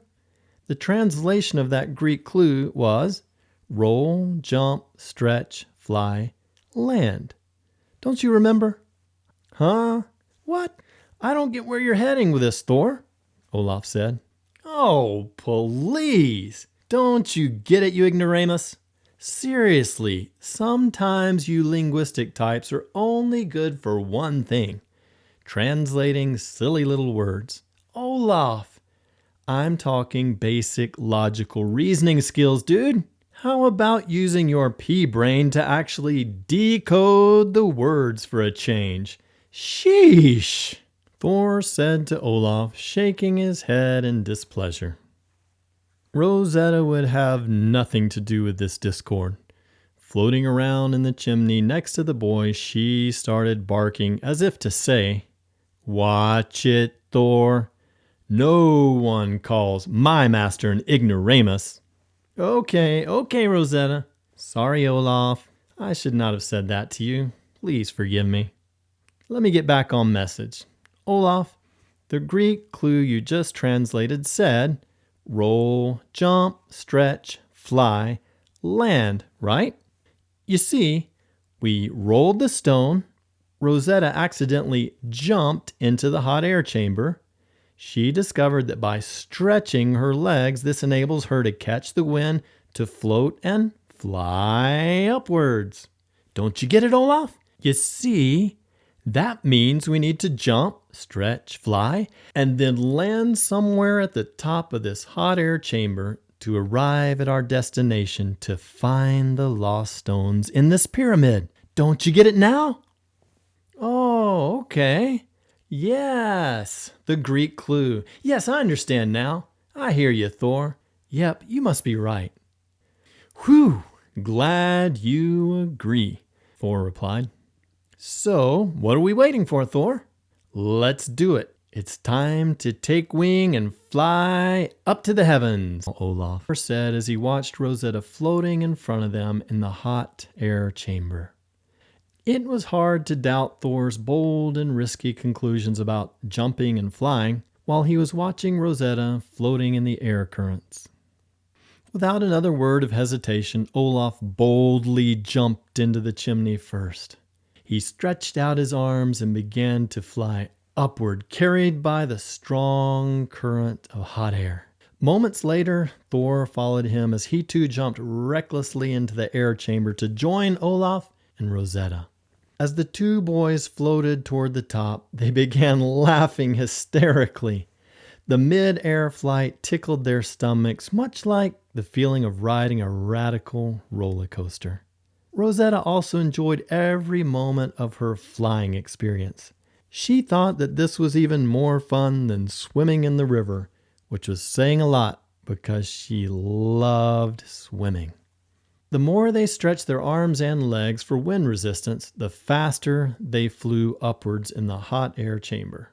Moments later, they arrived at their destination, and they all landed really hard on the top platform just outside the room located at the top of the pyramid. They were finally there, the very tip top of the Khufu pyramid. As the iSpy agent stepped off the ledge and inside the pointed room at the top of the pyramid, they all smiled and laughed. They all noticed that the ceiling in the room pointed upward, like the top point of a pyramid should look from the inside. That was a crazy ride, laughed Olaf as his adrenaline was still surging from the wild hot air ride to the top. Best rush ever, Thor said, turning his smartwatch flashlight app setting up higher to illuminate the room better. Olaf sat down for a moment to rest. Stop licking me on the neck, Rosie, Olaf scolded Rosetta. Olaf, that's not Rosetta licking you. Don't move. Olaf could see that Thor's eyes were filled with panic. Huh, Thor? What's wrong? Listen to me, Olaf. Don't move a muscle. You have a huge tarantula on your neck. The massive spider was very brown, ugly, and mean looking. Thor was horrified to watch the nightmarish spider crawl slowly over Olaf's jugular vein on his neck, as it seemed to be preparing to bite Olaf. One bite from this poisonous tarantula to Olaf's jugular vein, and he would be dead in just a few minutes. Thor repeated his words again. "Listen to me. Do not move a muscle, Olaf. If you move, the tarantula might bite you. Stay perfectly still." Thor began to pray out loud, asking God to save Olaf and keep the spider from biting him. Before Thor could finish his prayer, Rosetta instinctively sprang up and grabbed the huge spider in her teeth off of Olaf's neck. She crushed the spider in her mouth, spitting it out on the ground like a mouthful of chewing tobacco. Thor then ran over and smashed the huge tarantula with a violent stroke from his backpack to make sure that that dangerous spider was really dead. "Thank you, Jesus," Thor said. "No, thank you, Rosetta," Olaf remarked as he hugged her neck tight. "Well, actually, thank you, Jesus, for using Rosetta," Thor added, pointing up and at Rosetta at the same time. "Okay, well, my life was just saved by your God and my DOG together," Olaf said as he winked sacrilegiously at Thor. Thor prayed silently for Olaf in his heart as he realized from the play on words that the backwards spelling represented Olaf's unbelief in God. This made Thor sad as he thought just how spiritually lost Olaf really was. Olaf was Jewish, bright, and friendly. However, Thor knew down deep in his heart that it was really Olaf who was the lost stone needing to be found.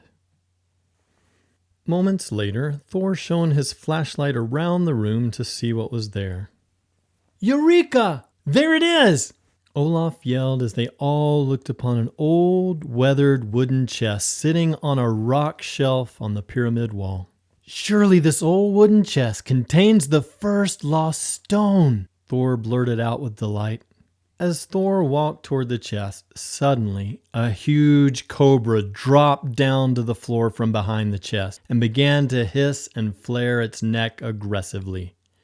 Thor yelled and jumped backwards in terror. Rosetta charged at the snake to protect the boys, but this was a spitting cobra. It spit its venom into the eyes of Rosetta, causing her eyes to begin to sting severely and her eyelids to spasm uncontrollably. Because of all this, she was unable to see well, and she yelped and fell to the ground while spinning helplessly in circles. In a moment of creative desperation, Olaf began to sing a song that he had learned in the Hindi language. He had seen snake charmers in India use this Hindi song to calm and distract angry cobras. As Olaf sang the snake song in Hindi, the massive cobra became hypnotized and neutralized from the rhythmic Hindi song. Seizing the moment, Thor quietly snuck behind the chest and forcefully pushed it off the shelf. It came crashing down directly on the head of the cobra, crushing it to death. Bright red snake blood sprayed all over the small room and covered Olaf's face. "Nice job, Thor. You killed it," Olaf said. "Teamwork. Your Eastern snake song worked to perfection, even though, well, you were actually off pitch a bit," Thor said, laughing. "Very funny, Thor. Well, at least I didn't cover your face with snake blood," Olaf said, laughing as he wiped the blood off of his face. He then began to care for Rosetta's stinging eyes by rinsing them with water from his water bottle. She was in lots of pain due to the venom of the spitting cobra. "Poor girl. She can't see very well, Thor. We need to take her quickly back to the Nordic One for some medical care," Olaf said empathetically. Thor nodded and then pointed dramatically to the broken chest on the floor. Besides the gruesome, bloody snake, they could see the first lost stone sticking out of the broken wooden chest. By the life of the Viking kings, We did it, Thor! We found the first lost stone! Olaf yelled in celebration. Olaf dove across the room and grabbed the stone in his hands. He lifted it over his head. He hugged it and kissed it, laughing hysterically like a madman. Thor and Olaf hugged each other and shouted for joy. Thor illuminated the stone with his flashlight while Olaf inspected it. It's Greek! It's the Greek language stone, Thor! That means that the other two stones will be the hieroglyphic and Demotic language stone fragments. I was expecting this one to be the hieroglyphic stone since we're in Egypt, but perhaps Hutchinson wanted to mix things up a bit, making it interesting and mysterious. Perhaps that's why he used the Greek language clues at the entry of the hot air chimney, Olaf concluded as Thor shook his head in agreement. Blade had instructed Thor and Olaf to make sure to look for any other clues. He had instructed them to find the next clue that would surely lead them to the other lost stones. Sure enough, there it was. There lay an old envelope at the bottom of the chest. Thor opened the envelope and made sure that the clue was enclosed. Thor and Olaf read the cryptic riddle out loud, and then Thor took some digital pictures of it. Thor immediately sent the picture text of the clue to Blade and Borg. Blade immediately texted Thor back using his runic alphabet system for secrecy. Fantastic! Great work, Olaf and Thor. Now follow my instructions very carefully. Place the stone into Olaf's backpack. Thor, put Hutchinson's clue in your front pocket. Return to the Nordic one immediately. Guard that precious stone with your life. The return trip down the hot air vent was a bit trickier since they had to help Rosetta. Her eyes were still stinging and blurry from the cobra venom. The hard part was slowing the descent down at the right time to jump through the entry hole where they had first entered. After several awkward attempts, they finally exited the hot air chimney. Soon they retraced their steps down the staircase. They snuck under all the ropes and chains to get back into the main tourism section of the lower level of the pyramid. But to their dismay, the pyramid had closed 20 minutes before their arrival. They were locked inside the touristic section of the pyramid. Moments later, they were approached by an angry Egyptian security guard. What in the world are you children doing in there now? We have been closed for nearly 30 minutes. Have you been hiding in there? Huh? Have you? Sorry, sir. We kind of got lost, you see. Olaf replied with his cutest, youngest voice that he could muster. Lost? Wait a minute. You were not lost. You were hiding in the gift shop over there. I bet you were, and I bet you stole some souvenirs out of the gift shop. Open your backpack, boys, and let me see what you've put inside, the security guard demanded. Panic-stricken by the thought of the security guard finding the precious lost stone in his backpack, Olaf quickly whipped out his Swessa exchange student credentials and said, Look, sir, we're exchange students from Sweden. You see, we simply got lost. I lost track of time because I was having so much fun practicing my Arabic by reading all of the signs over there. Hey, can I practice my Arabic on you, sir? Before the security guard could answer, Olaf started babbling away at him in perfect Egyptian Arabic, using as much slang as possible. The security guard was blown away by this little blonde-headed kid speaking perfect Egyptian Arabic. Wow, kid, that's absolutely perfect. And your accent, well, it's spot on. Son, the world truly needs more smart kids like you. I wish my kids could speak English like you speak Arabic so that... Sorry, sir, but we really need to go. Olaf strategically interrupted the security guard. You see, sir, our moms must be worried sick about us. Could you please unlock the door and let us out? The security guard obeyed Olaf's impassioned request as he totally forgot to frisk their backpacks. Olaf and Thor had just dodged a huge bullet thanks again to Olaf's quick tongue. Olaf, Thor, and blind Rosetta quickly made their way to the bus station and then finally returned to the Nordic One through the secret portal. Blade and Borg were ecstatic to see them walk safely and soundly through the entry of the submarine, carrying the precious lost stone. The Egyptian mission had been a resounding success. Blade immediately contacted iSpy Dispatch. He called for them to have the first stone transferred from the Nordic One back to the underwater iSpy headquarters for safekeeping and analysis. Borg began administering some emergency medical treatment on Rosetta soon after her arrival back to the Nordic One.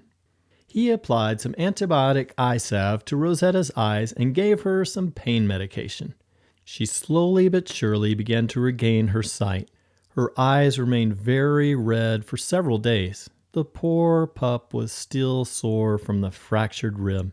Borg exhorted Olaf to make sure that Rosetta got lots of rest in order to fully regain her sight. Rosetta kept licking Borg's cheek lovingly as he took care of her. She really loved the man who had called her the mangy mutt so many weeks ago. Rosetta and Borg were fast becoming best buddies. That night, the iSpy team celebrated the victory of finding the first lost stones with sumptuous seafood, fresh-baked chocolate cake, and ice cream. Olaf, Rosetta, and Thor stayed up late into the night, telling Blade and Borg all of their war stories from their Egyptian spy mission. They laughed and rejoiced together, celebrating loudly like only true sons of the ancient Vikings can do. Life was very, very good for the united Swedish iSpy team. They would spend the next few days debriefing, resting, and then preparing for their next mission. Little did Olaf, Rosetta, and Thor know, but Blade had already started navigating the Nordic One toward their next exciting iSpy destination. One lost stone found, only 2 more to go.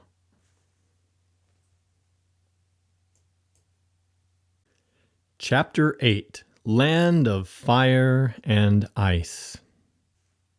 The following morning, Blade called the iSpy team together to discuss their next spy mission.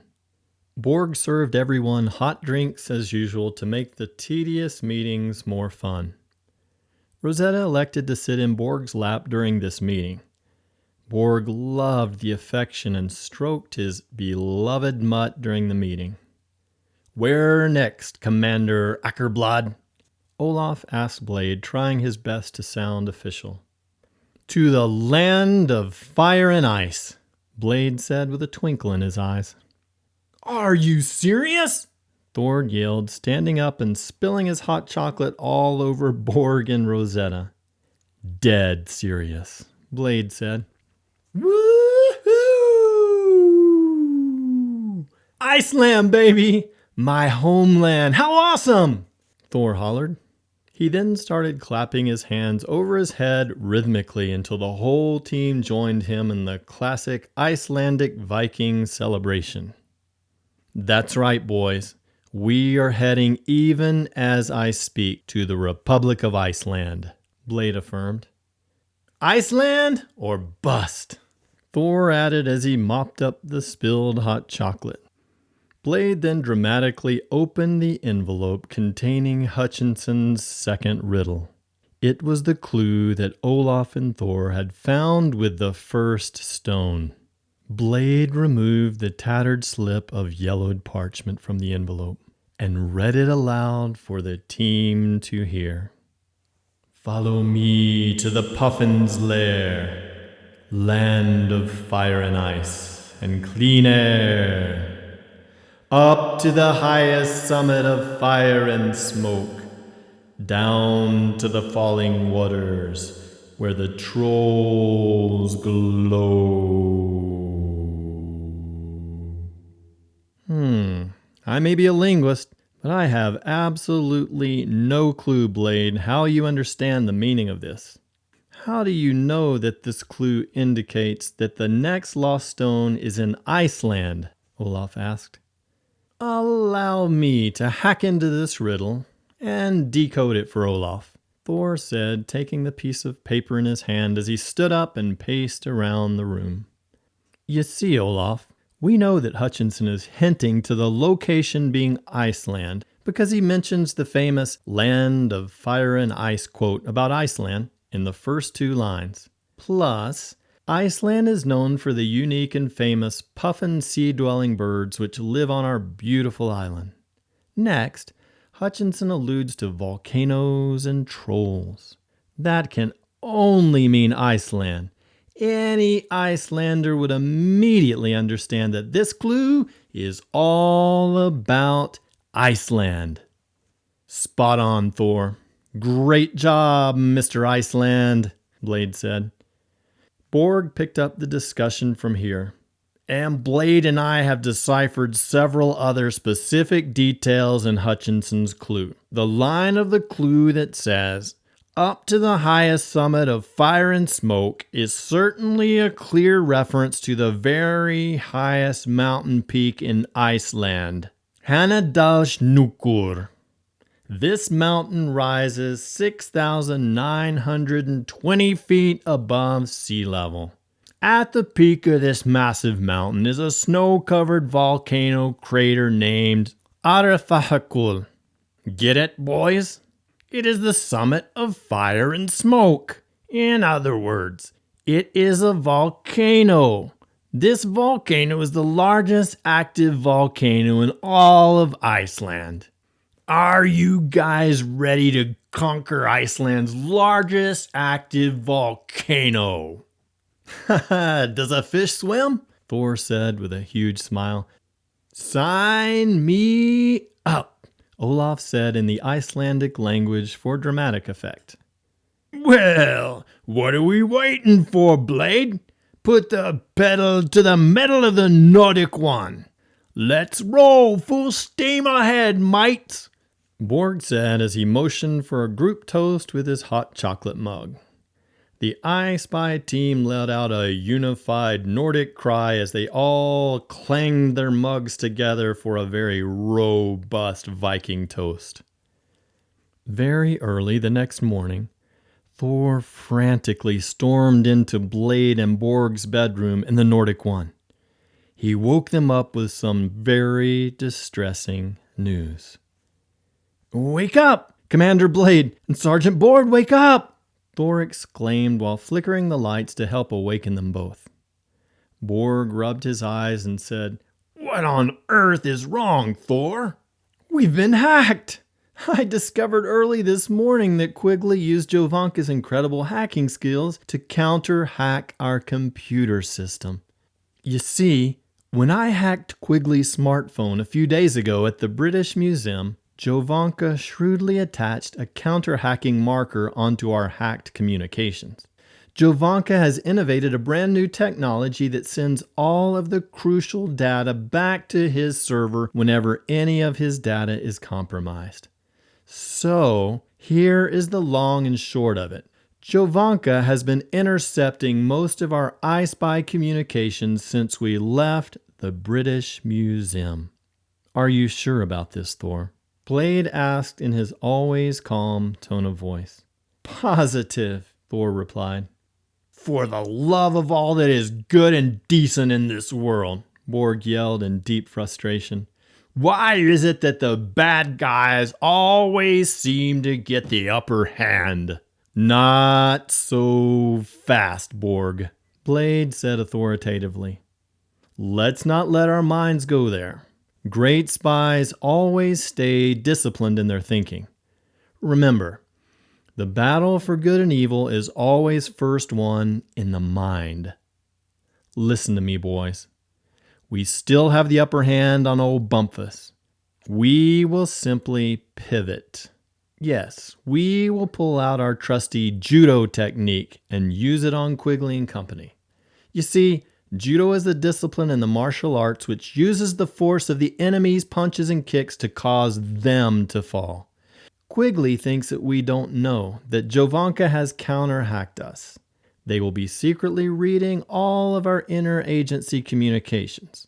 We can therefore strategically craft some very misleading and bogus electronic communications between ourselves for Jovanka to hack into. These fake communications will help lead Quigley down the wrong trail. Do you get my drift, iSpy agents? By Jiminy Blade, you're a veritable genius. I guess that's why we call you boss, Borg said, saluting with true respect. Elementary, my dear Watson, Blade said, imitating the famous detective Sherlock Holmes. Hey, Bladenborg, please forgive me for letting us get hacked. I am so humiliated by this huge mistake, Thor said penitently. Don't fret about it, Blade said, smiling. What's done is done. Learn from your mistakes. We will simply put one foot in front of the other and move forward with a new clandestine deception plan. The spy cards are being dealt to us, and now it's up to us to play with what we've been dealt. We will just have to outsmart the bad guys. Thanks, Blade, Thor replied. You got it, Thor. No problem. Here is what I want you to do now. Go and get to work immediately on setting up a secondary server that will truly be secure. We will use this second server for all future top-secret electronic communications. Thor, don't forget to keep the compromised server operational so that we can use it to secretly fool Quigley with our fake emails. Thor agreed to work on all of these technology details for Blade. Blade continued, We know that Quigley, Novak, and Jovanka now know everything about the second clue here in Iceland. The race is on. They also know about our iSpy mission. They now know who you are, Olaf, Rosetta, and Thor, and they will be out to get you for sure. They will at least try to hinder you. They may even attempt to kill you, if it is to their advantage to do so. I'm not trying to scare you, but rather to prepare you for the dangers ahead of you. The land of fire and ice just became even hotter and colder for all of us. Blade and Thor sat down together and drafted numerous fake emails. They wanted to fool Jovanka regarding the specifics of their mission in Iceland. However, Blade was doubtful that these communications would slow Quigley down much. Bumpus had already hacked so much key information from their computer about their top-secret Icelandic quest for the Lost Stones. After one more day of intense planning inside the Nordic One, Blade and Borg sent Olaf, Rosetta, and Thor off to the land of fire and ice. The iSpy agents exited the portal docking station on the Icelandic coastline. This portal into Iceland was located in a very unique place. It was situated under the majestic arch of the famous Dyrhólaey Peninsula near the town of Vik. Exiting from the underwater portal, the iSpy agents had a grueling climb. They climbed their way up from the surface of the ocean all the way to the top of the black basalt peninsula, which extended 120 meters out into the ocean. As they climbed next to the archway of this peninsula, they were thrilled to pass very close to a colony of beautiful puffins that were nesting in the rocks. Puffins are Iceland's famous seabirds. They have black and white plumage and a short, stocky build and large, bright orange beaks. Look at them, Rosetta. Aren't they the cutest little seabirds? Olaf said. Olaf, look over there. You'll see that puffin diving into the ocean, Thor said, pointing. They dive down into the water to feed on fish and plankton. After following the peninsula onto the shoreline, the iSpy agents found a secret entry into a small cave that led them to a moss-on-lava field. As far as the eye could see, there was nothing but lush green moss covering the vast lava field. The three agents were instructed to sneak through the mossy lava field undetected. To help stay hidden, they tied large clumps of green moss all over their bodies so that they could stop and drop at any time. Even Rosetta was camouflaged because Quigley and his thugs could be anywhere. This mossy camouflage worked great. Passing tourists never even saw them because they blended in with their mossy backdrop. Slowly but surely, the spies stealthily traversed the vast, mossy lava fields of southern Iceland. Their ultimate destination was the crater of the Órfellakul volcano located at the very summit of the mountain. Soon they arrived at the massive Vatnajökull Glacier. It is Europe's largest glacier located in the Vatnajökull National Park. This icy glacier contains a myriad of mysterious snow tunnels, dangerous chutes, and deep, dark crevasses. Some of the crevasses were over 100 feet deep.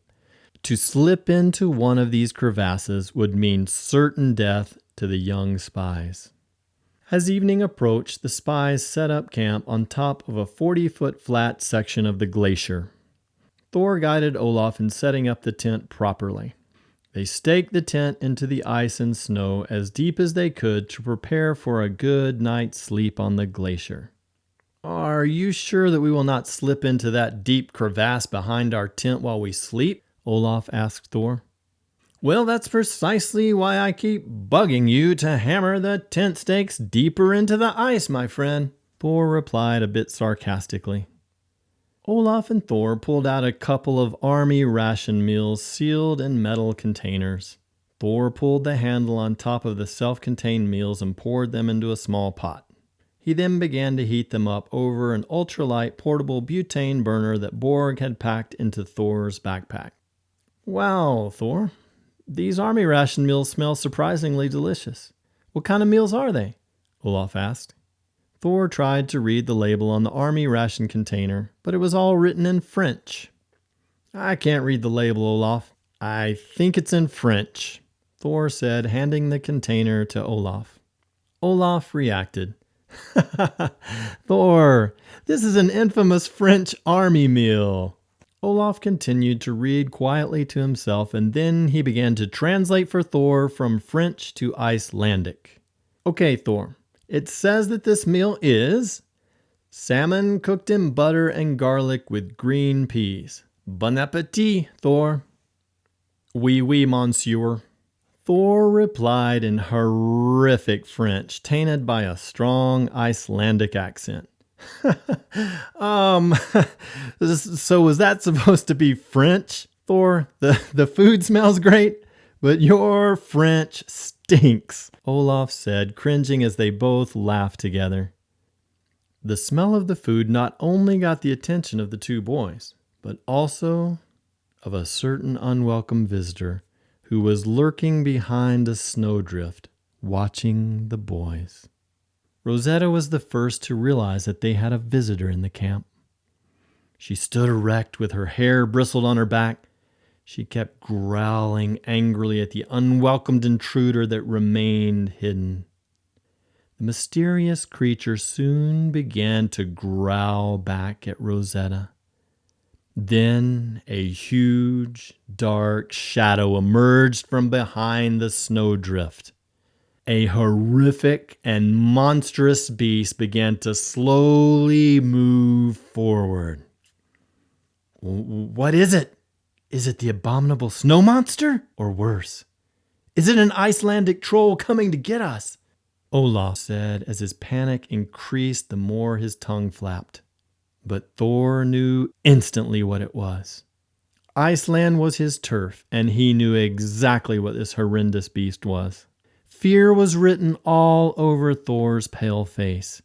This made Olaf even more frightened. Rosetta wasted no time doing her job of defending the iSpy agents from this horrible beast.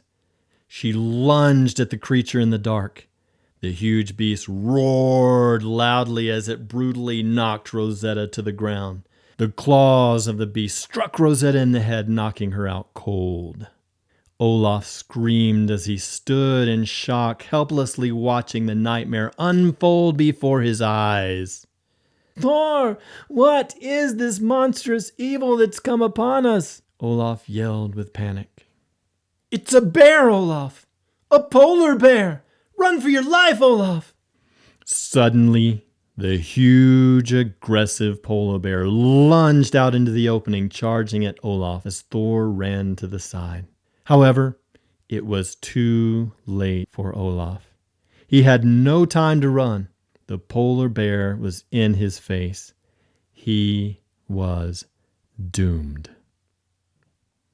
Olaf instinctively used his quick reflexes. He was holding a cup of boiling hot water in his hands. He was planning to use it to make some hot chocolate. As the polar bear lunged at him, Olaf threw the boiling water directly into the bear's eyes. It was a perfect hit. The scalding water splashed deep into the polar bear's eyes, causing the beast to instantly recoil. The huge bear became very disoriented by the burning hot water.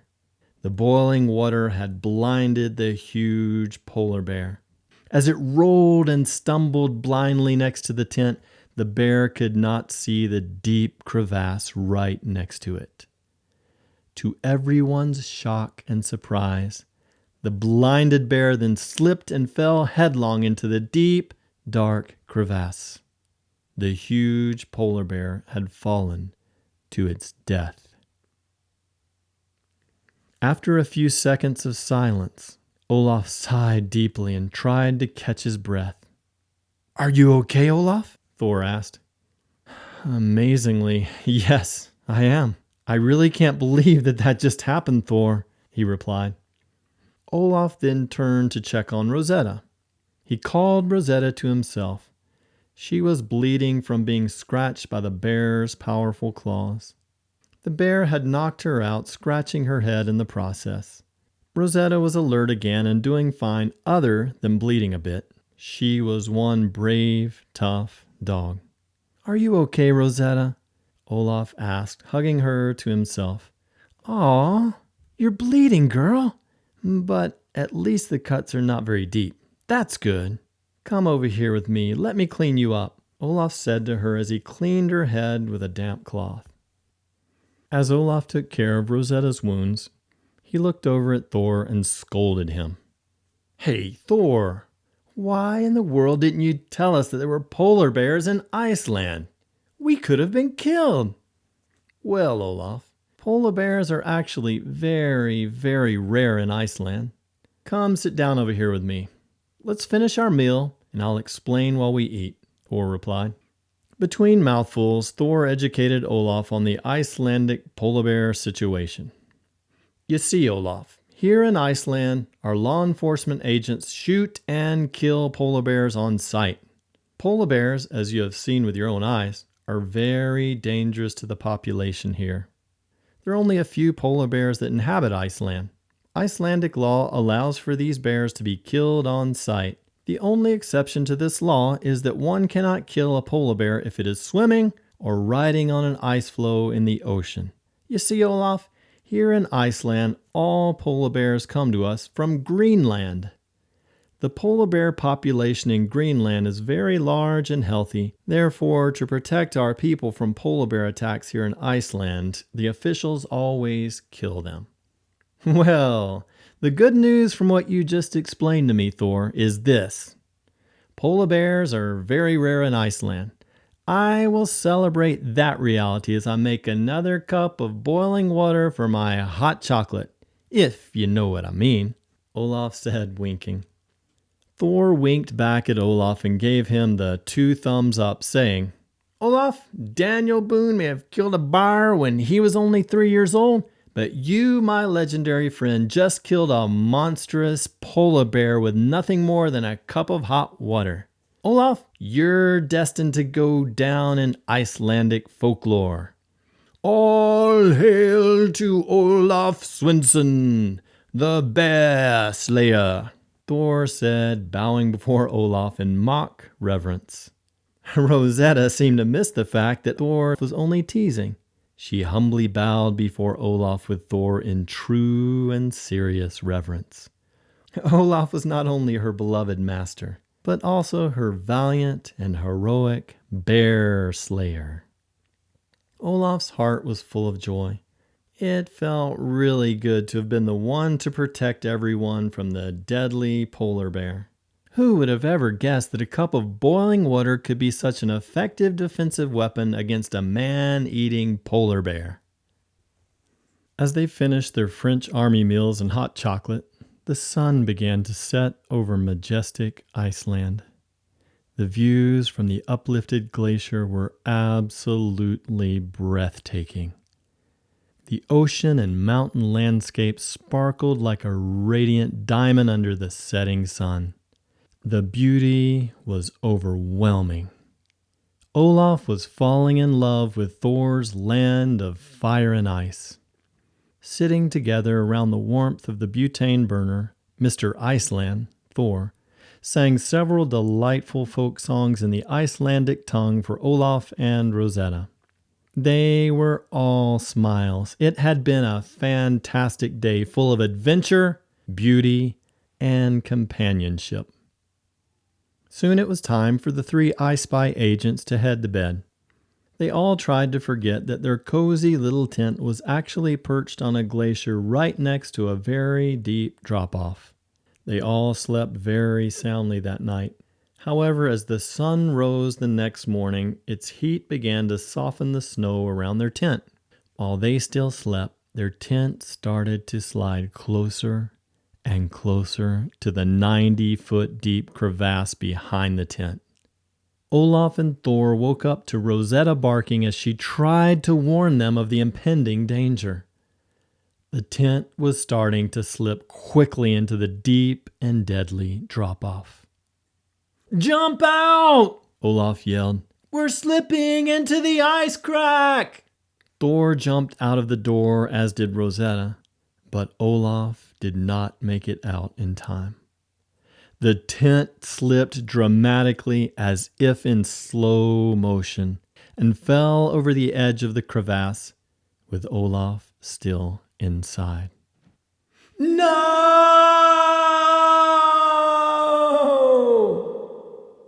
Screamed Thor as Rosetta barked loudly. Olaf had fallen. It was too late. The tent was gone. The tent with Olaf inside had hopelessly slipped over the edge of the drop-off. Olaf was surely dead from the fall into this icy death trap. Thor kept yelling as Rosetta kept barking. The screaming and barking produced a haunting echo, which rang through the valley below, making it all seem even worse. Thor was devastated. He lay in the snow in shock on his stomach, crying hysterically. Rosetta ran to the very edge of the crevasse to desperately search for her beloved, fallen master. Oh, dear God! No! Thor lamented while sobbing very loudly. Why not me instead of Olaf? Oh, Lord, he did not know you. And now it's too late for him. He's lost. He's lost forever. Dear Lord, no! This cannot be. But Rosetta kept looking over the edge, barking. Thor walked slowly over to the edge of the drop-off to console Rosetta. Reaching the edge, Thor realized that Rosetta was barking because she saw that the tent material had snagged on a thick, jagged, upward-facing ice formation. Thor panicked as he noticed that Olaf was perilously hanging by one hand. Olaf was alive! He dangled between heaven and earth, clinging to the tent for all he was worth. What in the world? Hold on, Olaf, hold on! Thor screamed. Thor grabbed the edge of the tent to ensure that it would not slip off the pointy, large ice formation. Hold on, Olaf! Olaf, can you climb up the tent? Thor yelled. After 5 minutes of grueling climbing and nearly slipping into the crevasse several times, Olaf finally made it to the edge of the drop-off. Thor and Rosetta grabbed Olaf's coat with their hands and mouth to pull him to safety. Danger averted. Whoo! That was way too close for comfort, Olaf said while lying on his back in utter physical and emotional exhaustion. That's the understatement of the century, Thor said. You just cheated death. Olaf, God had mercy on you, my friend. You were only a whisker away from meeting your maker. Olaf sighed deeply, looking away from Thor's penetrating gaze. Olaf knew in his heart of hearts that Thor was absolutely right. Olaf had been reading the New Testament that Thor gave him. He was reaching a tipping point in his heart. It was time to make a decision. He now understood from Scripture that Jesus is indeed the Messiah, the Savior of all mankind. But the pull in his heart to ignore Christ was equally strong. Olaf called Rosetta into his lap and began stroking her as he stared off into the distance, meditating on his life and his eternal destiny. After packing up camp, Thor approached Olaf and Rosetta. Come on, you two. Let's get a move on. We have a mission to accomplish. Let's go. With backpacks reloaded, the three amigos began the long, daunting trek up the misty, snowy volcano face. It was an arduous climb to the top, requiring boot crampons for traction to scale the snowy peak. Rosetta was always just ahead of Olaf and Thor. She looked like a mountain goat as her claws dug deeply into the snow and ice, giving her an unfair advantage. When the three spies finally arrived at the peak of the volcano, they stood awestruck, gazing inside the massive snowy opening of the volcanic crater. Steam came belching out of the snowy volcano like the aftermath of a fire-breathing dragon. Órafjarðarjökull was the largest active volcano and the highest peak in Iceland. The boys stood there in awe, beholding the view from the top of the Icelandic world. They saw such breathtaking beauty looking out over Iceland and then gazing down inside the huge volcanic crater. Shortly after arriving at the top, Thor received a text from Blade and Borg explaining that they needed his help. They needed Thor to help them hack into one of Quigley's encrypted emails that had just been intercepted. Thor walked a few hundred yards away from Olaf and Rosetta and sat down. He began to remotely work on hacking into this communication for Blade and Borg. While Thor was busy hacking in the distance using his smartwatch, Olaf called Rosetta into his lap again to have some heart-to-heart time with her. Oh, wow, Rosetta. Such wild and natural beauty. Can you believe the majesty of this place called Iceland? I have never seen another place on earth like the land of fire and ice, Olaf said to Rosetta as she cuddled in closer to him. As Olaf and Rosetta looked in all directions from the uplifted volcanic vantage point, they were blown away by all the breathtaking natural beauty of Iceland. On one side, they saw a huge steaming geyser spewing water high into the air. On the other side, they saw majestic waterfalls hurling water thunderously off the rock crags into rivers below. It tickled their minds as their eyes followed the paths of the rivers. Each sparkling river led down, down to the pristine sandy Icelandic beaches. The crystal clear waters of the ocean inspired their hearts to think of the one who made it all. As the Icelandic salt air blew dramatically through Olaf's long blonde hair, he stared meditatively into the distance. The fresh, whispering wind whispered gently into Olaf's ears. He spoke softly to Rosetta from a heart overflowing with emotion. Rosetta, you almost died when you fell into the hot air chamber in the Egyptian pyramid. Didn't you, girl? Well, Rosie, today I nearly fell to my death, too. That deep crevasse almost ate me for lunch. Rosetta, do you remember when we were kidnapped in the trunk of the car back in Sweden?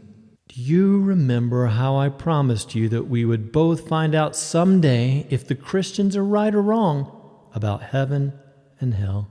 Do you remember, Rosetta?" Rosetta licked Olaf on the cheek to affirm that she remembered all of this. "Well, the time has come. What more do we need, girl? God has revealed himself to us through his word and through his servant, Thor Norlander. I am ready to put my faith in Christ, Rosetta. How about you?" Before Rosetta could answer, Thor walked up to them, interrupting their discussion. Thor said to them with a huge smile on his face, "Well, Olaf, got her done. Mission accomplished. I was able to successfully hack into Quigley's encrypted emails for Blade and Borg." "Bravo, boss," Olaf said, giving Thor a high five. Thor sat down next to Olaf and Rosetta. Olaf then reached into his backpack and ceremoniously pulled out his little New Testament. Thor noticed that it was the one that he had given to Olaf. "Thor, I could not sleep last night while lying in the tent on that cold ice glacier. As I flipped around in this little Bible, I stumbled upon these interesting verses in the book of Acts. Thor, listen to these verses. 'This Jesus is the stone that was rejected by the builders, which has become the cornerstone.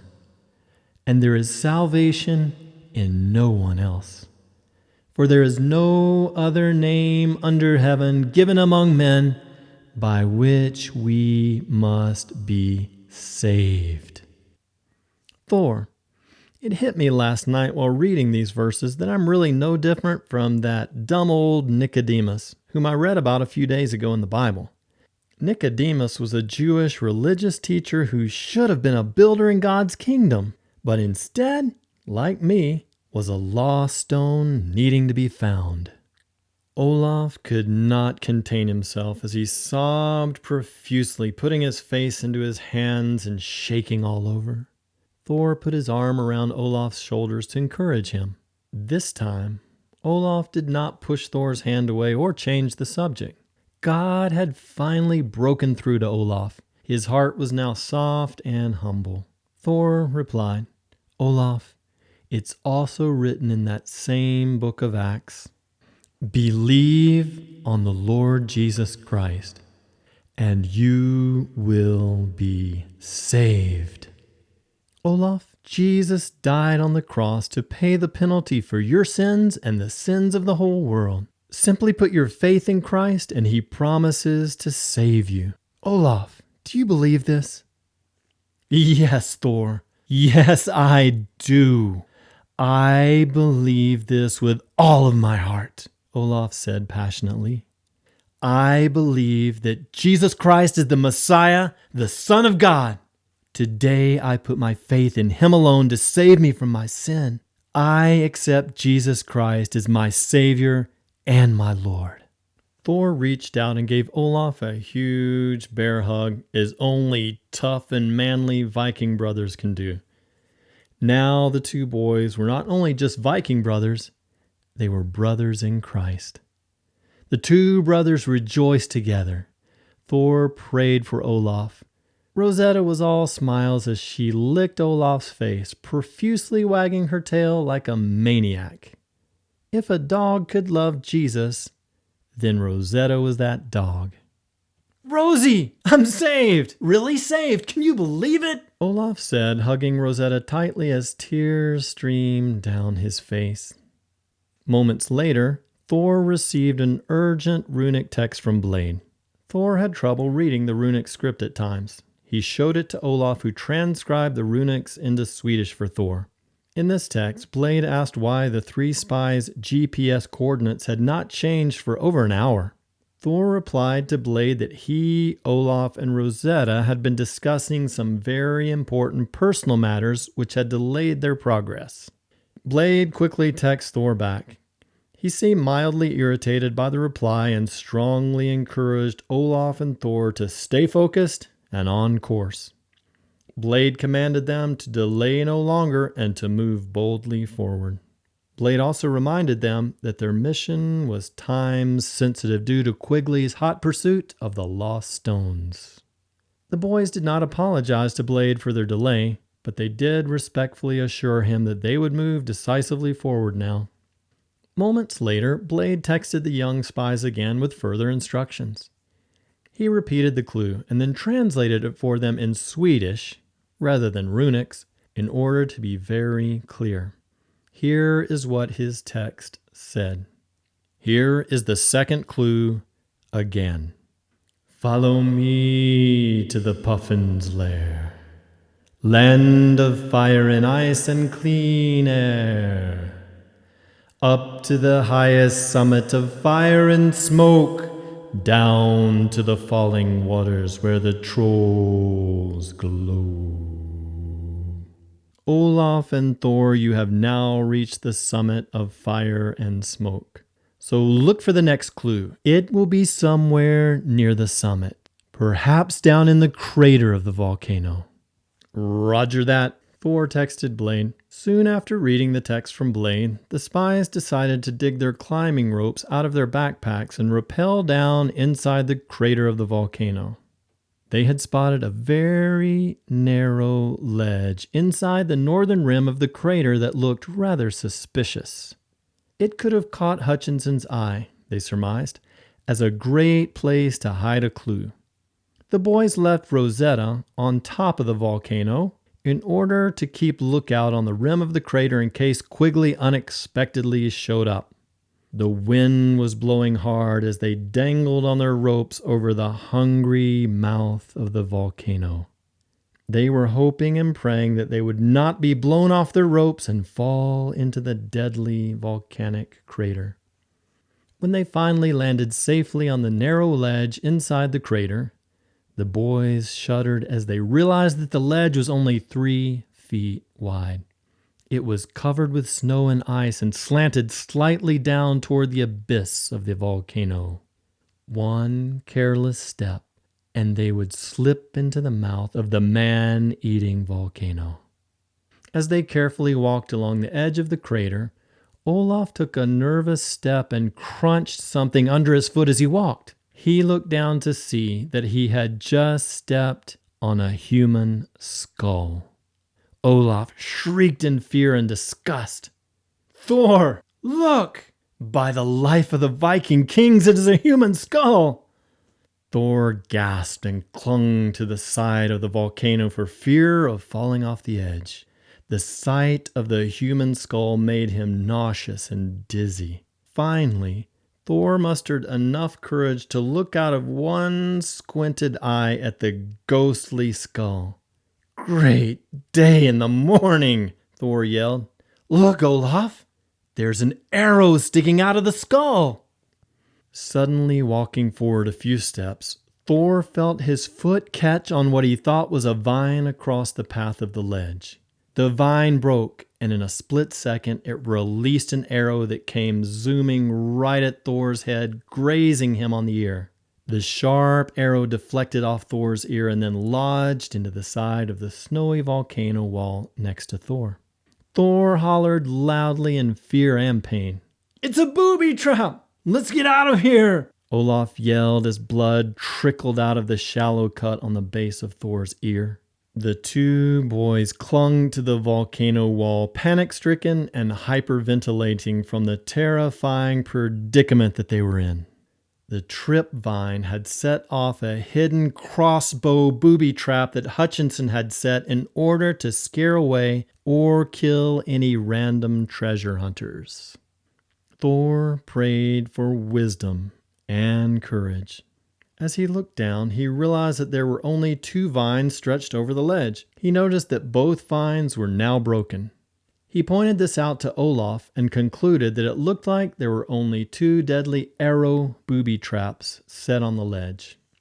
Olaf swallowed hard and helped wipe the blood off Thor's ear as he agreed that they should be okay since there were no more vines across the ledge path. Fear still ruled in their hearts as they realized that Thor had nearly ended up like that poor soul with the arrow through his skull. It had been a very near miss for Thor. Olaf took a closer look at Thor's wounded ear and assured him that it was only a shallow cut.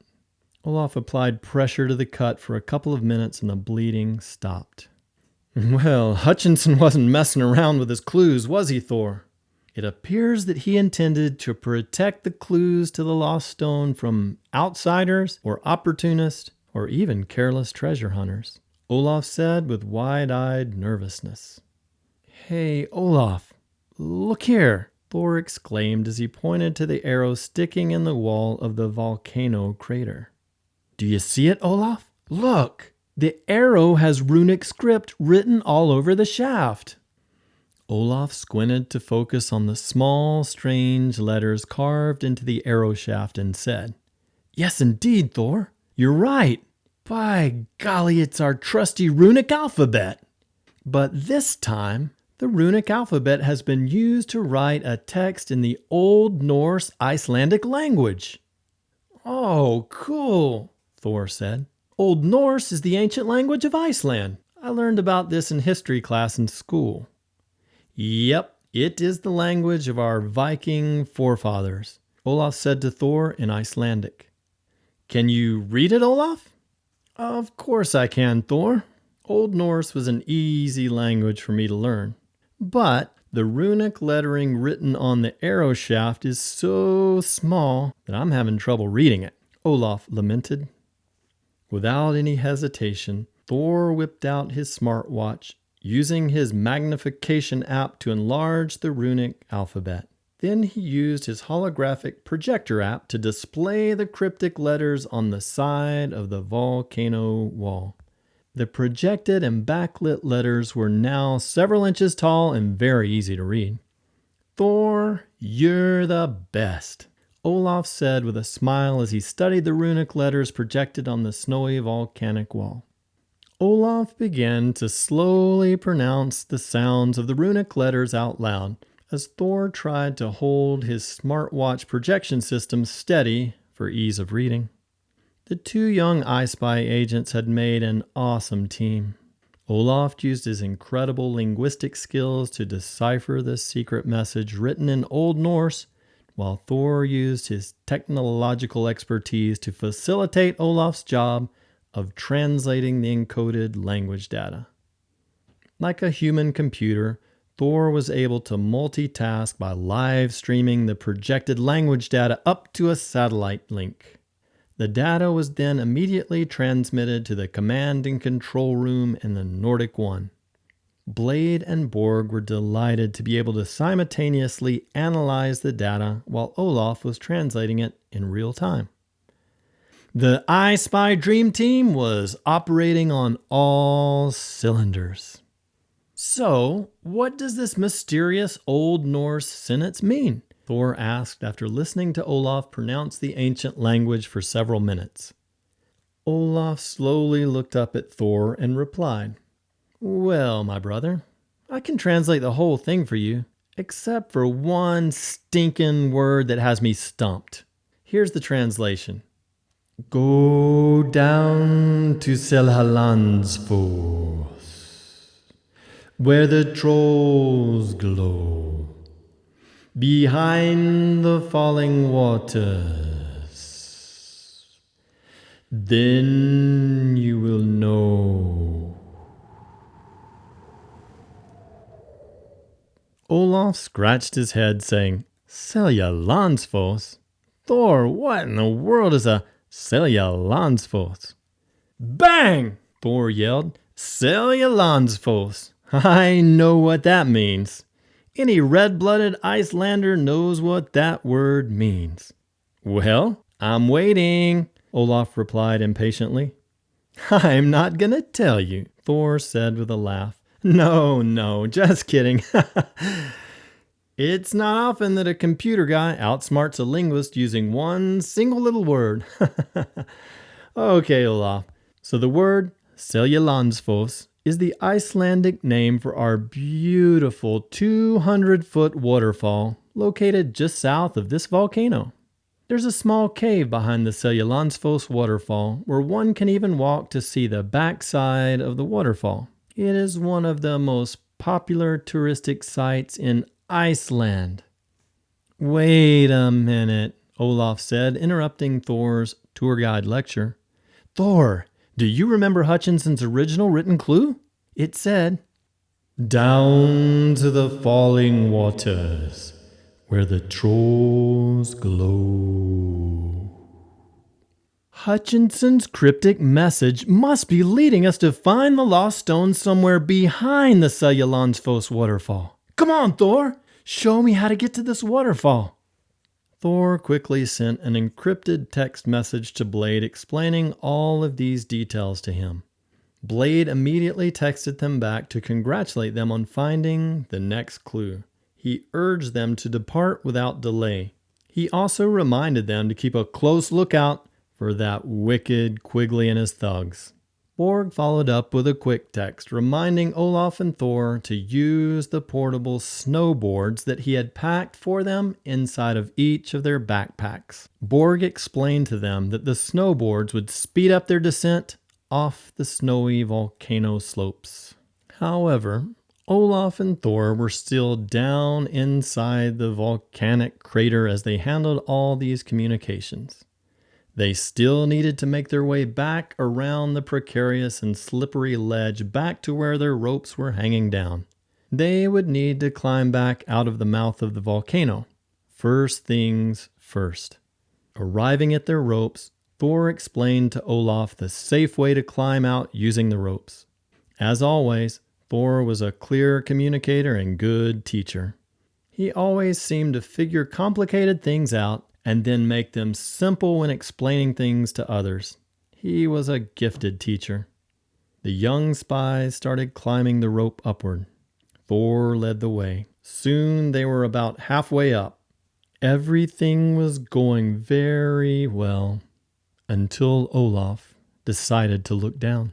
As Olaf stared into the hungry man-eating volcanic crater, he started to panic. "Thor, help me!" Olaf yelled. "I'm dizzy and I'm slipping! Help me!" Thor slid down his rope to get closer to Olaf, who is still panicking. "Stop looking down, Olaf. Focus only on your rope and your next grip," Thor commanded. "I can't!" Olaf yelled. "I'm gonna fall! Help!" "Look at me, Olaf," Thor said. "You are not going to fall. Do you hear me? You're not going to fall. Wrap your foot around the rope and stop looking down." However, it was too late. Olaf was completely overwhelmed. A paralyzing fear of heights gripped his mind and body. Olaf lost his grip and began to fall into the hungry volcano. Olaf screamed as he slipped. Rosetta was watching from the rim above and began barking helplessly. She knew that her master would surely perish from this fall. But, as always, Thor was full of clever surprises. Unbeknownst to Olaf or Rosetta, Thor had intervened. When Thor had approached the panicking Olaf on his rope, he had wisely clipped a large carabiner ring between Olaf's climbing belt and the loop in his own rope. Therefore, when Olaf slipped off of his rope, he only fell a few feet. Thor's precautionary action had saved Olaf from falling any further into the mouth of the volcano. As Olaf dangled above the mouth of the volcano, Thor encouraged him to take a deep breath and calm down. After a few minutes of coaching him, Thor managed to get Olaf back in sync with his own rope. It took another 30 minutes of grueling hand-over-hand climbing, but Olaf and Thor finally arrived at the rim of the volcano crater, safe and sound. Rosetta was trembling as she dove into Olaf's arms and licked him on his face as if to say, "Olaf, that was way too close for comfort." "I love you too, Rosie," Olaf said as he held Rosetta in his arms very tightly. Olaf said, "Thor, that makes twice in the land of fire and ice." "Huh? Twice in the land of fire and ice? What do you mean, Olaf?" Thor inquired. "Yeah, Thor. You have now saved me twice from falling to my death here in Iceland. Once from falling into the crevasse, and twice while hanging over the volcano," Olaf replied. Thor smiled and fist bumped Olaf as he said, "It is the least I can do for the guy that saved me from becoming lunch to a polar bear. You've got my back, pal, and I've got yours." Chapter 9. The Talking Lights. "Any sign of Quigley?" Olaf asked Rosetta. Rosetta shook her head, indicating that she had not seen anyone. Next, Olaf and Thor rolled up their climbing ropes and put them back into their backpacks. They took a few minutes to heat up some canned soup for themselves and gave some tasty gravy-covered dog food to Rosetta. Borg was the best at packing spy backpacks. He not only thought of packing all the practical spy equipment, but he also put in special snacks and foods to cheer the hearts of the young spies. After enjoying some much-needed rest and relaxation, the three spies prayed for continued help and strength for the dangerous descent off of the volcano summit. Thor then stood up and took his collapsible snowboard out of his backpack and began unfolding it. The high-tech portable snowboard had 4 joints. He opened it and locked it into place. He then screwed in the bindings that fit perfectly into his snow boots. However, Olaf had trouble assembling his snowboard, so he let Mr. Techno Geek, Thor, do it for him. Rosetta shook her head and rolled her eyes at Olaf for not being capable of assembling his own snowboard. Olaf simply smiled at her and said, "Oh well, I can't be good at everything, girl." At last the time had come for them to ride the great white wave of snow down the mountain. Borg had specially designed Olaf's backpack with a carrying pouch for Rosetta to sit in. It was designed specifically for occasions when the snow was too deep for her small doggy legs, such as the snowboarding descent. Thor lifted Rosetta into Olaf's backpack pouch and then strapped her in snug and secure. Then, without any warning, Rosetta started to give off a warning bark. "Oh dear Lord, it's Quigley!" Olaf yelled. "Rosetta is warning us that Sir Bumpus is somewhere near us!" Olaf and Thor quickly strapped themselves into the bindings of their snowboards and pointed the tips of their cool boards downhill. Off they went down the hill as fast as lightning. Both Olaf and Thor were skilled snowboarders, having grown up in Sweden and Iceland, where snow is abundant. "Oh no, Olaf, look ahead! A helicopter's following us! It must be Quigley!" Thor yelled with panic.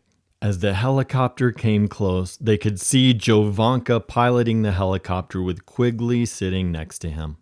Suddenly the door opened and Novak jumped out of the helicopter strapped onto a sleek and colorful Burton snowboard. Novak was also an expert snowboarder. He stuck a perfect landing from the drop out of the helicopter. He quickly began gaining ground on Olaf and Thor. It was clear that Quigley had sent Novak to catch the boys, to force them to reveal Hutchinson's clue, and then possibly even to kill them. Quigley would do anything to beat them to the second lost stone. Olaf and Thor quickly discovered that they could not outrun Novak on their snowboards since Novak weighed more than they did. The law of gravity propelled Novak down the mountain faster than them. Their only hope was to outmaneuver Novak. Olaf and Thor displayed some very impressive snowboard skills as they did everything they could to avert being caught by Novak.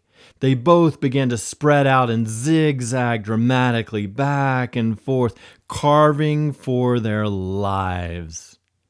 Each time Novak tried to grab one of the boys and knock him off of their snowboard, they would swerve unexpectedly, dodging his evil clutches. The further down the mountain they got, the less snow there was, and the more rocks and obstacles there were to weave through. If it wasn't for the danger of being chased by Novak, this snowboarding adventure would have been a blast for the boys. It was like racing in a border cross event or a giant slalom competition. However, the stakes for losing this snowboard race could be their lives. This was a life or death struggle for survival. In desperation, Olaf and Thor took the risk of grinding their snowboards off the top of the lava rocks. The snowboard chase got so intense and crazy that Olaf and Thor were jumping higher than they've ever jumped before. They stuck some of the all-time coolest front side and backside 360 grabs to stabilize their big air jumps. Thankfully, Rosetta was strapped into Olaf's backpack as he pulled a huge layout backflip over one ramp in order to maintain control in the air. Olaf was not showboating, but rather simply pulling any maneuver out of his bag of tricks that he could in order to give him the advantage over Novak. Olaf and Thor even dared to hydroplane across several geothermal hot spring pools, hoping that the splashing of the steamy water would confuse Novak. Olaf skillfully navigated the tip of his snowboard between two huge geothermal geysers which were spewing water high into the air. He hoped to lose Novak, but nothing doing. Novak was an equally radical and gnarly snowboarding dude. To make matters worse, Novak was hysterically laughing at the terrified boys as he added several sweet backflips to his big air jumps just for the fun of it. He chased the boys down the mountain like a cat chasing a mouse before the kill. His snowboarding skills were too much for Olaf and Thor. It was just a matter of time before Novak would catch them. But then, out of the blue, Thor cunningly signaled to Olaf that he had a plan. Olaf watched as Thor activated his laser beam app on his smartwatch. Thor pointed to his eyes, signaling to Olaf that he was going to try to temporarily blind Novak with the laser beam. Just then, Thor and Olaf spotted a large crevasse downhill and to their right. They both swerved hard to the right on their snowboards, and then Olaf yelled at Novak in the Serbian language, "Look out! Avalanche!" as he pointed up the mountain to fool Novak. The plan worked to perfection as Novak looked up the mountain. He then looked back in front of him, but Thor shone his laser beam into his eyes, temporarily blinding Novak. The boys quickly veered their snowboards away from the crevasse at the last possible minute, throwing snow everywhere. But Novak did not know to stop due to being blinded. Thus, Novak fell headlong into the shallow crevasse and tumbled down about 25 feet. The impact of the fall knocked Novak's snowboard off of his feet and knocked him out cold. That's what I'm talking about! Thor shouted as he navigated his snowboard close enough to Olaf and Rosetta to give them both a big high five. Yes! Take that, Quigley! Olaf said as he fist bumped Rosetta softly on her wet nose. The boys wasted no time in heading toward the Seljalandsfoss waterfall.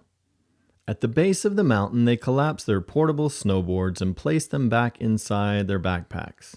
Of course, Thor had to help Olaf figure out how to collapse his portable snowboard as Rosetta smirked at Olaf. Rosetta ran all around for joy as she was glad to be free from her uncomfortable backpack pouch. After walking for a couple of miles, Thor led them to the town of Hof, where they caught the Ring Road bus to the town of Vik. In Vik, they transferred to a tour bus that took them the next few miles over to the Seljalandsfoss waterfall. They literally jumped out of the bus running as fast as they could toward the beautiful waterfall. There was no time to waste. They began quickly searching for the second lost stone that Hutchinson had hidden somewhere deep behind this majestic 200-foot waterfall.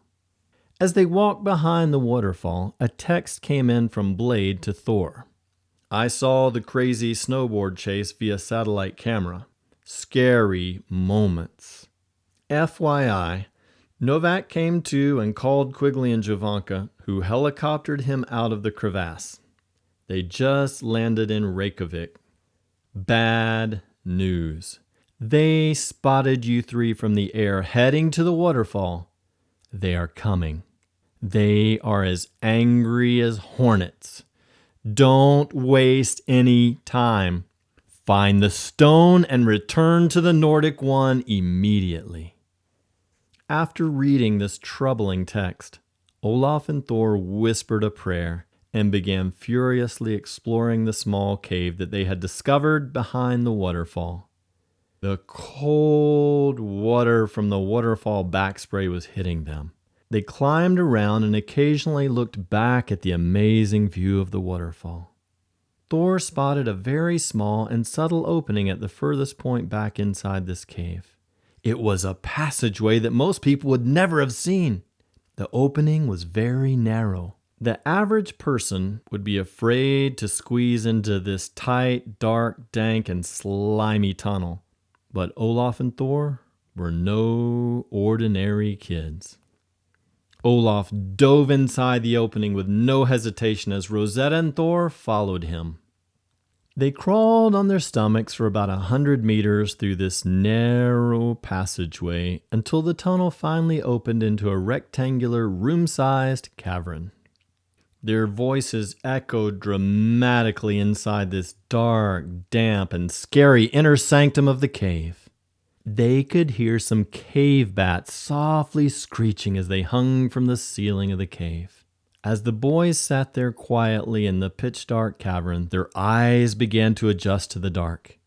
Then, unexpectedly, something very, very strange and unusual began to happen.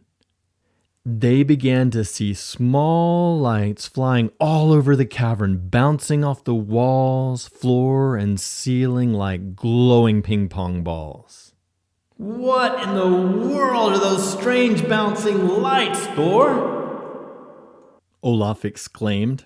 Well, it can't be lightning bugs, Olaf. Because we have very few bugs here in Iceland due to the cold weather. I don't believe in ghosts, trolls, or elves. Olaf, do you? Thor asked, needing assurance. Well, I'm trying not to think about ghosts right now, Thor. Let's pretend that you didn't mention ghosts, Thor, okay? Olaf said anxiously. But alas, curiosity got the best of Olaf as he finally reached out and grabbed one of the lights as it passed by his face. To the amazement of both boys, Olaf was actually able to trap the light inside his hands. As Olaf looked inside his cupped hands, the light was still there, glowing brightly and vibrating rapidly. As he sat there watching it, he began to actually feel more and more of the pulsing as the light vibrated rhythmically. Hey! It tickles! I feel the light vibrating, Thor! He yelled. Vibration to Olaf, the linguist, meant only one thing: sound waves. So Olaf cupped his hands to his ears and tried to listen to the vibrations emanating from the light. Thor! The light is speaking! Yes! I hear a voice! I hear talking! Hearing this, Thor panicked. Let me out of here! These must be trolls or elves! Run for your lives! Olaf grabbed Thor's arm to stop him from bolting out of the cave in fear. Thor! Use your head, your talent, and your logic. Don't let fear cripple your reasoning skills.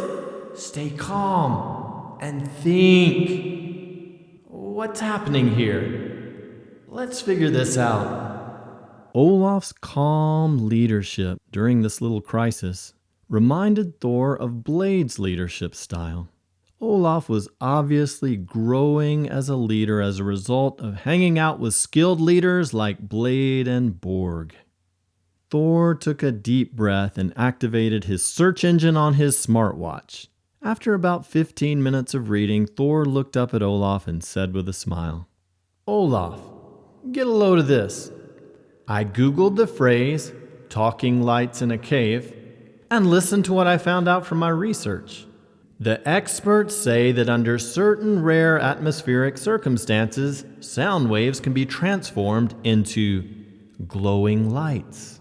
This process is due to sound waves being supercharged by geothermal transfer of the negative polarity of unstable nitrogen atoms. This transfer happens when sound waves are trapped within frozen volcanic soils with lower oxygen levels for an extended period of time. You see, Olaf, this is all just a rare transfer of electrons and protons within the atoms of the sound waves. Once this nuclear exchange happens, then these sound waves adopt luminary qualities and become glowing lights. This is all just very basic and elementary Icelandic science." Thor looked down at his smartwatch and kept reading. He then looked up at Olaf and continued. "Olaf, according to my research, we have the exact conditions necessary here in this frozen volcanic geothermal cave to produce this rare condition. Do you know what that means? You see, we have been given a gift. These talking lights are supercharged atomic sound waves from everyone who's ever spoken within this cavern. In other words, each light is a spoken communication preserved in the form of a glowing sound wave. These lights are like glowing, talking postcards from the past, Olaf. You see, all we must do is amplify the sound waves. Perhaps we can even listen in on Hutchinson himself, when he was here in the cave hundreds of years ago, hiding the second lost stone. So instead of digging and searching for the stone, let's try to listen in on these talking lights. Maybe Hutchinson's voice has been preserved through one or more of these glowing sound waves.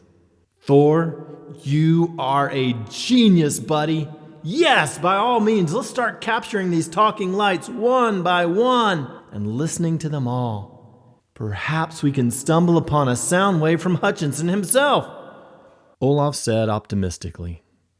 Olaf and Thor began catching the glowing sound waves in their hands.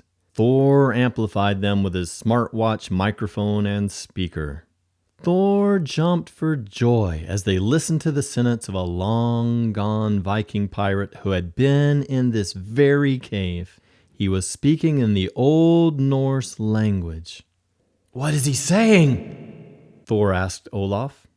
Olaf listened to the Old Norse language several times and then gave Thor a summary translation.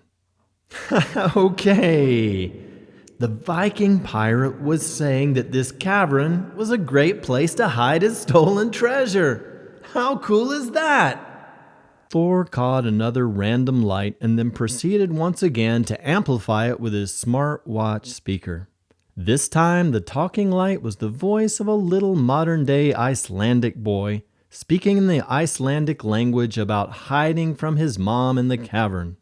Thor and Olaf burst into laughter as the boy babbled on about hiding from his mom. Olaf then captured another light in his hand and Thor amplified it. As they listened, they all laughed to hear their own voices recorded from just several minutes ago as they spoke within the cave. "Thor, We'd better be careful what we say in this cave, because someone else could potentially listen in on everything we say in here. See? What I just said is now bouncing off the cave as a glowing sound wave. Olaf warned, pointing to the new glowing sound wave. Oh, wow. You're right, Olaf. I hadn't thought about that. Yes, let's be guarded as to what we say down here, Thor agreed. However, Rosetta could not resist the temptation. She was having great fun creating short bark sounds, then watching new bright sound waves flow from her mouth, bouncing around the cave. Stop it, Rosetta, Olaf said. You are slowing us down every time you create a new glowing sound wave. Can't you see that we are getting really tired of listening to your silly little barking sound waves? Rosetta turned her nose up at Olaf as if to say, Sheesh! Can't a girl have a little bit of fun around here? Olaf and Thor continued their painstaking job of sifting through all of the talking lights by capturing each one and then listening to it. One interesting glowing sound wave that they listened to was the high-pitched voice of an old Christian monk who was praying a long, formal prayer, asking God to stop some unknown Icelandic king from throwing the pagans over the waterfall cliff. After listening to a dozen or more different voices, Olaf's eyes suddenly got as big as a saucer as Thor amplified another talking light. It's Hutchinson! Olaf blurted out. That voice has to be General Hutchinson. I am certain. Listen to the distinctive English accent. Thor then ceremoniously took the talking light and placed it in his hand again to replay it for closer analysis. He placed the smartwatch microphone close to the soundwave light to amplify it. Then Thor also pressed the record button on his smartwatch in order to record it for Blade and Borg in real time. It was clearly the authoritative and commanding voice of General John Healy Hutchinson. The spies listened closely to the strong, educated English accent voice of the now dead Hutchinson. Here is what Hutchinson said in the talking light. No, you nincompoop. Don't be an impertinent fool. Bury the silly stone in the corner like I already told you to do. I dare say don't bury it too deeply. Go quickly. Go ahead, you nincompoop, bury it. Let us be done with it so I can disembark from this dreadful God-forsaken little cave. Blade and Borg were also listening via live audio stream to this priceless ancient soundbite of Hutchinson himself. This discovery was mind-boggling for the whole iSpy team. The boys sat in awe, speechlessly watching the other lights bounce around the cave. They couldn't believe that they had just heard the actual voice of the infamous General Hutchinson. Suddenly and without warning, Blade broke the silence as he sent a quick text to Thor's smartwatch. Waste no time enjoying this amazing Hutchinson moment. Find the lost stone, dig it up, and race back to the Nordic One. Quigley is even now en route to the waterfall to intercept the stone. You must hurry. Thor summarized the data from Hutchinson's talking light. Olaf, from Hutchinson's soundbite, we know two things about this lost stone. One, it is buried near one of the four corners of this cavern. Secondly, the stone was not buried very deep. In light of these facts, Olaf, you dig at that corner over there, and I will dig up this corner. This will speed things up a bit in uncovering the stone. The boys turned on the flashlight apps of their smartwatches and began digging two of the corners up, and still no stone. However, Rosetta got bored watching the boys dig, so she decided to start digging up another corner. After a few minutes of digging, Olaf heard Rosetta scratching on wood with her claws. Rosetta had unearthed another wooden box like the one that they had found in the pyramid. Good girl, Rosie, Olaf said as Thor rushed over and immediately began prying the box open. Once opened, they all feast their eyes on the second lost stone. Praise the Lord! Thor shouted as his voice echoed through the cave, and a new talking light launched from his mouth, bouncing around the cavern. It's the Demotic language stone, Olaf yelled as Rosetta barked in delight. Oh, wow! Can you believe it, Thor? We now have both the lost Greek stone and now this lovely Demotic stone. Yeah, Olaf, all that remains is finding the third hieroglyphic stone, and we will have all three lost stones. And I can't wait to get my hands on that last hieroglyphic stone written in the language of the ancient Egyptian pharaohs, Olaf replied. Oh my gosh, blurted Thor. We almost forgot to search the wooden box for the next clue. Thor shone his smartwatch flashlight app into the dirty old wooden box.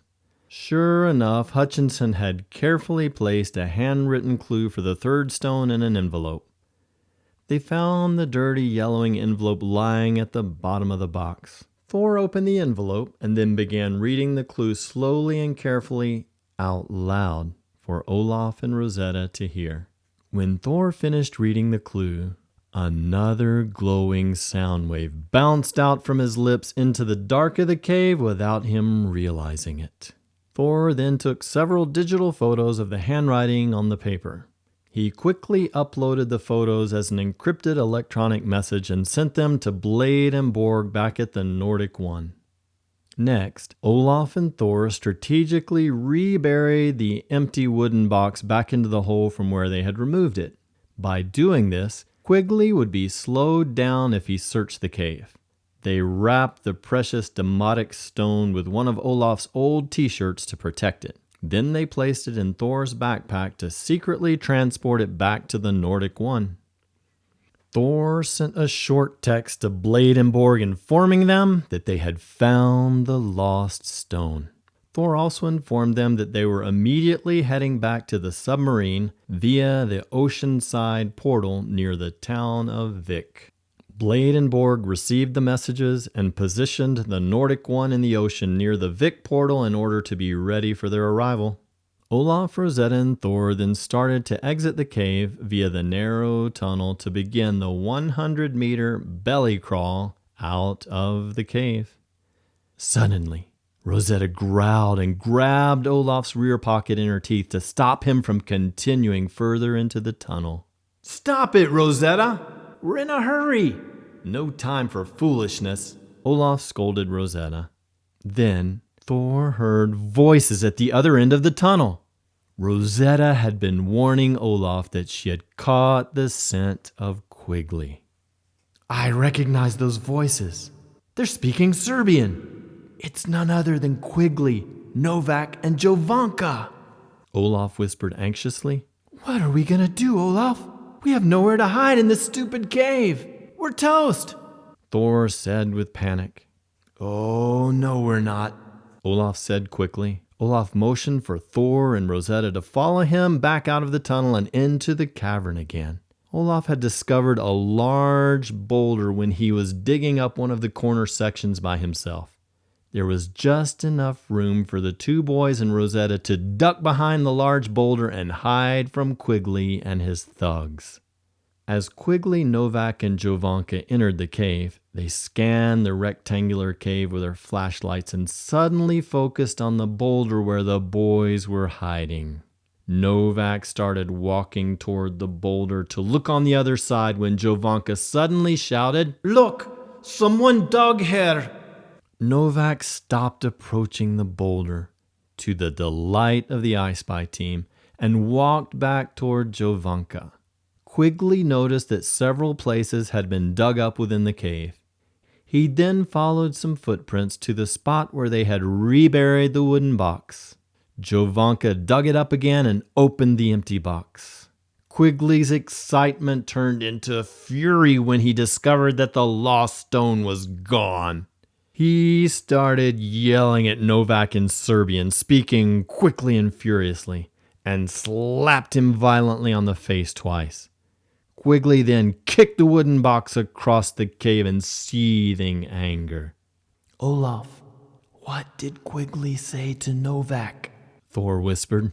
Olaf quietly translated Quigley's angry words from Serbian to Icelandic for Thor. Quigley just told Novak that he would kill him for not killing us today on the mountain when he was chasing us on our snowboards. Quigley is furious with Novak for letting us get away. As Quigley and his men sat down for a few minutes to angrily smoke and drink a few sips of strong liquor, they turned their flashlights off. Unfortunately, it did not take long for Jovanka to discover the bouncing, glowing sound waves. Jovanka knew immediately that these were talking lights. Jovanka's skills in science and technology were even better than Thor's at times. Within 15 minutes, Jovanka was capturing the glowing sound waves and amplifying them for Quigley.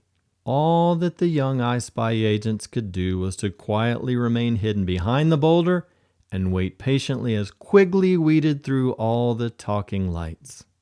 Rosetta kind of liked hearing her playful barks each time Jovanka amplified one of the specially created talking lights. She especially liked the way that her barks frustrated Quigley, who impatiently demanded to hear the next glowing sound wave. However, Olaf, Thor, and Rosetta's hearts all sank as they heard one of the talking lights. Jovanka had captured and amplified Thor's voice reading Hutchinson's entire written clue which the iSpy agents had earlier discovered in the box. Oh no! Why did I read the clue out loud, Olaf? Oh, what a goose I am! For the life of me, how could I have been so careless? You even exhorted me to be careful of what I said in this cave. Alas, I have now foolishly revealed the clue of the next lost stone to our arch-enemy. Forgive me, Olaf. Thor lamented in a very quiet, whispery voice, putting his face into his hands in defeat. Olaf put his hand on Thor's shoulder to quietly comfort him. Quigley, Jovanka, and Novak quickly stormed out of the cave, crawling out of the long, narrow tunnel. Although the iSpy agents were devastated that Quigley had the next clue, they were also relieved that he had not discovered them behind the boulder in the cave. The three iSpy agents waited 30 minutes for Quigley and his crew to completely leave the area before they snuck out of the cave. They discreetly held a taxi at the ring road near the waterfall and then rode to the town of Vik. Arriving at Vik, the spy agents trekked to the beautiful Dirhole Peninsula next to the shoreline of the ocean. Standing on top of the peninsula, which jetted out 120 meters into the ocean, Olaf suggested that the spy agents take a calculated risk. He proposed that they all dive into the ocean instead of climbing down the cliff into the ocean. Olaf pointed out that this would save both time and energy. Thor and Rosetta loved the idea and were always up for another adrenaline rush.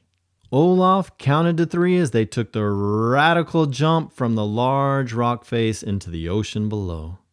What a huge rush the dramatic dive was as they fell for several seconds through the air into the cold ocean waters below.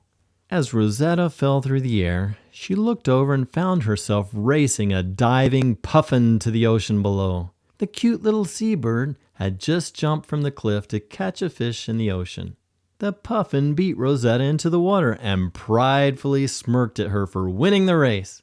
However, Rosetta had the last laugh as she beat the puffin to the fish. Rosetta somehow managed to grab the prized fish in her mouth before the puffin could grab it. Rosetta could not resist looking smugly over at the puffin to flaunt her victory over the seabird. "Rosetta, shame on you! Give the fish to the poor little puffin. You should be ashamed of yourself for being so greedy," Olaf scolded Rosetta. Rosetta very reluctantly tossed her trophy fish to the irritating little puffin. The puffin was so ticked off at Rosetta that the little seabird did not even show any gratitude for this generous gesture. Rosetta barked in frustration at the little puffin as if to say, "Well, la-dee-da. See if I ever give you another fish, you mangy little sea rat." Rosetta was obviously struggling to be nice to the seabirds who lived in the land of fire and ice. As the three brave iSpy agents treaded water together after safely resurfacing from the intense cliff dive, they swam together under the arch of the peninsula. Diving underwater together, they found the secret portal of entry back into the tunnel that would lead them inside the Nordic One. Within a few minutes, Olaf, Thor, and Rosetta were back safely inside the Nordic One. "Welcome home, gentlemen and Rosetta. Well done indeed," Blade said triumphantly. "Yes, welcome home," Borg added in his usual gruff yet kind voice. "You have all survived the trials of the land of fire and ice. Where the dangers are dire, yet the trolls are nice," he added poetically with a laugh. Thor removed the precious stone from his backpack and handed it off to Blade. Borg then took the stone and prepared it for immediate transport to the iSpy headquarters back in Sweden. "Commander Ackerblad, I blew it, sir," Thor said to Blade, hanging his head sadly. "Nonsense, Special Agent Norlander," Blade said to Thor, lifting his chin with his hand. "Look at me, Thor. You did not blow it. No, indeed. Actually, you guys nailed the Icelandic leg of our spy mission. You got the second lost stone, didn't you? Well, didn't you?" "Yes, sir," replied Thor. "Thor, that is huge. Yes, it is true that Quigley now has the clue for the location of the third lost stone, but we will try to foil him with some fake electronic messages. We will distort the interpretation of the clue in order to foil Quigley as he tries to figure out the meaning of Hutchinson's third riddle," Blade said in a commanding yet fatherly tone. "Yeah," Borg laughed as he added, "why don't we send a bogus message to Sir Bumpus to send him gallivanting all the way over to utter Mongolia in search of the third stone?" Everyone, including Thor, laughed at that funny thought. Before heading to bed, Olaf swallowed hard and then decided to boldly explain to Blade and Borg why they'd been delayed for so long on top of the volcano discussing personal matters. Olaf shared his full testimony of getting saved with Blade and Borg.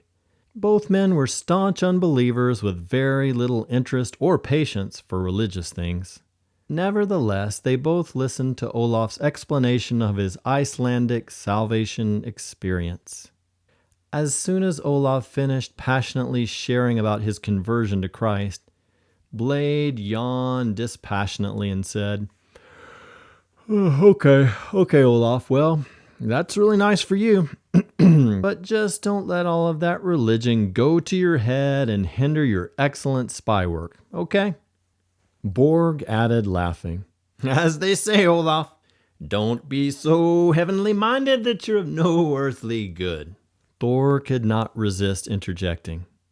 "Borg, according to Scripture, to be heavenly minded is to be of even greater good on this earth. Olaf's new faith can only help us to succeed in the best and highest ways possible. I, too, am a Christian. Although I'm not perfect, I believe you will see the value of having not only talented spies, but also having young spy agents that you can trust." Blade and Borg shook their heads in agreement and smiled nicely at both Olaf and Thor, as the commanders seemed to be impacted by Thor's thoughtful insights. Regardless of any of this, Olaf and Thor, let it be known to both of you that Blade and I are both very proud of you two fine young spies, Borg conceded. Yes, indeed, we are proud of you both. And character really does matter when it comes to being an iSpy special agent, Blade affirmed. Borg then served up some cookies and hot chocolate to celebrate the success of finding the second lost stone. After sharing a robust and loud Viking toast with a few rounds of steaming hot chocolate, Blade dismissed everyone to head to bed for the night. Before crawling into bed, Thor and Olaf knelt down next to their beds and gave thanks to the God of heaven. Thor led the prayer, thanking God for leading Olaf into a saving relationship with Christ while in Iceland. Both boys thanked God for protecting them from polar bears, arrows, volcanoes, enemies, and dangerous drop-offs during their adventurous Icelandic spy mission. They were thankful for the amazing success that they had realized in discovering the second lost stone. As the two brothers in Christ debriefed on their lives and adventures in Iceland, Thor encouraged Olaf to pray for Quigley, Novak, and Jovanka, explaining that Jesus commanded us to pray for our enemies. It was an extremely hard thing for Olaf to do, but Olaf finally found the strength to pray for Quigley and his thugs. However, Rosetta was still sporting an attitude. She still felt bitter about having to surrender her prized fish to that annoying little Icelandic puffin. So, the thought of praying for Quigley was just too much to ask from her right now. After all, her ribs still hurt from being fractured by Quigley's violent kick. Rosetta convinced herself that she needed some rest more than anything else. Thor also led Olaf in a prayer for the salvation of Blade and Borg. Thor knew that Blade and Borg were impacted by hearing Olaf's testimony of salvation. Perhaps one day, they too would put their faith in Christ as Olaf had. After the boys hit the sack for the night, Olaf called Rosetta over to hop into bed with him. He was having trouble sleeping as he kept rejoicing over his new faith in Christ and rejoicing over the very successful spy missions. Olaf's heart was so full of joy that he felt like he was going to pop. Also, his curiosity kept getting the best of him as he thought about the future upcoming spy mission. "Hey, Rosie," Olaf whispered softly into Rosetta's floppy ear so as not to wake up Thor. "Where do you think Blade and Borg will be sending us this time to search for the final lost stone?" Rosetta just snuggled in closer to Olaf, seemingly ignoring his question as she fell fast asleep on Olaf's warm chest. Soon Olaf too was sound asleep, snoring and dreaming about the exciting adventures that still lay ahead of them. Chapter 10. Search for the Last Stone. Olaf woke up the next morning to Rosetta licking his face, signifying that she was hungry and that he had better wake up. The white sound of the rhythmic engine vibrations reverberated throughout the Nordic One, making it hard to get out of bed. It was a great day to be alive as Olaf caught a whiff of Borg's fresh-cooked sausage eggs and biscuits. Before heading to breakfast, Olaf and Thor read a passage of scripture out loud together. They also prayed for each other and sang another Icelandic hymn together. "Thor, what a change Christ has made in my life. He has given me a deep joy in my heart and everything seems so different. I understand now why Jesus calls salvation the new birth. Olaf, it is really exciting to see all the changes that Christ is making in your life every day. One thing that stands out to me is that the Lord has cleaned up your mouth. You used to cuss like a sailor, but not anymore, Thor said. Thor, I know how to curse in over 30 languages. I used to take pride in learning all the curse words in every language, but I've completely lost the desire to use profane language. I wake up each morning now asking the Lord to use my tongue to glorify His name. Thor still had his Bible on his lap, and he turned a few pages and said to Olaf, "Listen to this verse from 2 Corinthians 5:17. Therefore, if anyone is in Christ, he is a new creation. The old has passed away. Behold, the new has come." You see, Olaf, the moment that Christ came into your life, He made you a new creation. Your life will never be the same again. You have begun the greatest adventure known to mankind, the adventure of living life under the lordship of Christ. Yes, indeed, Thor. How true. I just wish everyone knew Christ the way you and I do. As they arrived at the compact mess hall next to the kitchen of the Nordic One, Borg and Blade energetically greeted Olaf, Thor, and Rosetta. After eating breakfast together, they got right down to the urgent spy business at hand. Once you guys finish your hot chocolate, come meet me in the command and control center so that I can read Hutchinson's next clue to you, Blade said as he excused himself from the dining table. Olaf and Thor gulped down their drinks as fast as they could in order to race toward the meeting room. They could hardly wait to hear the next clue. Rosetta also scarfed down her dog food so that she could hurry to the meeting with the boys. Borg began clearing the dishes and stacking them on the countertop. As always, he sang a very lively Scandinavian polka while cleaning up the kitchen. It was hard not to smile when hanging around Borg. He was always so funny and comfortable in his own skin. He made the atmosphere seem even more delightful on the Nordic One.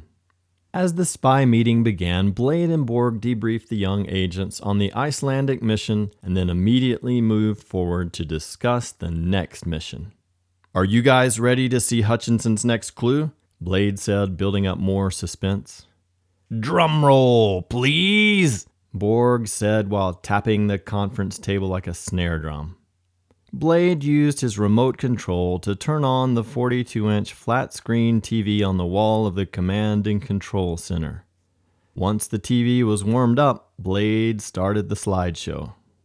The first slide was a high-res scan of the handwritten clue written by Hutchinson. The clue was written on a dingy slip of paper that they had recovered with the last stone. The clue read, "Peace, peace cry to the city, yet they shall show her no such pity. For her greatest teacher was hung with nails, catty corner to their ancient cotel." "By the life of the Viking kings!" Olaf blurted out with excitement. "That can only mean one place on the planet. Jerusalem! Jerusalem, the city of peace." "Right you are," Blade replied. "Hutchinson's final hidden stone appears to be hidden in the Holy Land, Israel." "Baruch Hashem Adonai. Blessed be the name of the Lord," Olaf exclaimed in Hebrew. "How cool is that? We just did a mission in Thor's beloved homeland in Iceland, and now we're going to the beloved eternal homeland of my people, the Jews. We are heading to Jerusalem, the city that is in the heart and soul of every Jew," Olaf shouted with excitement. "Wait a minute," Thor interrupted. "How do you guys know for sure that this means Jerusalem? And what does the rest of the clue mean? I'm confused. What in the world is a cotel? Did Hutchinson misspell the word hotel in his English or what?" "Okay, those are all fair questions, Thor," Blade conceded. "Allow me," Olaf interjected. The name Jerusalem is a compound Hebrew word meaning quite literally the city of peace. This cryptic riddle by Hutchinson is playing off the meaning of the word Jerusalem. The historical reality is that Jerusalem has never remained a city of peace due to all the battles for control. That's why Hutchinson adds, they show her, the city, no such pity. That's spot on, Olaf, Blade added. Now tell Thor what the Hebrew word kotel means in our Swedish tongue. Okay, kotel is the Hebrew word for wall. This can only refer to the most holy Jewish site in Jerusalem, the Western Wall, Olaf said dramatically to Thor in Swedish. Blade agreed. Yes, Olaf, you are right. Listen to me, iSpy agents. You need to know that we are navigating the Nordic One toward the Mediterranean town of Tel Aviv on the coast of Israel, even as I speak to you now. We believe that the next clue to finding Hutchinson's final lost stone is hidden within the Western Wall in Jerusalem. Specifically, the reference to her greatest teacher was hung with nails is certainly a reference to Jesus the Christ being crucified outside of Jerusalem. And we believe that the phrase catty-corner to their ancient kotel means that Hutchinson's next clue is hidden in the corner of the Western Wall itself. Wow! That's so exciting to me, Thor said, shaking his head in wonder and delight. Jerusalem! It's the biblical city with so much history and meaning. Olaf, my brother, can you believe it? We're going to the Holy Land. The boys high-fived each other as Rosetta barked for joy. Once the hyper 12-year-old iSpy agent settled down, Borg stood up and stretched and added, Gentlemen, I have packed your backpacks for this Israeli mission. Prepare to be deployed later tonight. You will enter Israel through the Tel Aviv coastal portal. Time is wasting. Let's get you guys fully prepared for this very important final mission. Later that night, the young iSpy agents disembarked from the submarine into the tunnel. They secretly opened the portal door, arriving under a small wooden fishing pier on the beach of Tel Aviv, Israel. They made their way to the nearest bus station to catch an early morning ride from Tel Aviv to the City of Peace, Jerusalem. The boys hung their heads out of the bus to drink in every sight, sound, and smell of the Holy Land. Olaf had the time of his life using his modern Hebrew language skills with everyone sitting around him on the bus. No one could believe him when he told them that it was his first time to visit Israel because his Hebrew accent was perfect. Arriving at the Jaffa Gate just outside of the old city of Jerusalem, Thor received a text from Blade reminding them to beware of Quigley and his thugs. After Thor finished reading Blade's text to Olaf and Rosetta, he opened his custom GPS app that he had just programmed before their departure. The app showed them a secret back alley footpath to the Western Wall. They entered the complex labyrinth of alleys. Each alley was full of small shops and boutiques. They darted in and out of small alleyways for what seemed like about a kilometer. Finally, they arrived at the security station to be x-rayed and patted down before entering the main courtyard of the majestic Western Wall. The two boys showed the security guards their Swessa credentials to prove that they were legitimate Swedish exchange students. Everything was going very well until one of the tough Western Wall security guards barked at Olaf in broken English. Hey, kid! No dogs allowed next to our holy Western Wall. Olaf answered the Israeli security guard back in perfect Hebrew, explaining with a big, cheesy smile that Rosetta was a kosher service dog. as opposed to a non-kosher hot dog. As Olaf pointed to Rosetta's service dog vest that she was wearing, the guard tried not to laugh as he waved Rosetta through with Olaf and Thor. "Bravo, Olaf," Thor said. "I don't know what you said back there in Hebrew, but your quick tongue is more effective in battle than a machine gun. Olaf, all I can say is that I am really glad to be on your team." Arriving in front of the holy site of the Western Wall, Olaf grabbed 3 kippah skull caps. Olaf made sure that he, Thor, and Rosetta, the now kosher dog, all put on Jewish caps to respect this important Jewish tradition at the Western Wall.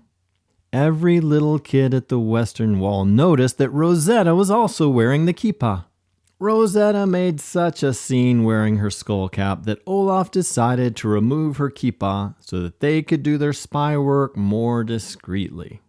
As Olaf reached out and touched the huge, majestic, ancient wall, he was reduced to huge alligator tears. It was an emotional moment for him. This was the first time that he had been to this holy site of his people, the Jews. He was touched by the history and meaning of this location.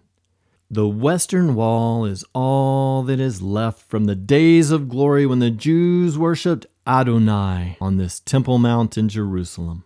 For Olaf, the emotion of being in his Jewish homeland and the passion that he felt for his fellow Jews touched him very, very deeply. He began watching the Jews at the Western Wall as they all fervently prayed in Hebrew to the God of Abraham, Isaac, and Jacob. "Thor, how I wish that my people understood that the object of Abraham's faith is Jesus, the Messiah. Oh Lord, please open their eyes," Olaf prayed while weeping. "Amen," Thor affirmed, squeezing Olaf's shoulder. "You have a good heart, Olaf. May God hear your prayers for the salvation of your people, Israel."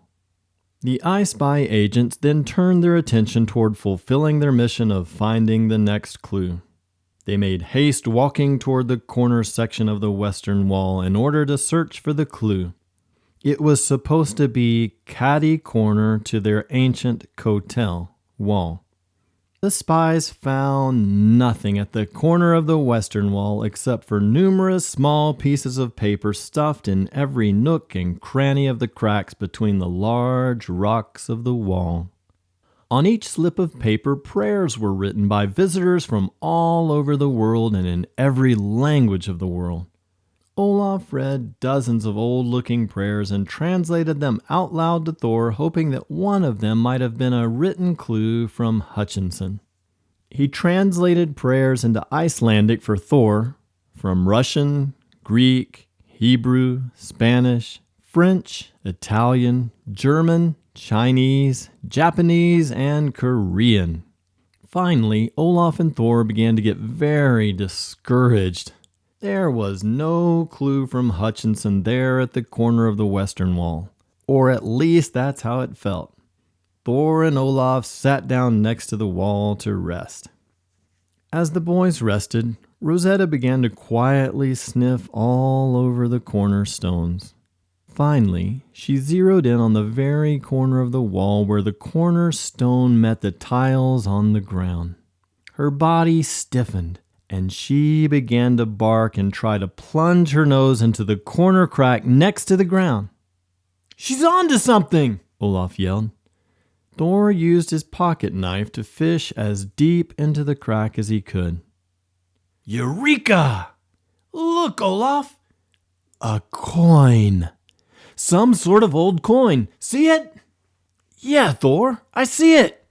Thor continued for about 5 long minutes, working hard to disengage the coin that was wedged fiercely inside the corner crack.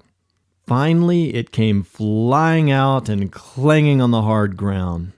The spies studied it carefully and noticed that it was an old British coin with the image of an old English king on it. They had no idea who the king was, But Olaf noticed that Hutchinson had scratched the word pool in Hebrew over the face of the English king. That's odd, Olaf said.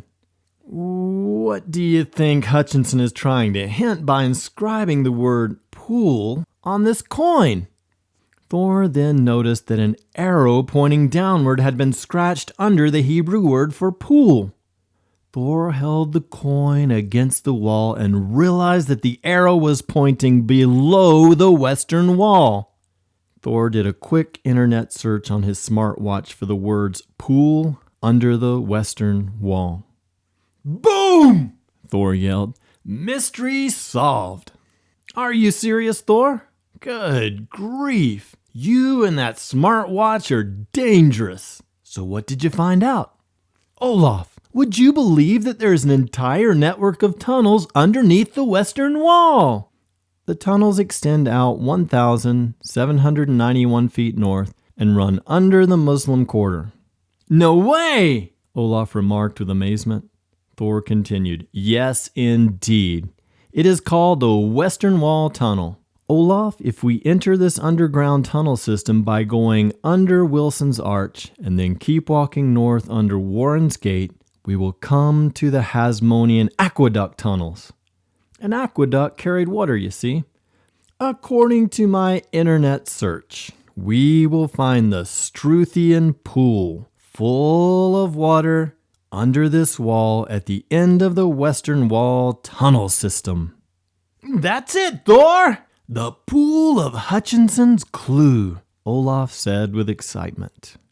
Yes, Olaf, and this can only mean that Hutchinson has hidden the final hieroglyphic stone within the Struthian Pool.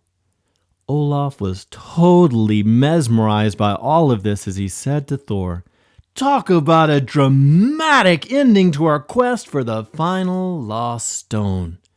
Come on, Thor and Rosetta, let's search for the entryway into this underground tunnel system. Thor used his special GPS app to orient them. To Thor's delight, he discovered that Wilson's Arch was right next to them. This arch was located right next to the corner of the western wall where they had found the coin. They quickly darted into Wilson's Arch and entered the mysterious and dark Western Wall Tunnel. The young iSpy agents made haste to follow the 1,791-foot-long tunnel. Down, down, down they went, walking under the old city of Jerusalem through the mind-boggling ancient tunnel system that was full of tour guides and tourists. They continued north until they passed under Warren's Gate. At Warren's Gate, there was a large chamber where people stopped to pray. It was the closest location to the ancient Holy of Holies of the historic temple. Next, the mysterious tunnel system narrowed dramatically like a small slot canyon where they could touch both walls as they walked. Moments later, the boys emerged from the narrow rock-walled tunnels into the balcony area that overlooked their destination, the underground Struthian Pool. The mysterious pool was completely full of water. The ancient pool was about the size of a small swimming pool. When Olaf, Rosetta, and Thor arrived at the balcony walkway that encircled the pool, a group of tourists were listening to an Israeli tour guide explain the history of the Struthian Pool. As the iSpy agents listened in, they heard the tour guide say, Legend has it that all who dare to swim in this forbidden pool never return again. They enter the pool, but they never come out alive. You see, my friends, it is believed by some that the spirits of the fallen Jebusite warriors who ruled the city of Jerusalem dwell in the Struthian Pool. In 2 Samuel 5, the Old Testament recounts the history of King David and his men conquering Jerusalem. David and his men secretly entered Jerusalem through the vertical shaft of the Gihon Springs. When they entered the city through this water shaft, they killed the entire Jebusite army and took control of the city of Jerusalem. Thus, legend has it that the spirits of the fallen Jebusite warriors now dwell in the waters of the Struthian pool. These evil spirits are ever seeking to avenge themselves by killing all who dare to enter these forbidden waters. Yeah, right. Give me a break. Thor whispered to Olaf and Rosetta, mocking the fanciful fairy tale of the melodramatic tour guide. What a joke. The spirits of the Jebusite warriors living in this forbidden pool? Get real. Only a fool would ever believe such folly, Olaf said, shaking his head at all the nonsense. Once the tour guide and his group moved along, Olaf said, "Well, here we are, Thor, at the Struthian pool. Hutchinson's clue indicates that the final lost stone has been hidden at the bottom of this pool of water. So what are we waiting for? Let's hop into the forbidden waters and fight off some Jebusite warriors and find the lost stone," Olaf said, winking at Thor. Thor laughed at Olaf's Jebusite joke, but then disagreed with his plan. "No, Olaf, that would not work. The moment that we jump into this ancient pool, the tour guides and the tourists will see us. They will have a conniption fit and will call the tunnel security guards to grab us and throw us out of the tunnel." Olaf agreed. "Okay, Thor, so we need to come up with a creative diversion to distract everyone on this end of the tunnel. If we do this, then we can dive down under the water of this pool in order to find the stone without anyone seeing us swimming in the pool." Thor looked around for a few minutes and then smiled. "Olaf, I've got it! I have the perfect idea for clearing everyone out of this long tunnel so that we can enter the pool unseen. Do you see those audio speakers on the wall up there? Well, I noticed that they have placed similar speakers throughout the entire tunnel system. This sound system is for making public service announcements to the tourists inside the tunnel. And Olaf, the entire sound system is internet enabled. And as they say, to be internet enabled is to be hacker accessible," Thor said with a sly look on his face. "Okay, Thor, but where are you heading with this?" "Don't you get it, Olaf? Seriously, dude, you linguistic geeks don't have a clue sometimes. You talk too much and listen too little. Olaf, my friend, listen to me. I can hack into their computer server and take control of this internet-enabled sound system with my high-tech smartwatch. Once I have control of their sound system, I will have you make a multilingual emergency announcement alerting everyone in the tunnel that there is an electrical fire. You can yell in several languages, 'Warning! Fire alert! Everyone must exit the tunnel immediately!' What do you think about that idea?" "Thor, you are unbelievable. I am sure glad that you're on the right side of the law, because you are a very dangerous person, my friend," Olaf said, smiling. For the next hour, Thor worked feverishly, using his holographic keyboard projected from the touchscreen of his smartwatch. Finally, Thor cracked the security code of the Western Wall Tunnel computer server.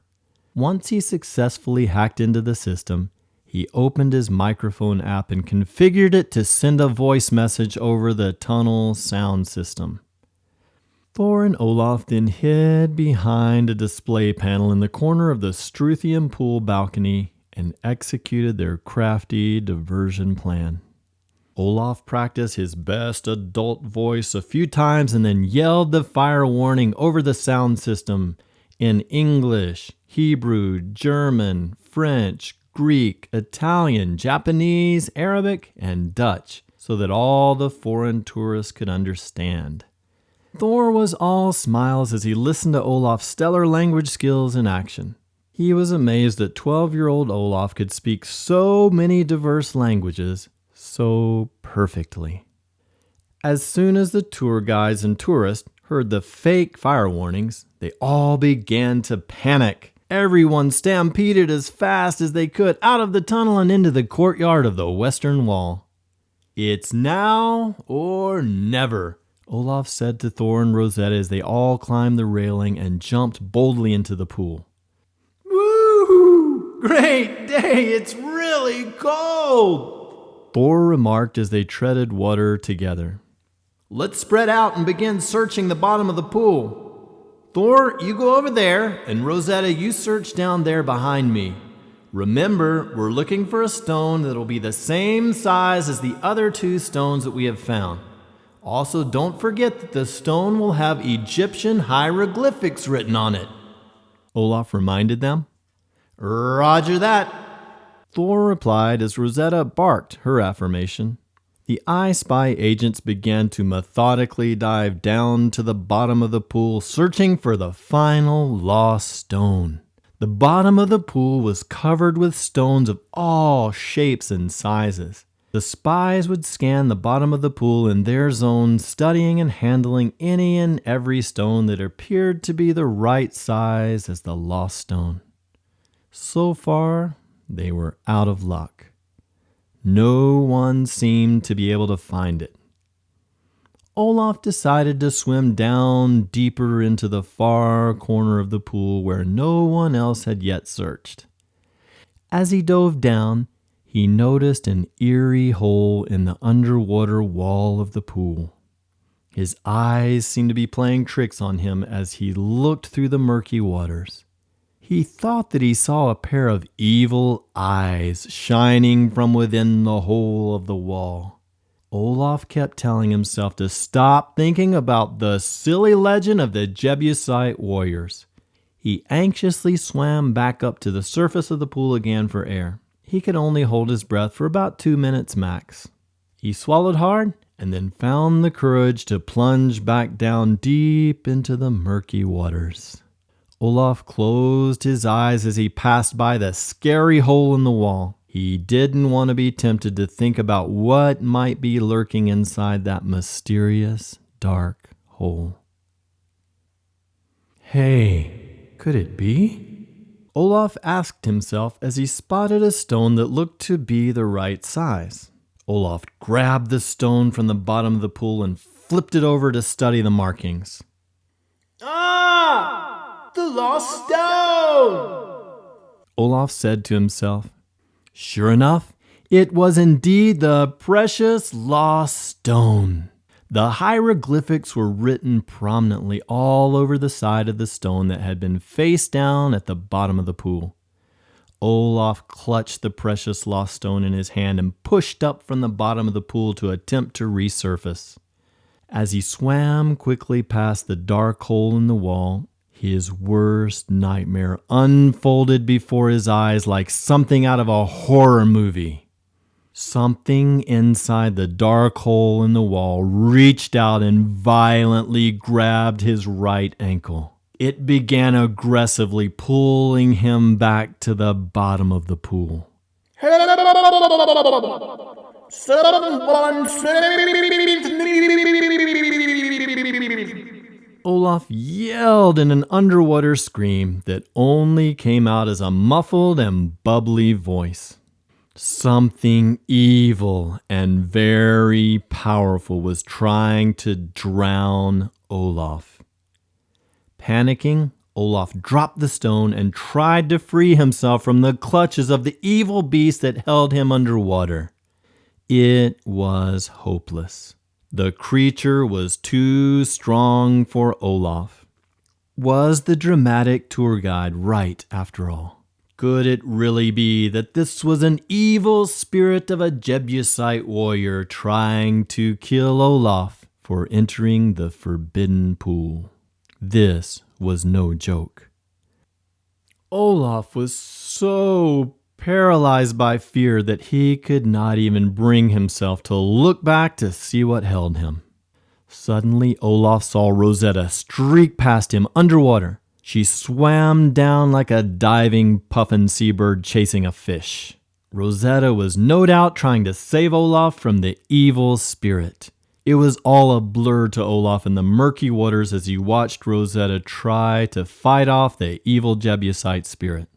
As Olaf's eyes adjusted, he saw Rosetta clamping her powerful jaws down on the serpentine-like hand that was wrapped around his ankle. What kind of evil was this? Olaf's imagination ran wild as he envisioned the revengeful Jebusite spirit having snake-like hands and fangs for teeth. What would the wicked spirit do next?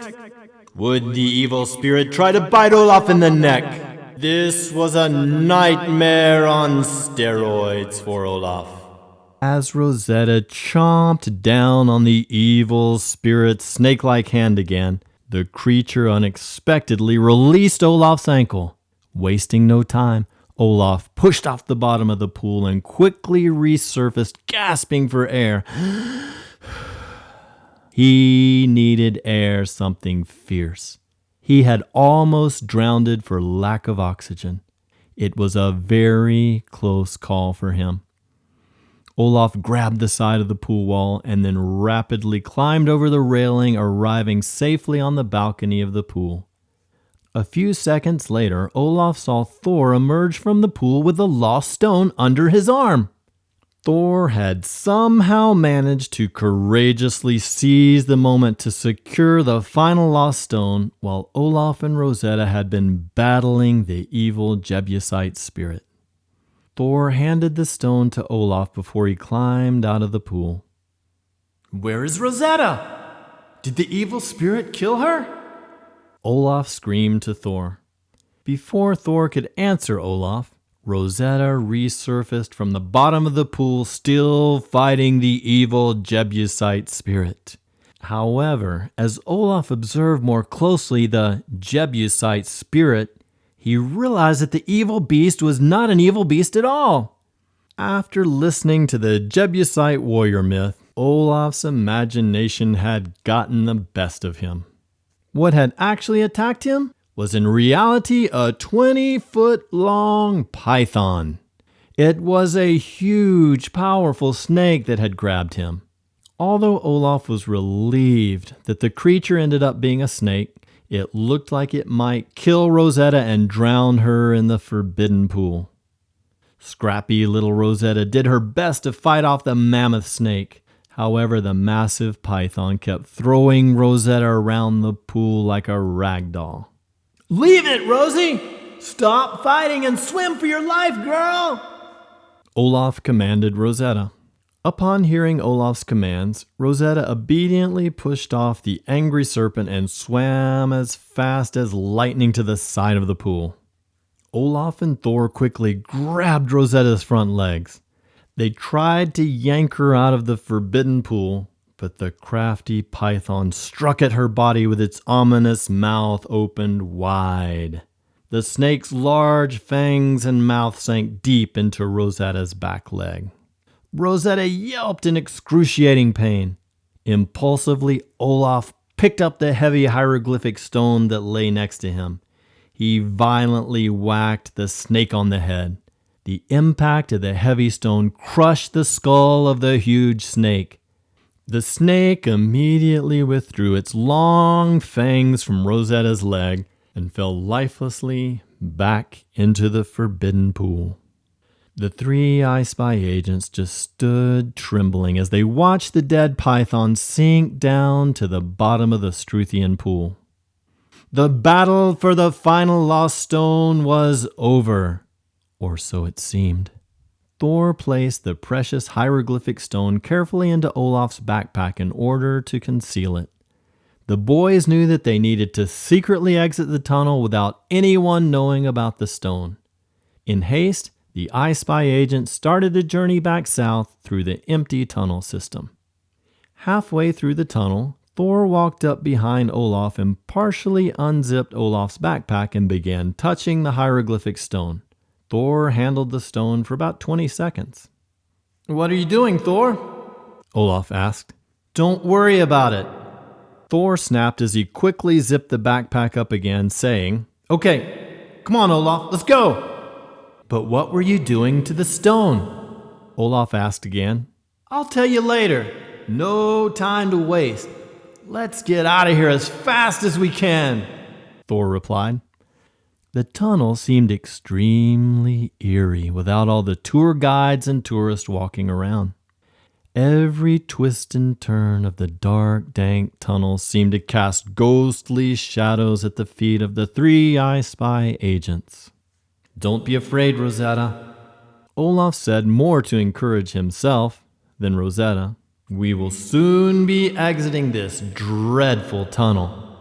When they walked through the large tunnel chamber at Warren's Gate, a shadow at their feet began to move. What is it? Thor asked. Suddenly, out jumped their furious archenemies, Quigley, Novak, and Jovanka. The evil men sprang out in front of the spies, yelling angrily to scare them. Quigley and his thugs had been spying on Olaf, Rosetta, and Thor the whole time that they'd been in the tunnel. They knew that Olaf had the final lost stone hidden in his backpack. Without a word of warning, Novak aggressively wrestled Olaf to the ground and yanked Olaf's backpack off his back. Jovanka then ruthlessly kicked Olaf in the face to disorient him. Olaf's nose immediately started to bleed profusely from the violent kick to the face. Quigley then pulled out an ominous-looking curved Arab dagger and stuck it cruelly against Thor's throat. Blood started trickling down Thor's neck onto his t-shirt as his sharp dagger made a shallow cut into the skin of Thor's neck. Rosetta tried to attack Quigley to save Thor, but Jovanka turned from Olaf and kicked Rosetta in the head, stunning her. Turn around, kid, and lay down next to your friend. Quigley yelled to Thor with the knife still held to Thor's throat. Thor anxiously obeyed him. As Rosetta gathered herself again, she got up and lunged at Quigley, but he brutally kicked Rosetta in the ribs again. Rosetta yelped in pain from the violent kick to her same injured rib cage. Seizing the moment, Quigley and his 2 evil helpers turned around and then ran away. The iSpy agents could hear them laughing as they ran away holding on to Olaf's backpack. Quigley had successfully stolen the final lost stone. All was lost. The mission had failed. There lay Rosetta yelping from the pain in her side while Thor and Olaf recovered slowly from the shock and trauma of the violent ambush.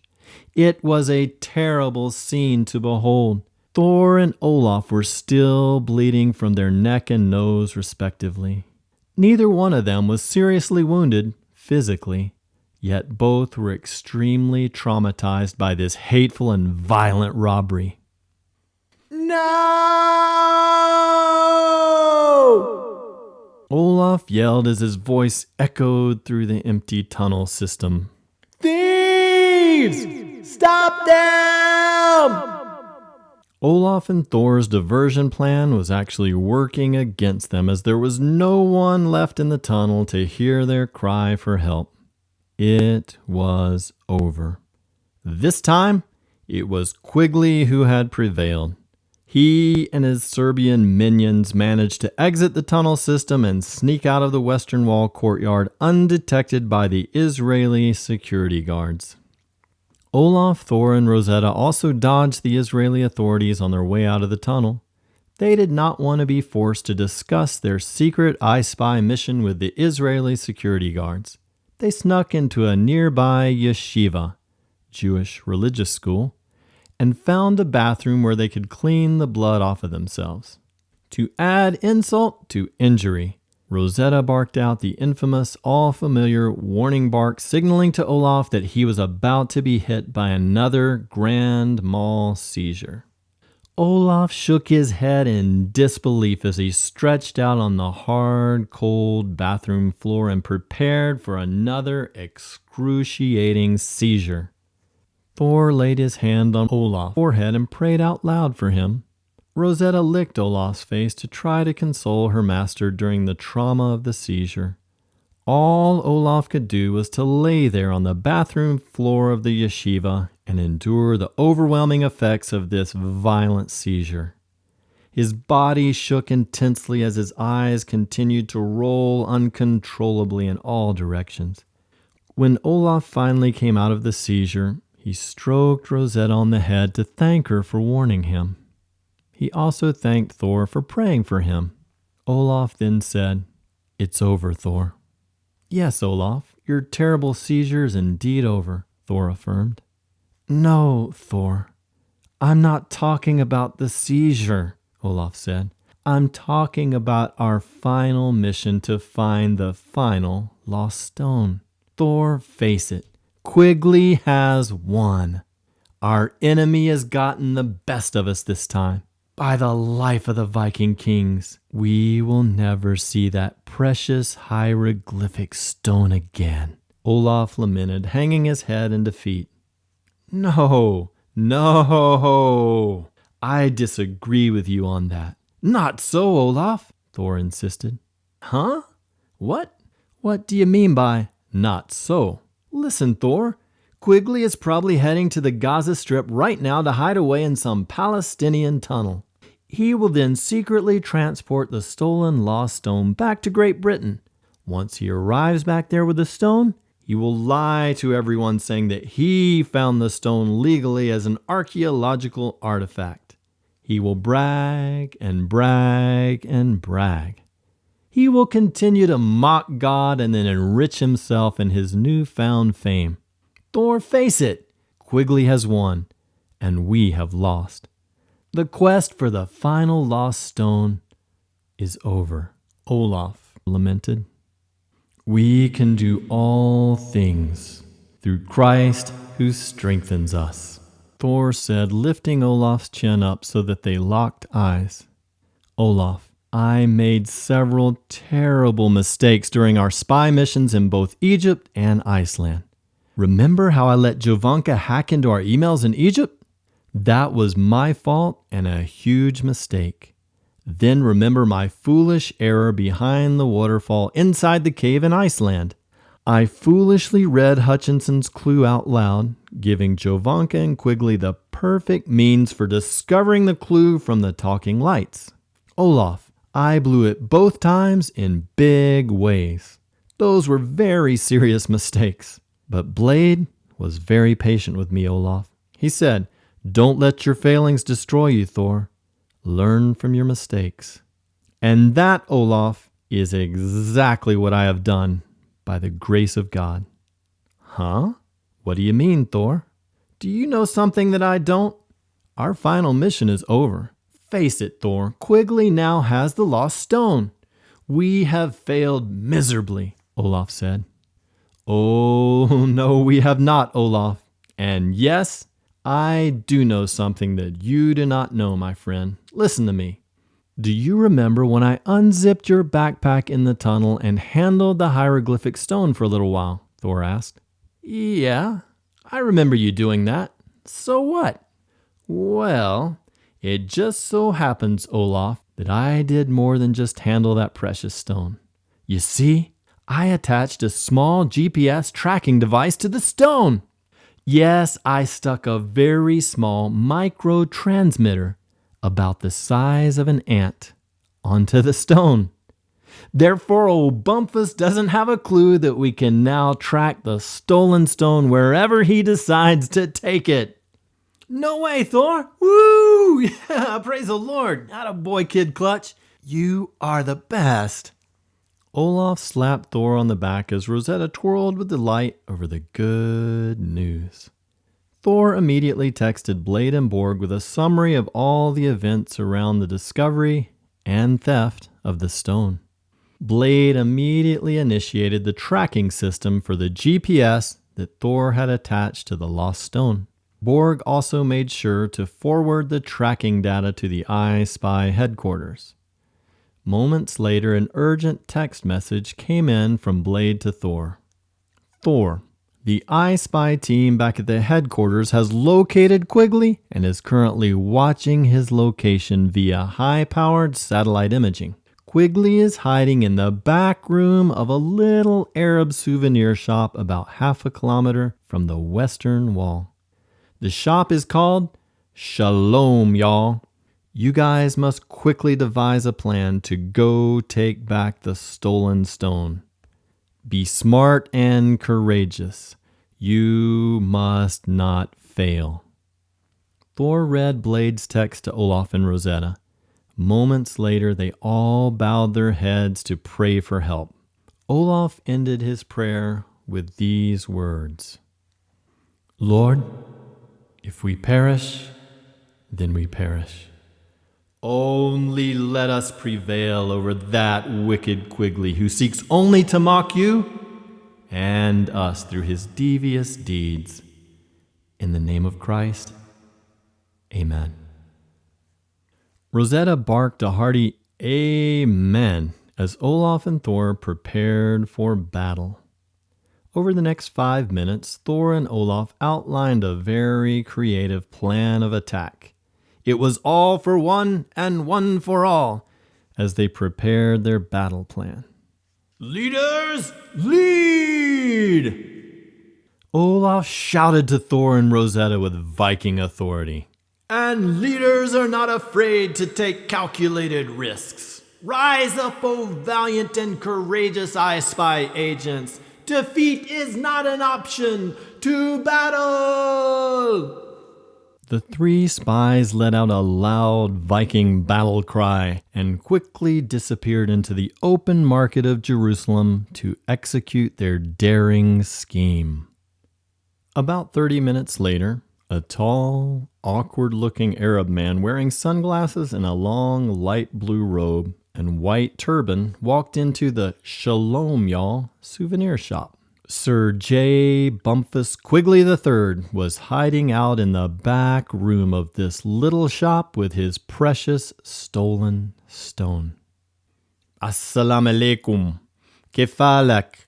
Hello, how are you? Said the shopper in Arabic to the Muslim storekeeper. The unusually skinny Arab shopper picked up a souvenir coffee mug and asked in Arabic if he could buy 10 of these mugs. Yes, but I need to go back into the back room and get some more, said the storekeeper. The lanky and clumsy Arab shopper kept bumping into things and mumbling things under his breath as if he was talking to himself. It sounded like the strange Arab shopper was saying things like, Go right. No. Go left. Okay, go straight ahead. Okay, stop. He was saying weird stuff like that. The strange Arab shopper then tried to follow the storekeeper into the back room. But the storekeeper refused to let him come back into the back room where Quigley was hiding out. Then, without any warning, the tall, clumsy Arab shopper literally broke in two at the waist and authoritatively yelled in Arabic to the shopkeeper, Move aside, you fool! The Arab shopper's 2 halves began to morph into 2 boys before the eyes of the shopkeeper. It had been Olaf and Thor all along. They had disguised themselves as an Arab man by Olaf riding on Thor's shoulders with the long Arab robe draped over them. Their clever disguise gave the appearance that they were one clumsy, lanky Arab man wearing a long robe and turban. It was all an ingenious, crafty, zany, and daring plan of attack to take back the lost stone from Quigley. The risky scheme worked to perfection as the Arab shopkeeper looked on in shock. He was stupefied by the confusion of the man breaking into 2 young boys. Rosetta was hiding just outside the shop. Olaf whistled a quick command to Rosetta using the Yoruba tonal language. Rosetta understood the wordless tonal command and came storming storming into the store, growling loudly like an angry lion. She ran past everyone in the store and darted quickly into the back room, pouncing decisively onto Quigley, knocking him to the ground. Rosetta grabbed Quigley by the throat with her sharp teeth, being careful not to seriously injure him with her powerful jaws. She immobilized him like a lion clamping down on a lamb. Thor ran in and quickly found Olaf's backpack in the back room, next to where Quigley had been sitting. He made sure that the stone was still in the backpack and then threw the backpack across the shop to Olaf. Olaf caught the backpack, putting it on his back, and as fast as lightning he ran for his life out of the shop. Olaf quickly disappeared into the maze of alleyways and shops. Thankfully, Novak and Jovanka were not around. Because of this, Thor and Rosetta were able to easily escape as well. Their daring and creative game plan had worked to perfection. The final lost stone had been recaptured by the three ingenious and brave iSpy agents.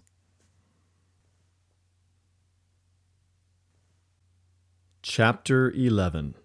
A Riddle Wrapped in a Mystery. When the iSpy team arrived back at the Nordic One, they were received with much rejoicing and jubilation. Blade and Borg celebrated their victorious arrival with berserk shouts of joy and robust Viking hugs.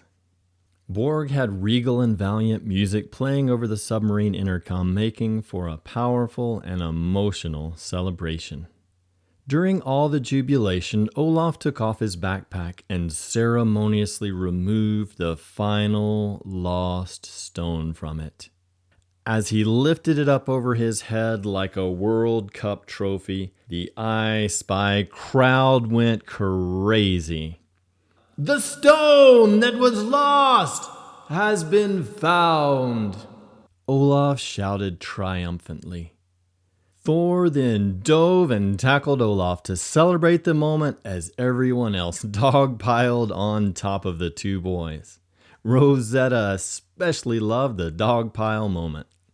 Blade then grabbed the stone from Olaf and held it up over his head and shouted, "For the praise of the Viking kingdoms, for the glory of the kingdom of Sweden, and for the honor of the valiant iSpy victors. Hear, hear!" They all shouted in unison with a robust Viking war cry. They all instinctively started the famous Viking overhead clap from slow to fast until they ended with another long group hug. Thor then grabbed the stone and took his turn holding it up overhead and then looking to the heavens and said, "Most of all, we thank thee, O good Father, for giving us this amazing victory. By your power alone, we have triumphed. May your name, Lord Jesus Christ, be praised." Olaf shouted a loud "Amen" as he too pointed up to the heavens to acknowledge his Lord and Savior. Finally, Borg took his turn to hoist the priceless stone overhead. "Together, we have made the difference. We have overcome," Borg said as everyone began to chant his impassioned words together.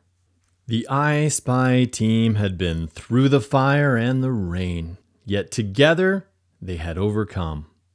They had traveled many underwater miles together in the Nordic One. They had faced all their bitter enemies together. They had trekked to many exotic places such as Egypt, Iceland, and Jerusalem.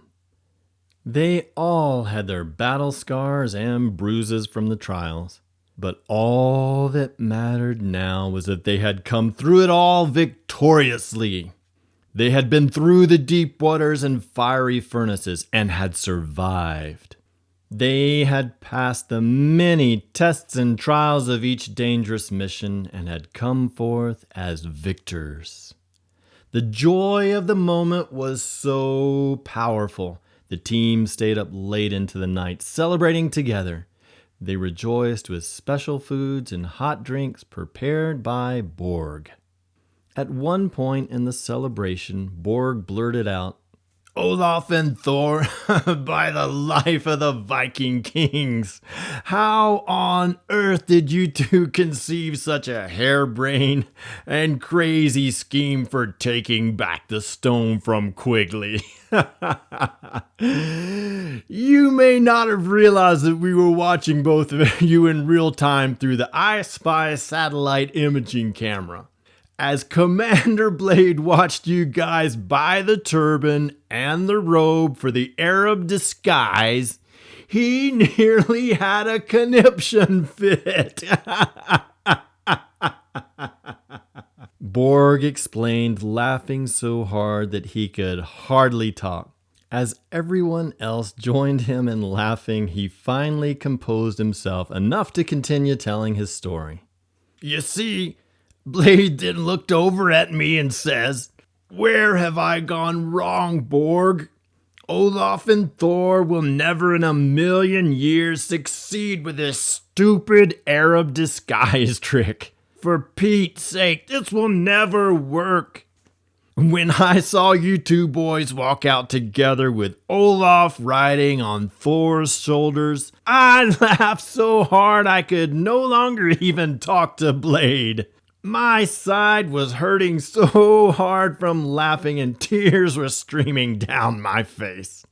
I finally had to fall down on the floor of the Nordic one and just belly laugh for several minutes. Olaf and Thor, you two are the bomb. What a creative and out-of-the-box idea. We would have never approved this lame brain idea, but it worked. So that's all that matters now." "Right you are," Blade added with a couple of fist bumps for Olaf and Thor. Olaf then replied, "Borg, the hilarious part of all of this is that I was in such a hurry to pull this scheme off that we forgot that Thor would essentially be walking blind under the cover of the long Arab robe. I had to tell Thor every twist and turn, step by step, to navigate that little Arab shop. We must have bumped into a dozen locals and tourists on the way to the shop. One Arab guy was so angry that we bumped into him that he pushed us back, and I nearly fell off of Thor's shoulders. Thor lost his balance for a moment as we slammed into a fruit stand, knocking oranges all over the alleyway. I yelled for Thor to run straight ahead as fast as he could to get out of there before the fruit salesman could grab us. I must admit, Borg, I almost died laughing several times looking down at Thor running blindly through the market. Everyone laughed and then laughed some more. Olaf and Thor kept telling more hysterical stories about their fumblings and bumblings from their goofy impersonation of the fake Arab man. It was all just too funny. Blade then looked down at Rosetta and called her into his lap and stroked her affectionately. "Rosetta, you are the most lion-hearted little dog that I have ever met. You did a banner job of immobilizing old Quigley during that daring special ops take-back operation. Wow! Wasn't Rosetta fantastic, everyone?" Blade exclaimed to the iSpy team. "3 cheers for the marvelous mangy mutt," Thor proclaimed with a warm smile. By now, Rosetta understood Borg's endearing humor and sincere love. She jumped out of Blade's lap and into Borg's to lick him affectionately on the face. The whole iSpy team repeated Borg's cheer to celebrate Rosetta. Borg made sure to take care of Rosetta's deep snakebite wound from the incident in the forbidden pool. Rosetta had 2 large, deep fang puncture wounds from the huge python that she had battled in the Struthian pool. Borg shaved off the hair from the site of the injury and applied antibiotic cream and a bandage. He also started Rosetta on a course of antibiotics. He put the medicine in her food to avert any possible infection from the snake bite. As Rosetta ate her food, Borg petted her and said to her kindly, Rosetta, you're a tough doggy. You have sustained broken ribs from Quigley kicking you at the British Museum and in the Jerusalem Tunnel. You've been blinded by a spitting cobra in the pyramids of Egypt. You took a hard blow in the face from a polar bear in Iceland, and now this nasty snake bite. You have taken a licking and kept on ticking. You're one amazing pup, Rosetta. Rosetta snuggled in very close to Borg and soaked up all the love. Life was good for the iSpy team. Yes, indeed, very, very good. It took a couple of days for the Nordic One to arrive at the underwater secret iSpy headquarters in Sweden. The 3 iSpy agents were welcomed at the spy headquarters with a hero's welcome. After a few days of debriefing meetings and rest, Commander Blade and Sergeant Borg summoned the 3 elite young iSpy agents to the high-tech research room located deep down inside the iSpy headquarters. They entered the top-secret research laboratory where Blade, Borg, and several other iSpy scientists and linguists were waiting for them. After greeting everyone with a handshake, Olaf, Rosetta, and Thor were ushered over to a large table in the middle of the room. On this well-lit table was a true-to-life replica of the Rosetta Stone itself. The replica was identical to the original Rosetta Stone found in the British Museum. The iSpy scientists and linguists were working very hard in this laboratory, attaching the 3 lost fragments to the Rosetta Stone replica.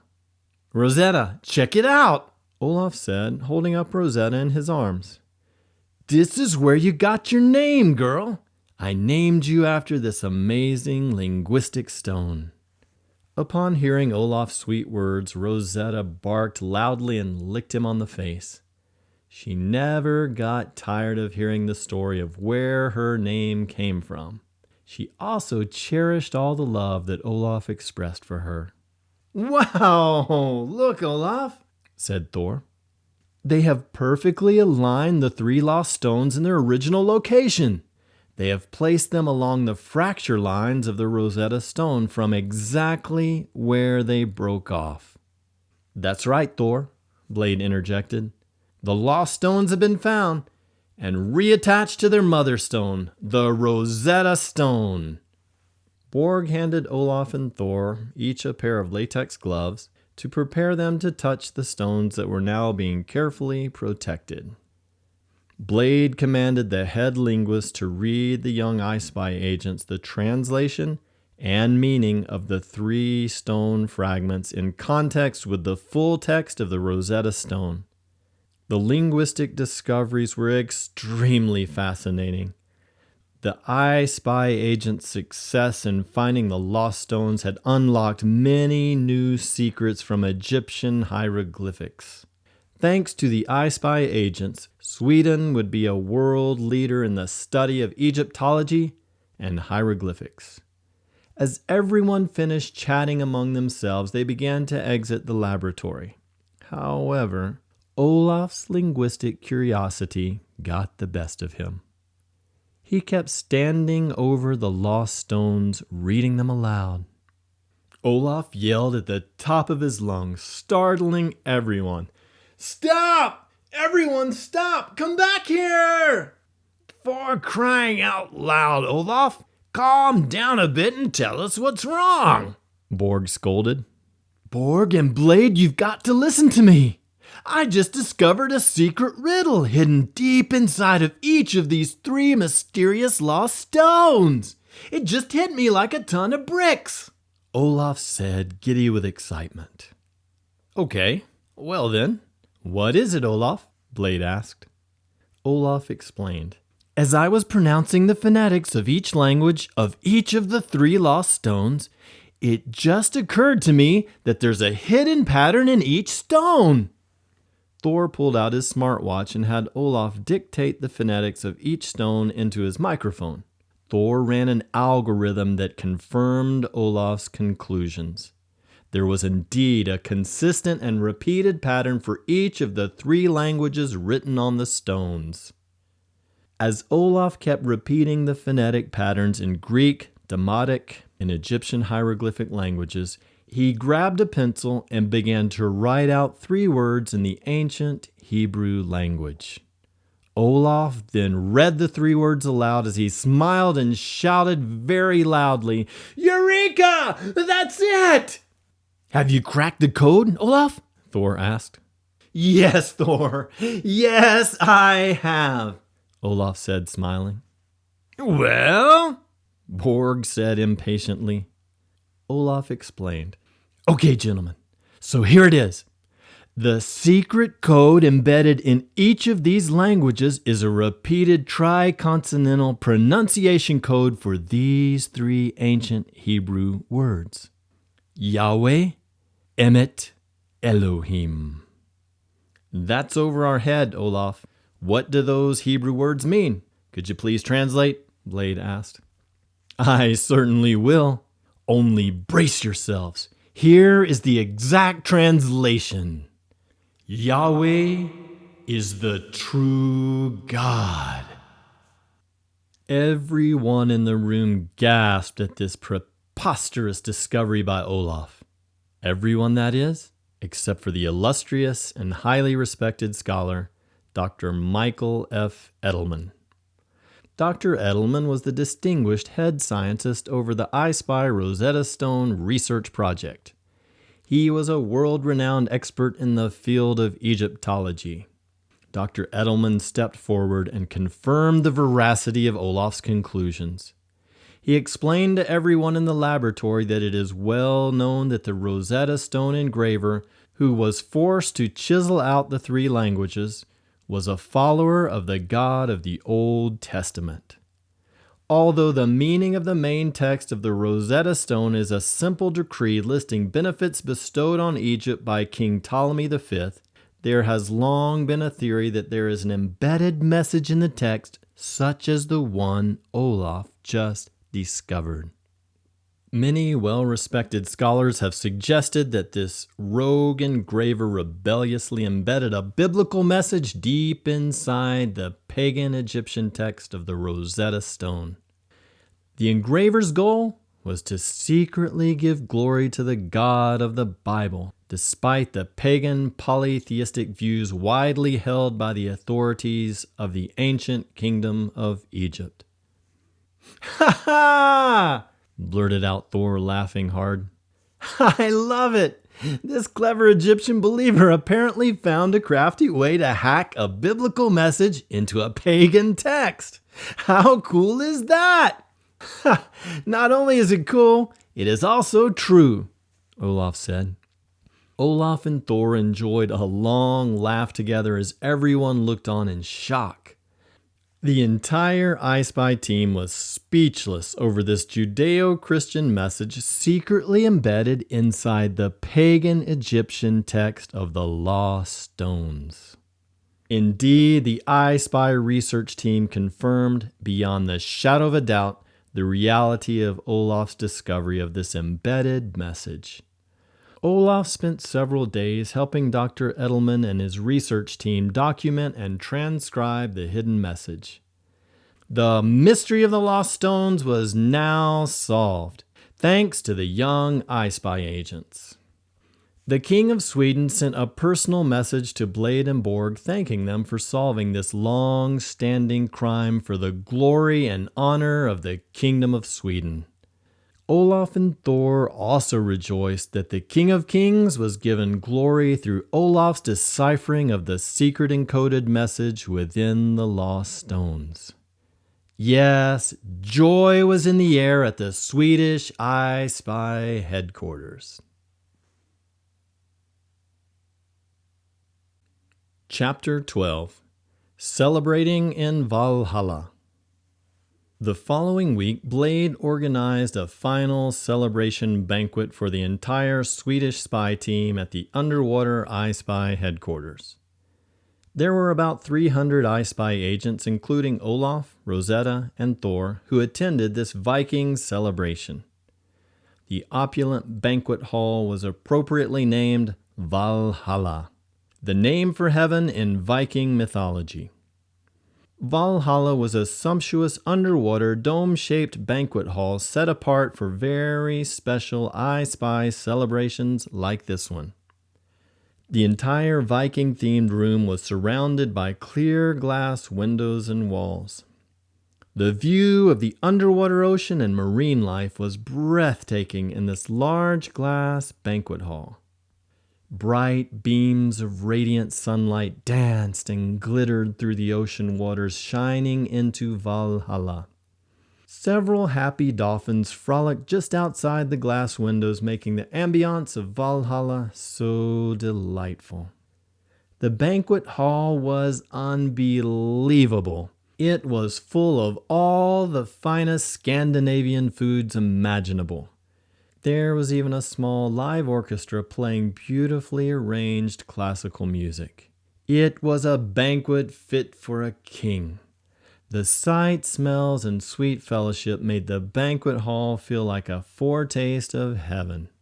Large round tables were placed around the room. There was a main podium table uplifted on a stage at the front of the room, awaiting the eloquent speeches of the honored guests. Olaf, Rosetta, Thor, Blade, Borg, Wolf, and Claw all sat at one round table together, while all the other iSpy agents sat at their various tables together. As the iSpy team sat around the table chatting, Olaf posed a question to Blade. "Hey, Blade, any whereabouts of the illustrious J. Bumpus Quigley III?" "Yes, Olaf. Bumpus is back home in England again. Our undercover iSpy agents in the UK are still spying on him every day. They just reported to Borg this morning that Quigley is spending most of his time these days filming his new BBC TV series. Yes, Sir Jude the Science Dude is producing an episode right now called The Evolution of Human Religion." "Ha! That figures," Olaf mocked. "Old Bumpus never sleeps when it comes to preaching atheism." "Speaking of the devil," Thor blurted out, interrupting the conversation about Quigley. Huh? What? Olaf and Blade asked Thor in unison. "Look, I just now received a text message on my smartwatch," Thor said, projecting the holographic text message from his watch onto the tabletop for everyone to read. Quigley's text read, "Dear Ackerblad, I am down, but not out.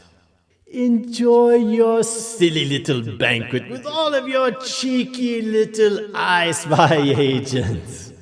FYI, I'll be back. JBQ3.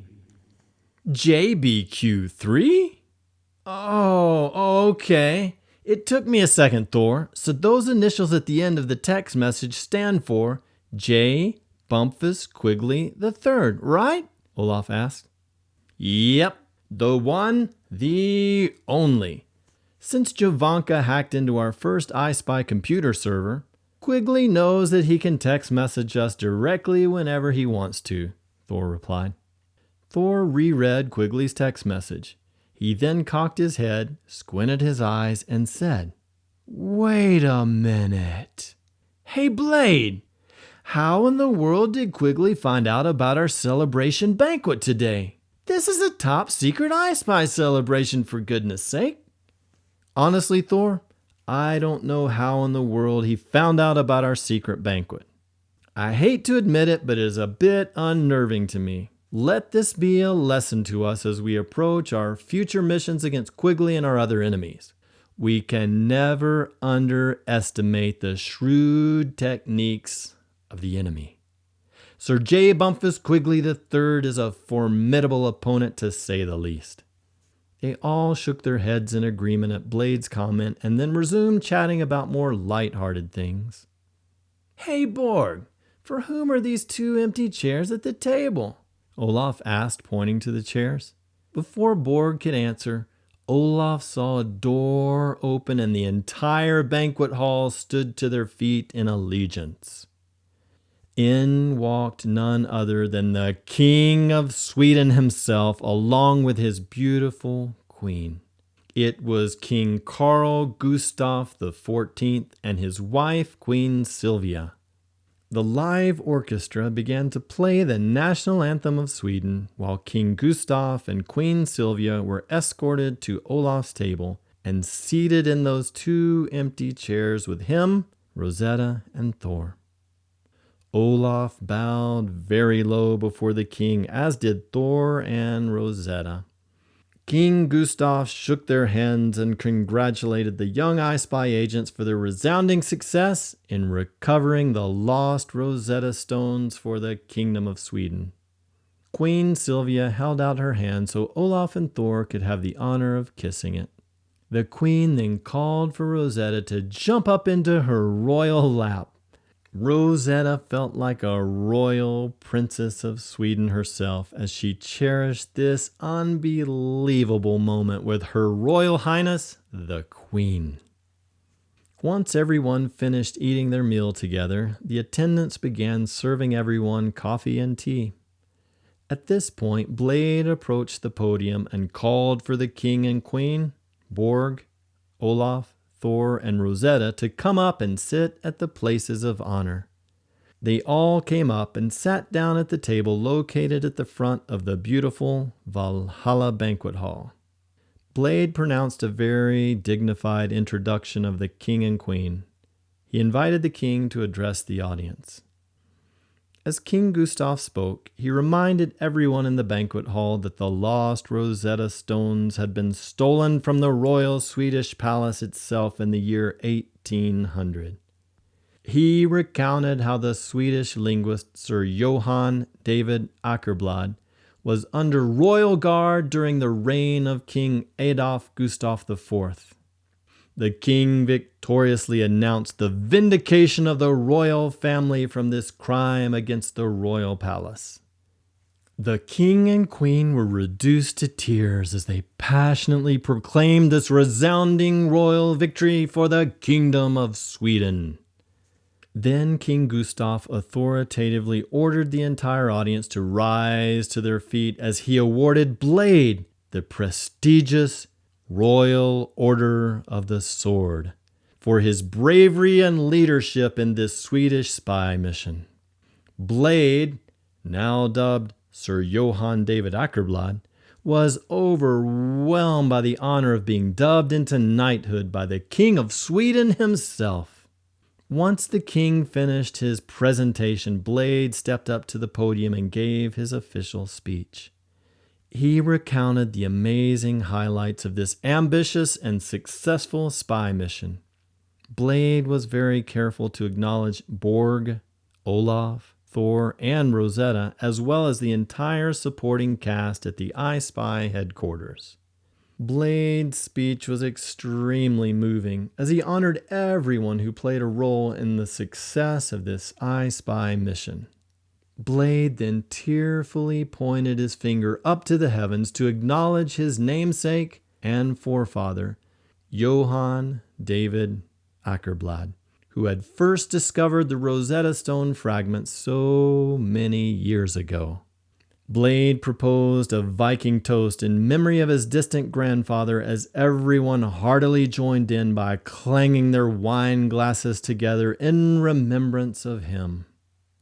Blade ended his eloquent speech by saying, "Today is a day of great celebration, not only for our beloved Kingdom of Sweden, but also for all our Scandinavian peoples and lands. Yes, my dear Nordic brothers and sisters, We are the true ancestors of the noble Viking kingdoms. Let us rejoice today as we celebrate the victory of vindicating our forefathers who were robbed of the great national treasure which today has been reclaimed. The entire Viking banquet hall stood to their feet for a long standing ovation. The atmosphere in Valhalla was electric. This was a historic moment for all of Sweden. All of the lost stones of the Rosetta Stone had been returned to the kingdom of Sweden. Blade then gave Borg a chance to speak.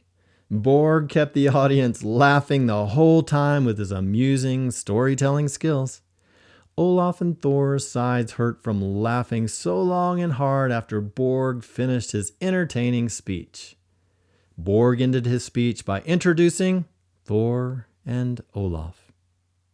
Our final two speeches tonight will be Special Agents Thor Norlander and Olaf Swenson, Borg said passionately.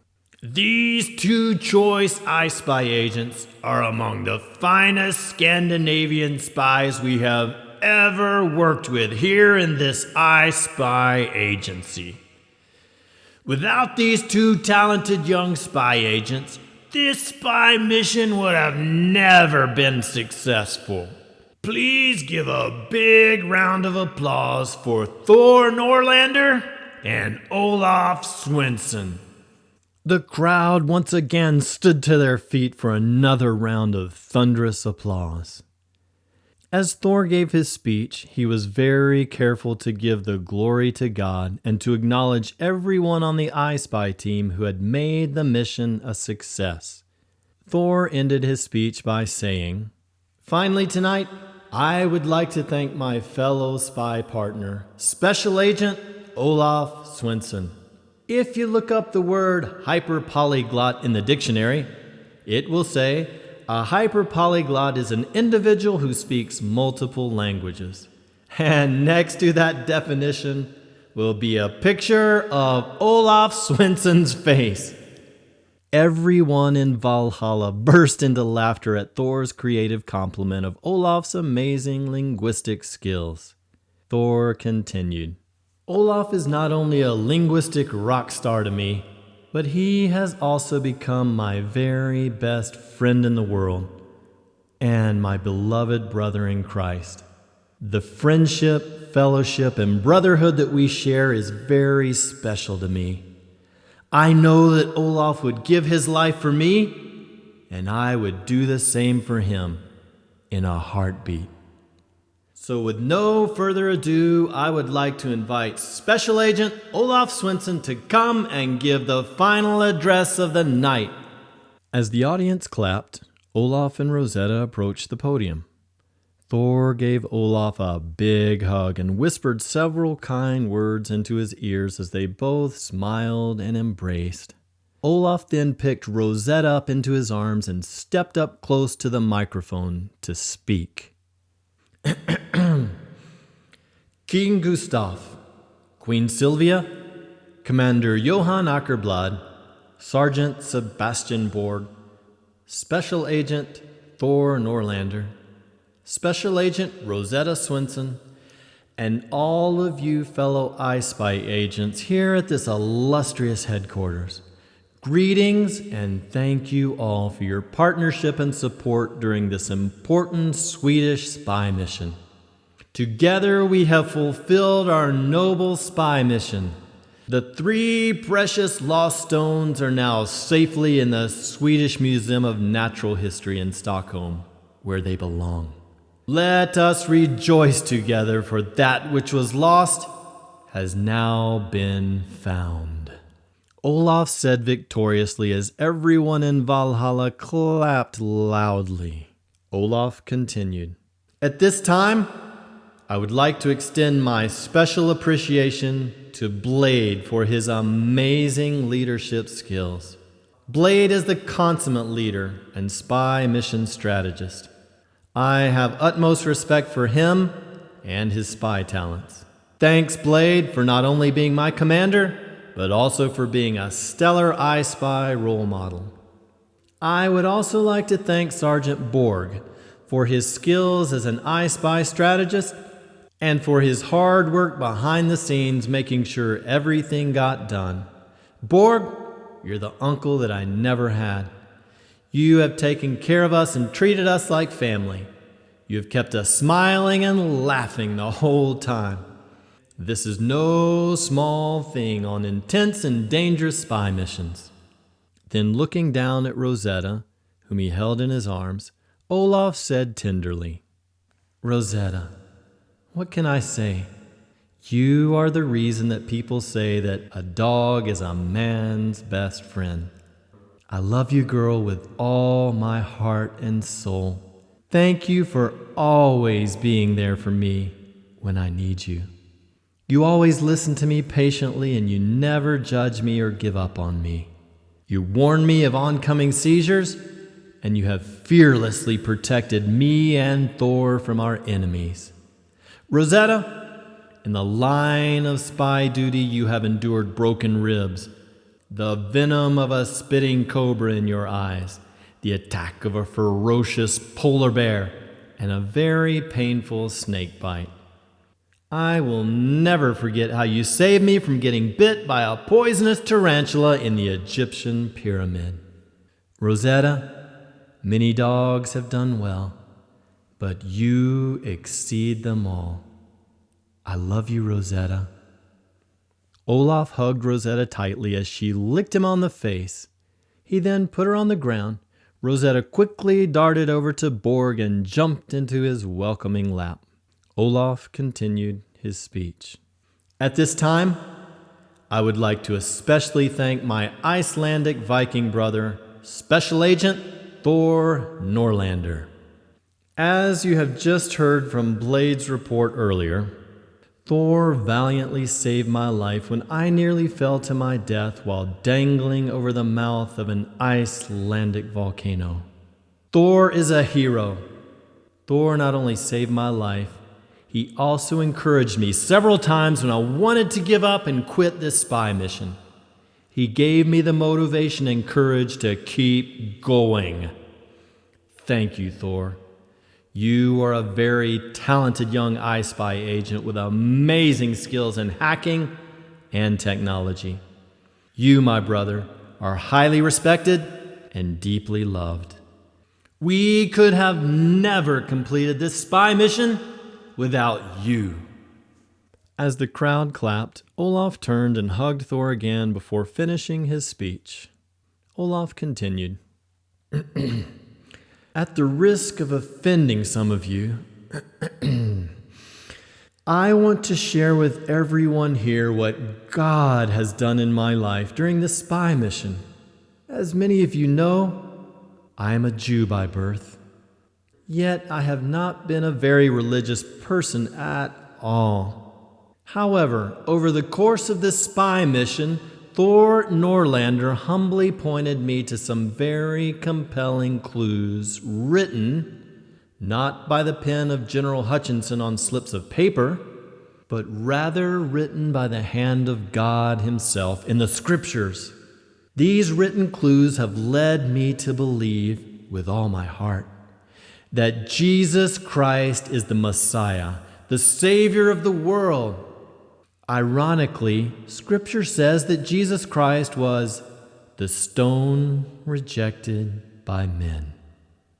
But this rejected stone became the cornerstone through which God would save all of us lost stones. Commander Blade wisely named our specific spy case The Mystery of the Lost Stones. Our mysterious spy case has now been completely solved thanks to everyone here in this great banquet hall. Friends, I would like to propose to each of you that we are all just exactly like these 3 lost stones. We are all lost in our sins. We all need to be found by the Good Shepherd, Jesus Christ. Listen to these powerful words from Christ. What man of you, having 100 sheep, if he has lost one of them, does not leave the 99 in the open country and go after the one that is lost until he finds it. And when he has found it, he lays it on his shoulders, rejoicing. And when he comes home, he calls together his friends and neighbors, saying to them, "Rejoice with me, I have found my sheep that was lost." You see, while in Iceland for our spy mission, I swallowed my pride, realizing that I needed to put my faith in Christ to save me from my sin. Jesus said that he came to seek and save the lost. My prayer for each of you in this banquet hall is that you too may know this Christ for yourselves. Scripture makes the invitation to salvation very clear. It simply says, "Believe on the Lord Jesus Christ, and you will be saved." As I end this speech, I once again thank each of you for working so hard with us to find the lost stones. Let us rejoice together because that which was lost has now been found. So now, I bid you all a very fond farewell. Good night, and may God bless our noble Viking nation. Olaf said, ending his impassioned speech. The crowd clapped loudly at Olaf's inspiring speech, although a few iSpy agents did not clap, being offended that Olaf would dare mix religion with an official iSpy celebration. Thor, Blade, Borg, and Rosetta all jumped out of their chairs and engulfed Olaf in their arms to celebrate him and the success of the spy mission. Moments later, Olaf approached the king and queen of Sweden and he bowed humbly before them. Everyone hung out for many hours after the speeches in order to both listen to and share more backstories about this adventurous and historic spy mission. When all was said and done, Olaf and Rosetta gave one last hug to Thor as they exited the secret iSpy headquarters for the ride home. As they prepared to leave, Blade, Borg, and Thor waved them off with a hearty goodbye. "Get some well-deserved rest, you two," Blade said to Olaf and Rosetta. "You will be hearing from me and Borg someday soon with details for our next iSpy mission together."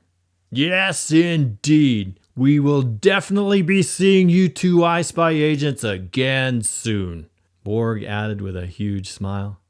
Olaf was thrilled to hear that more adventures still lay ahead of them one day. He loved his iSpy family. It was time to head home now, so Olaf waved goodbye to everyone. He and Rosetta hopped into the undercover iSpy car with Wolf and Claw for the deluxe ride home. Olaf and Rosetta then disappeared into the dark night of Malmo City for the short ride home. The End. Mystery of the Lost Stones. The Adventures of Olaf Swenson. Written by Rob Brannon. Narrated by Rob Brannon.